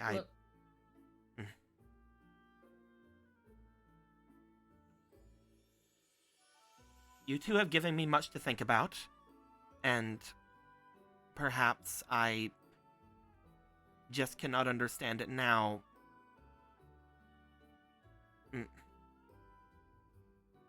What if you are wrong about me, Galen? How so? You know what I am, and I know that you don't care. Your friend is one as well. But what if you are wrong, and she is the outlier? What if you are wrong about me being good?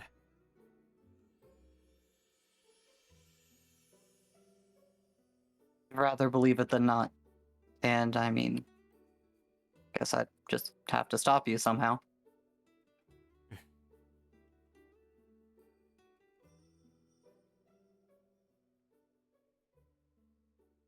Well, at least you are not completely foolish then. Oh no, just like pushes Clarity forward. Oh, she can just definitely explain how stupid I am. Oh, gosh, okay, I guess I'm getting closer to you now. Oh, hi.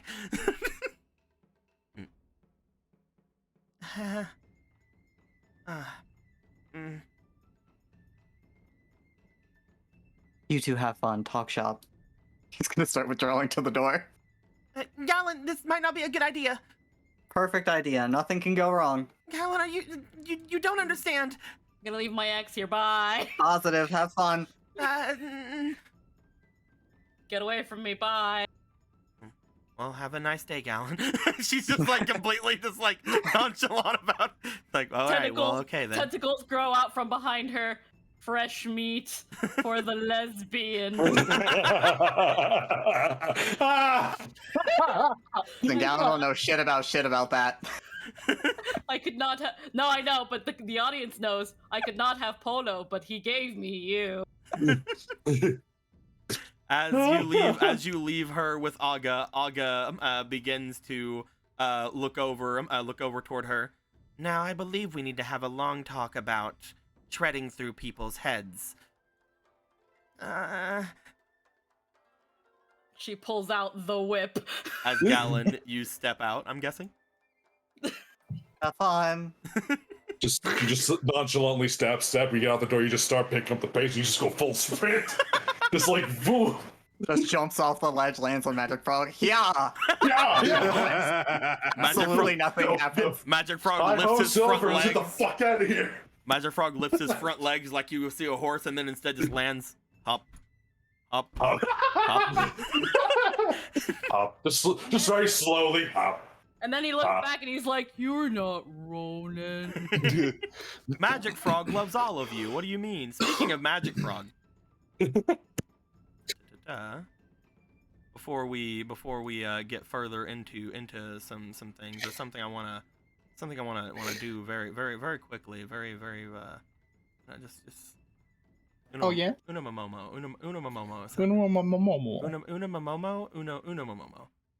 So does that mean Gallon has all those essences, or is she just holding on to the rest of them?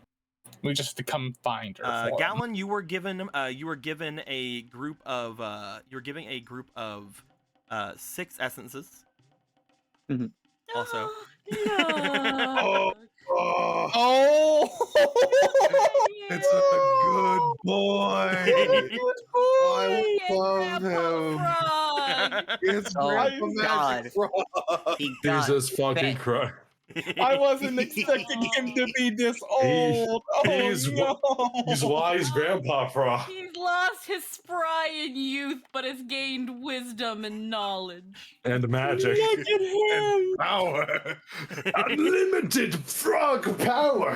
Raya. Look at him! What a good boy! We just leave him back. I just look at this and it's like, he is at peace. He is at peace, and then he'll just open his eyes and shoot laser beams at it. But no, Gallon, as you would have left with it, we'll just say that she would have let you know exactly what she was planning. One of them is obviously for you. If you want to steal the rest of them, you probably can. But obviously 4 more of them are for your allies, and she says one of them is for Argo. But that is up to you, whether or not you want to disperse them that way. So there's 6 of them. All right, just 1 on each of my abilities. I'll just fucking One take on over. each arm, 1 on each arm, 1 on each leg, and 1 on the abs. We don't have the full token for the witches one. However, I will just make 6 little Poessence tokens. There you go. I will change that to its own unique thing soon enough. But you were given little motes of magic to hand off to each of your friends, Ronan, Polo, Gorthos, and Marco, and 1 to hand off to Argo. Up to you if you want to distribute them that way. Yeah. As you come out from there, let's quickly see what's going on down with Ronan. I doubt it depends on if Ronan wants to have conversations a lot going in. But Ronan, as you make your way over toward the doorway to open it, the door is already open. It is already somewhat open as well. As you see her, she's in seemingly just looking out from her window. She turns towards you in a very practiced motion, where she turns and you see that she moves her hand up and moves her hair out of the way as she looks to you. Did it work? I practiced. Did what work? Oh, you're like the worst person to actually ask about this, aren't you? I was wanting to know I was wanting to know if I looked whimsical or if I looked fluttery enough. Oh, you super did. You looked super fluttery. Yeah, definitely. Oh, you brought a fairy. Yeah. This is he. He's my friend. I didn't see that, but I guess I didn't see a few things. Is the frog downstairs? He is. He is relaxing on your grass floor. I brought in some wild grass from a river nearby. I was hoping he would like it. Oh. Well, thank you for making accommodations for him. I know he's a hefty boy. Well, I saw that if I did not, he would try to jump up here. Oh, I see. That is a very interesting familiar you've obtained. Yeah, it kind of just happened, and I'm real happy about it. He's great. I love him. In the forest, lost woods, timey-wimey. He's powerful. As she makes her way to you, you see that she begins like looking you up and down for a moment. Huh, that's interesting. What's up? You've been imprinted upon. That's adorable, Ronan. What? I don't know what that word means. Well, I said you're familiar earlier, but I was mostly joking around, but it turns out that that's true. This frog has somehow imprinted its magic upon you. Oh. Well, aren't you just probably okay with that? You are, right? If I could have a fraction of his power, then that would mean the world. Well, it's less that you'll obtain a fraction of his power and more you have access to him. More like, he seems to very greatly trust you. Though I cannot speak for him, perhaps there was something that gave him a reason to do so. But that old frog seems to really like you. Oh, magic frog. I haven't noticed anything.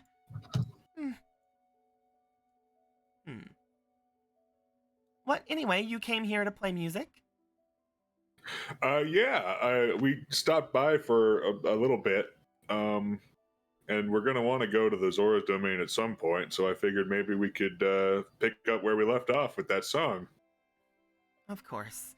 Though, I do have to ask, since you are back and all, if you've given any more thought to heading up to the north?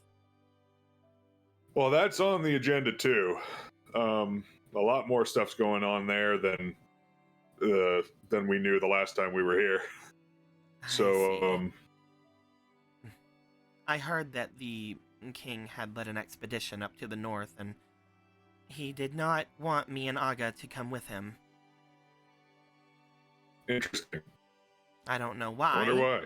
I don't know, but he said that he had enough people going.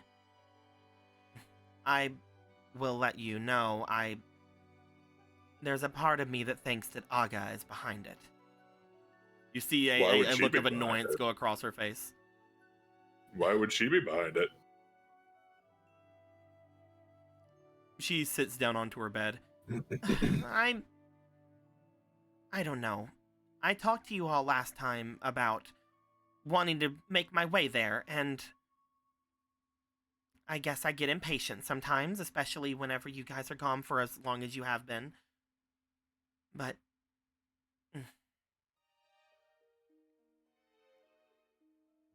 I want to make my way there, to see for myself.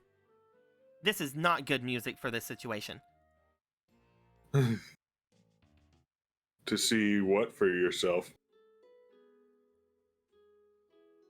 To see what happened to him.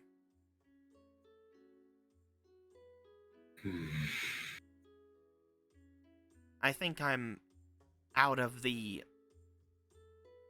Well... I think I'm out of the, rushing anticipation phase of everything and more into somewhat of an acceptance with it. I don't know if that's true or not, but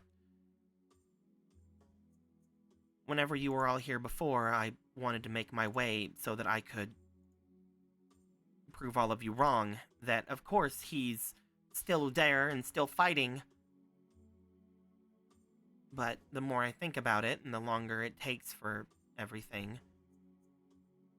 and knowing, of course, that you are connected with me and you have no reason to lie to me,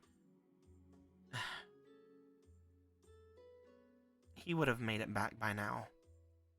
He's far too strong to have let something keep him away this long, I guess. That and Nimbus seemed to have his cloak with him before.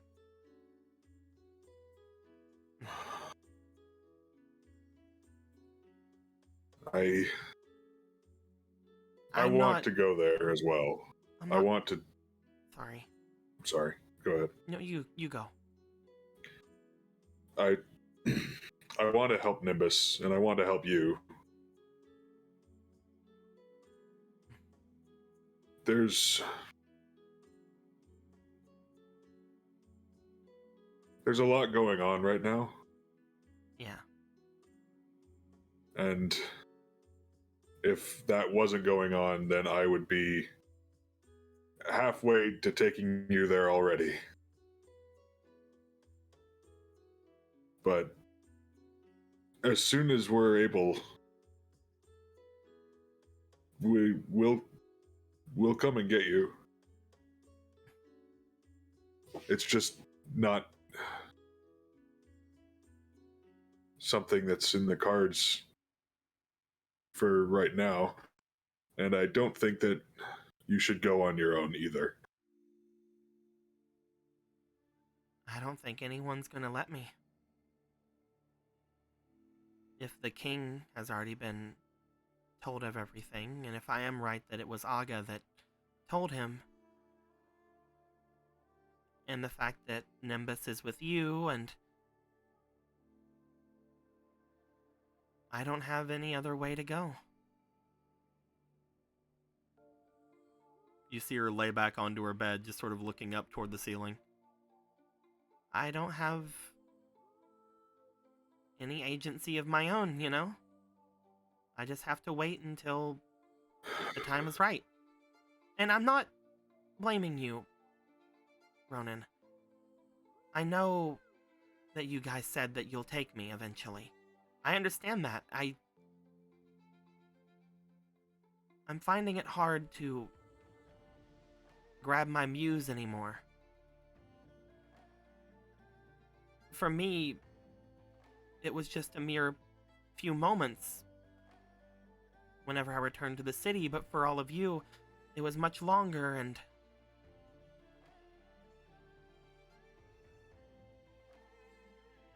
ever since that day, I've not been able to come up with anything new. No new compositions, no new steps, no more movements. Just refining old things for finding dumb things.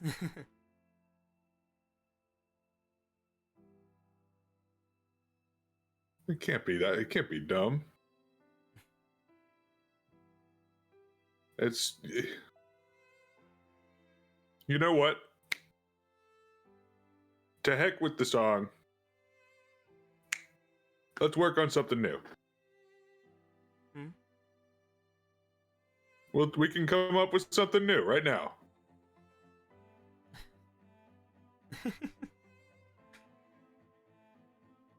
It is oddly scary, this bond we have, you know. What? Oh, yeah. Not in that way. I'm not meaning that. I'm just meaning it makes me want to believe you when you say that. I told you before, I lost my muse, but... She looks over. There's a part of me that believes you when you say we can make something new.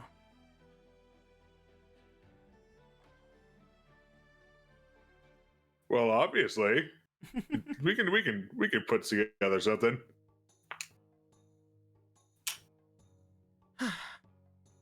I'll stop moping. She sits up.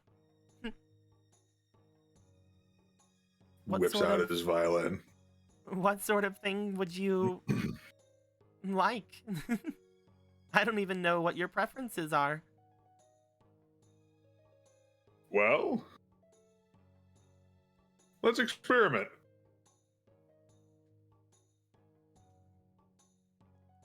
She looks to you. As she does, she stands up. Upon doing so, you see that as she moves her hands around in front of her, almost as if the room is listening to her as she moves, you see several bits of the furniture and different things begin to move themselves to the corners of the room, revealing the large open area in the front. Then you play, and I'll react. Yeah. And if there's time left over, I wouldn't mind continuing our lesson either. Nods firmly and begins to play whatever the heck comes to his brain.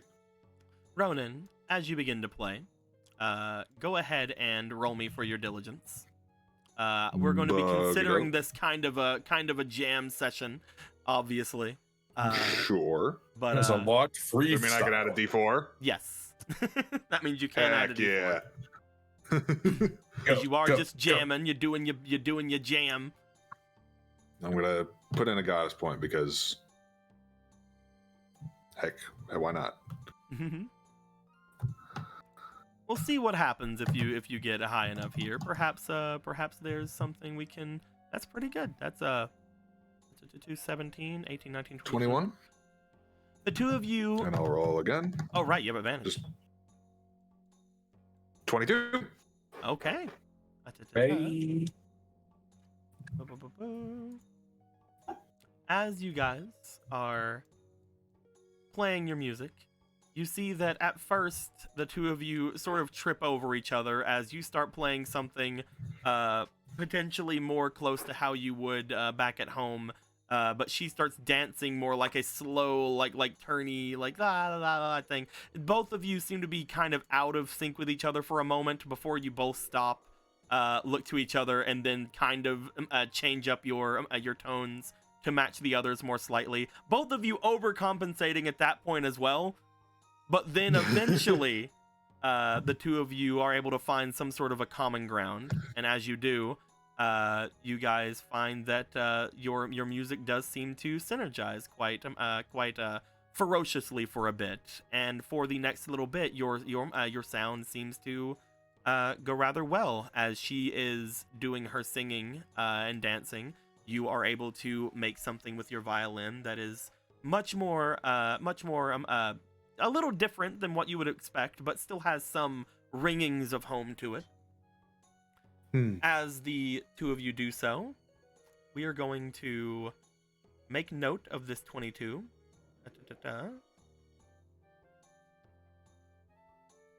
You guys both feel as if you have the start of something. The start of something that's probably better than either of you would have expected, just something to come out of a jam session. You do feel that if you were to refine this, perhaps you could actually make something new, some sort of a new song with potentially new effects. Oh. But it will take a bit. Probably more than learning a normal song would take. Yeah. If you plan to stay here for any more amount of time today, we could also roll for your lesson with the Song of Water, which I cannot remember what it's called. Is it the Serenade of Water? I don't either. Yeah, Serenade of Water. Okay, thank you. Okay. So if you'd like to do that as well, this would not be with a jam session. But if you'd like to roll me a diligence with this one, it will be with a goddess point though, because this is actually like important. You don't have a ton more before you can do this on your own. At least practice on your own. So let's see if you can get there. Okay. 15's pretty good. Roll me 2 more times, thanks to Grambaria and from Den. And another from Den. Thank you very much. Oh, 17's pretty good. And one more. One more? Yep. Okay. 17 Okay, plus so the 4. 17. Roll me one more time. Den gave another one. Oh my gosh. Thank you so much. The 17 is still the highest. We will go with the 21 that you have gotten there. Because of that 21, you feel like you have the Serenade of Water down to a decent enough point. You feel that if you were to practice this on your own, you could get to the end of this relatively well. Okay. There's not a ton more that I can teach you. At least when it comes to that. Yeah, well, maybe we'll have time at some point to sit down for some other stuff. But this is amazingly helpful. Thank you so much for this. Mm-hmm. I think I'll be able to work something out from what we did here. You guys see What's up? Z just sort of like looking back at you guys from the bed. Nothing, sorry. Z? Is everything okay? Yeah, definitely. Narrows eyes. You looked as if you wanted to join us a minute ago. No, I'm perfectly fine here. I can hang out here. No problem. Is it because she can see you? She makes her way over to him. You do see like a However, she does seem to like reach down and pick Z up. Excuse me. Personal space. Ronan, why didn't you tell me? Huh, what do you mean? You awakened a piece of the Triforce, didn't you? Oh, yeah. We killed a giant crab thing and touched a triangle. That's wonderful. It seems that whatever that was has spread around to your friends as well. You did what now? Z looks over to you. Yeah, I touched a triangle that came out of a giant crab. Again? Were you? Yeah. Another one popped out of the giant crab thing, and then we poked it, and then it like spread over everybody and stuff. Did it spread? What did it go to you too? It seems to have spread over everyone that you were connected to at that time. Which means you've got some inspiration, haven't you? Huh? I think that little Z here has the potential of learning how to be a minstrel. Oh my gosh! I mean, I just thought it was neat how you guys were going about everything. I'm not very. We are going to have so many jam sessions. If the both of you want to stay here for a little bit longer, we can take it from the top. I don't think you'll get anything out of it, Ronan, but maybe Z will. What time is it right now? In the day? It is getting because you have stayed here for two separate instances. It is getting closer to afternoon than anything. It's still daylight. Okay, but it is getting Adam closer to can afternoon. wait till later, even though he wanted to talk to me in the morning. But fuck him. Then a giant frog happened, and I got distracted. As you guys basically take it from the top here. Ronan, you won't be rolling much of anything. However, as you guys both start going over things with Z, you playing your music as you normally would, and seemingly Pika coaching Z quite a little bit on different kind of harmonies and things.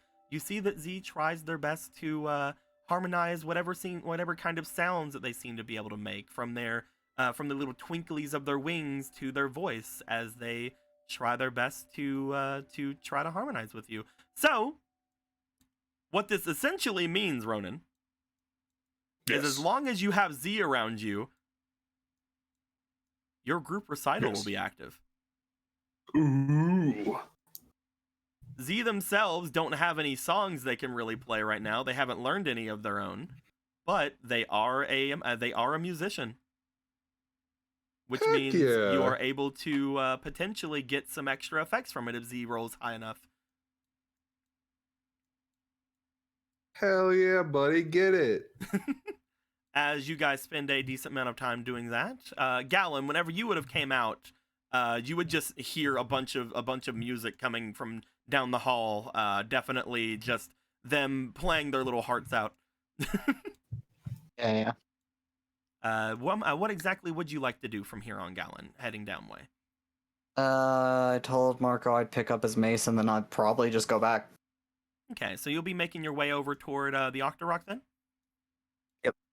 You make your way down past Magic Frog. Magic Frog looks over to you and just sort of like lays there on his little grass bed. He seems to be watching you. He is at peace. Goodbye, Magic Frog.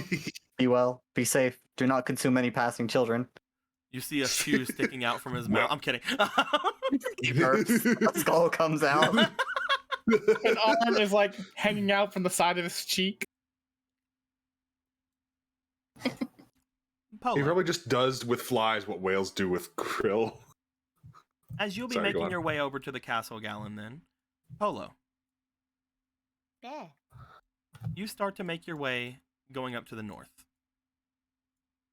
As you do, you and Argo will pass by the area that Argo had said that he would like to have seen, but as you get there, I'm trying to get the section there. Bloop. Dang it, Diddle Kid, get off of it. Get off Diddle of it, Kid? You as well, Rock. Gosh. Get the heck out of here, Diddle Kid. We didn't bring you with us, Diddle Kid.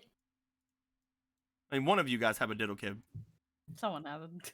Someone brought Oh, him that's somehow. why. That's why. Okay. Those two were under it. Got it. Look at that little smiley face. It's perfect.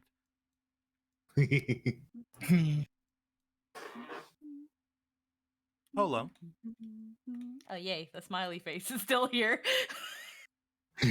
You and Argo would make your way up into the guard houses, making your way toward the castle area. Argo had said he wanted to stop by and check on the large seer pool that has been erected in front of this place.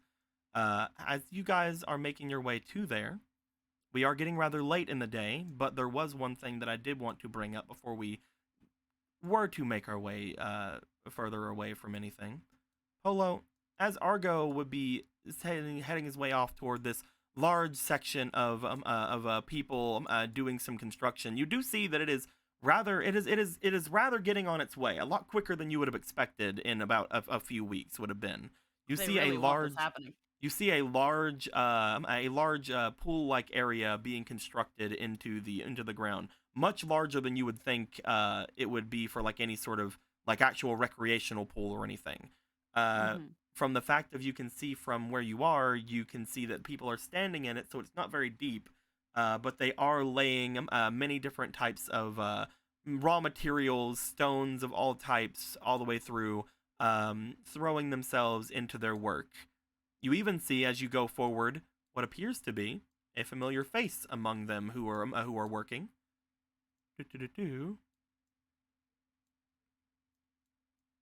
If I can grab him.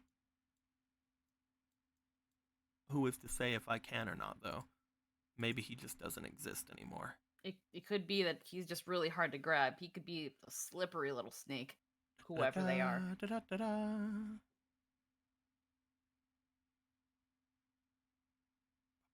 Scrolling down through a large thing that I have. Dang it, no.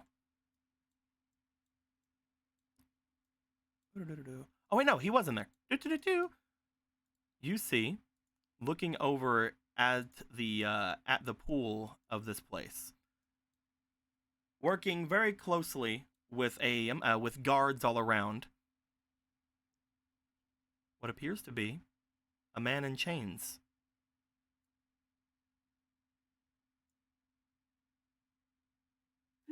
Going across the area.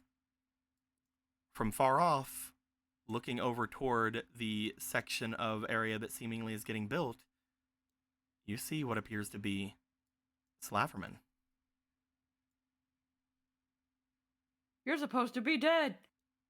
You're dead. No. You see what appears to be Slaverman, deep in manual labor over in that section. Again, in your thoughts, you're pretty sure he was supposed to be dead, but as you look over at him being basically flanked all around by guards, he wipes his brow and looks over towards you. The two of you catching eyes for a moment. There's like a little freeze. As you see a very familiar look go through his face. The same look that you had saw from him whenever you guys had fought him. As you see that demonic taint still seemingly through his face as a smile goes across. And beside of you, you hear a very fervorous growl from your little pup. Picks him up before he runs off or something. Yeah, before he just goes over like, nuh-uh, fuck that, and kills. By the way, you pick him up. You pick him up, right? Yeah. There you go. Look at you! Look at that good boy. I like how the front paws have more fur on them. Yeah. Oh my goodness! Oh my goodness. He's so good. Him dog. He's got 2 emerald eyes. Like I said before, you did notice he can open his eyes, so both of them do have a green look. One of them just has a scar as you look over at this. He's just always winking at people. He's in Yeah, there's pain. that. Okay. The minute he starts like audibly growling, she just like picks him up. But she has like a very visible frown as she looks at towards their general direction. As you are seeing this in front of you, Argo is going over to check on things. You have a growling pupper in your arms. I think that's where we're going to start things off next time. As Polo has come into here, noticing that a Slaverman boy is currently a lot more alive than all of you thought. He sure is. Round 2, bitch. Let's fucking go.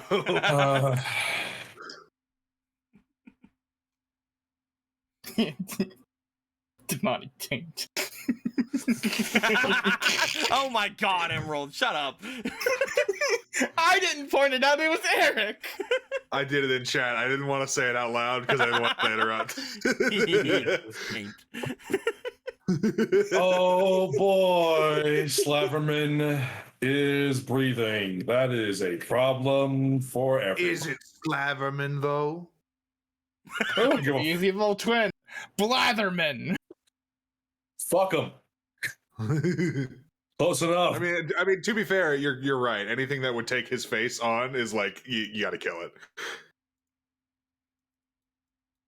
What a man. Look at that man. There's visual displeasure, but there's also the thank God no one else is with me. Well, that's why I just stormed over there. I shall have words with people. Yo, Your Majesty, what the fuck? We really thought. I thought you wanted to talk to him, and by that you behead him with your own sword. I just want to talk to him.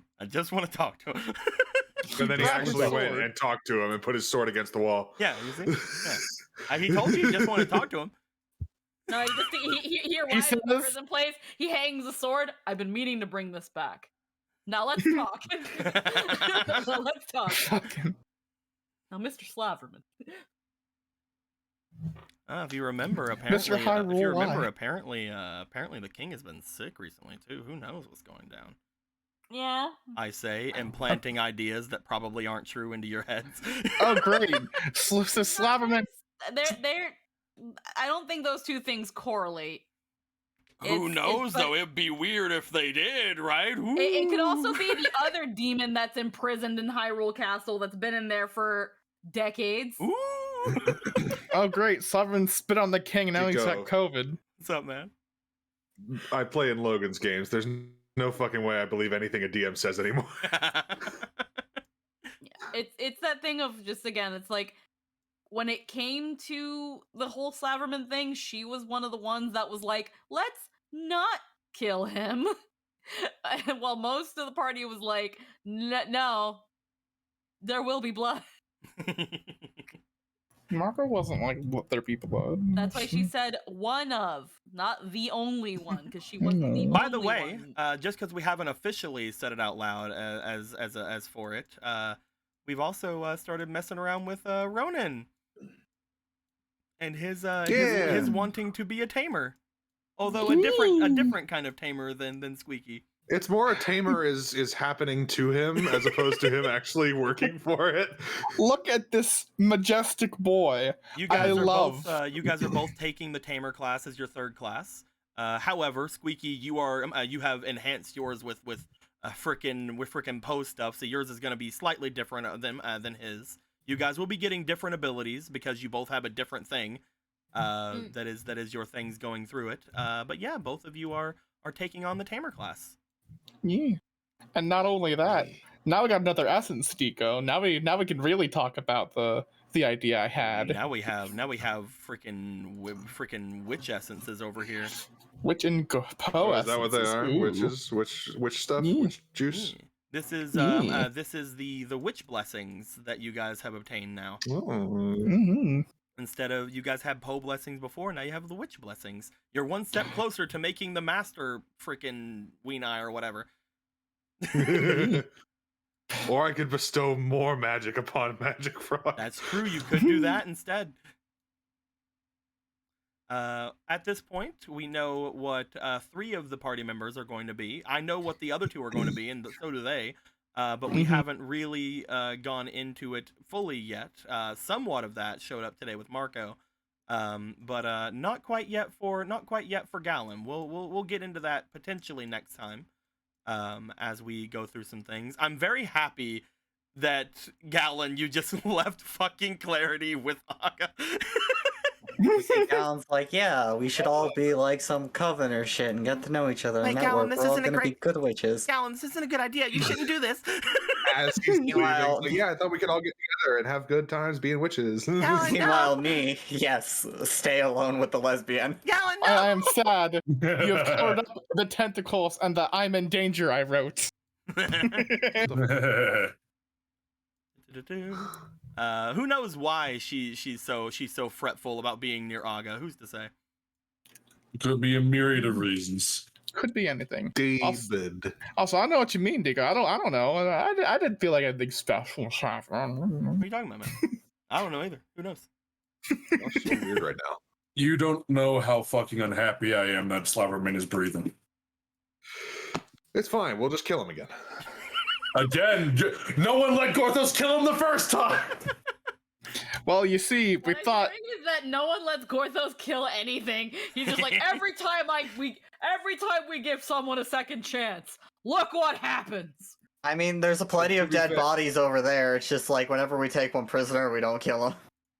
When you only have one example to go by, it's kind of like. Well, no, we have 3 now. I mean, Do we have technically 3? 4.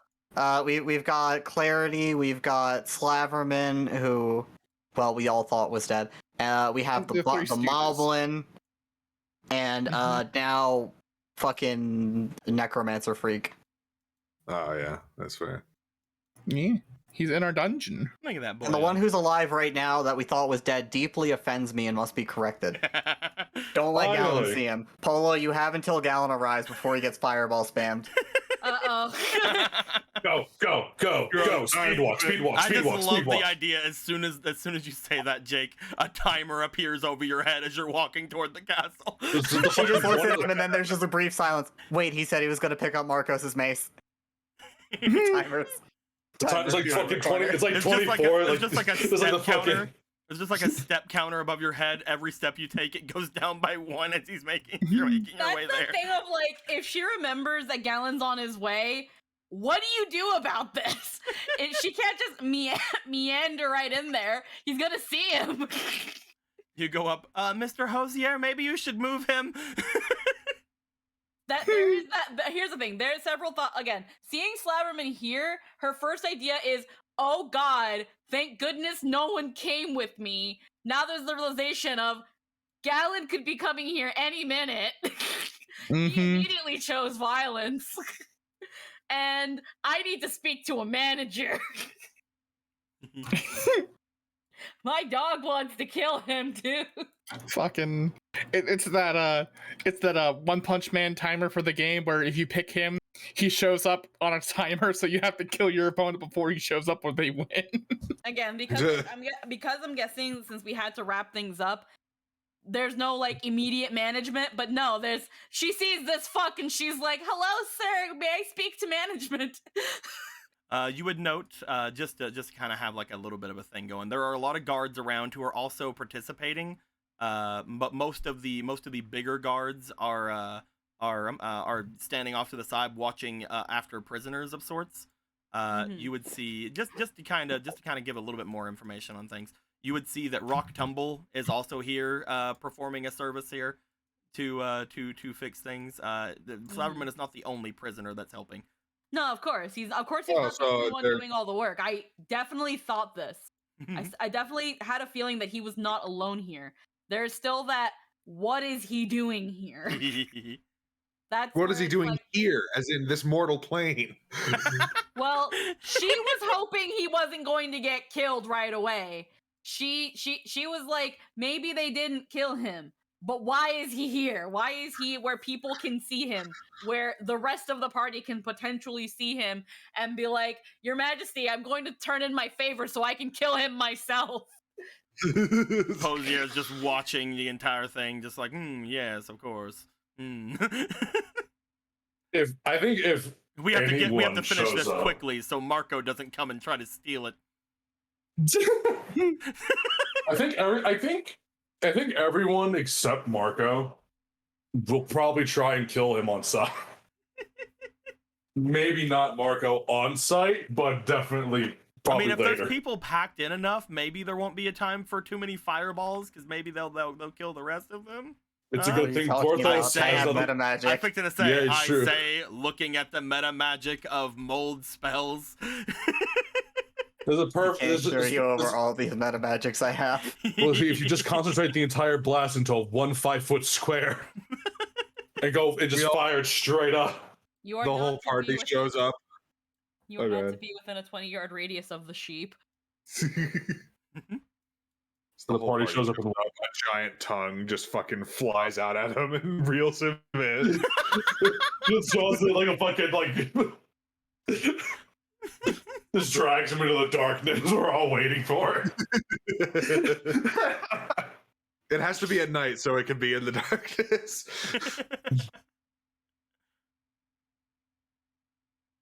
Oh man, he's lucky that Worthless can't step outside in the demon body. Test out that fucking vortex power. But yeah, you guys are back in Castletown, and you're catching up with all your friends, Aga and Pika and Slaverman. Slaverman, I can't wait to turn Slaverman into a fucking pretzel, and no one can stop me this time. I'll get the big body. I'll fucking rampage. Ronan just Beyblades him. It's Beyblade. Go. Yo, you fucking magic frog spins you like a top with his tongue. Zoom. Oh my god, I kind of want to make that an ability now. Your fucking first combo attack. Kind of want to make that one of Magic Frog's abilities now. It's just spinning you into a whirlwind slash. Oh my god. You said his things are going to be more passive, right? His things are going to be well, that was before I told you he was humongous, because like I wanted to kind of put into the thing of, oh, he's just with you, so you feel better about it. To misdirect me. He's going to have his own abilities. Oh, okay, cool. Magic Frog, what is your wisdom? You all gain a +1 to your spirit. Look at this good magic frog. I love him. He's good. Look at him. He's moisturized, at peace, in his way. FOMO made both Who of did these. this art? FOMO made both of these for us. Yeah, I figured. And they are amazing. And she did it within a day. Like I literally asked earlier today, and it's like, yeah, I'll do that, and they're done before game was even over. Holy shit!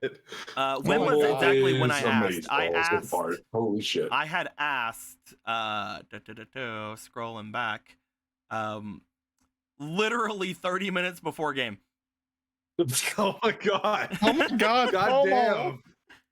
But yeah, they really fucking wizard. They really nice looking boyos. They're cute and adorable. I love them. There's little. God, I miss FOMO. I want to hug Orion. He's so cute. How fluffy. Look how amazingly cute this boy is. Makes it even funnier. Makes it even funnier when you consider he was like chasing Gallon down and growling at it like, "Let her go, let her go." I can't wait to see what his I can't wait to see what his fucking true form is when he turns into an 8-foot tall wolf demon. But yeah, with all that being said, my dudes, I think we are going to be heading off with that. We had a bit of a long session today, and I don't think that's not gonna continue because we are trying to get through a bunch of stuff in Castletown. So with a lot more things will probably happen next time because all of the preamble is sort of over. But we shall definitely see what goes down whenever things happen again. Also, we'll see probably some big changes happen once anybody else learns of Slaverman, if Polo's able to not keep it a secret. If they even don't want to keep it a secret, who's to say? Whatever they want to do. But with all that being said, my dudes, I hope you guys know as we enjoyed ourselves. Any questions? Whoa. And until next time, guys, like always, later days.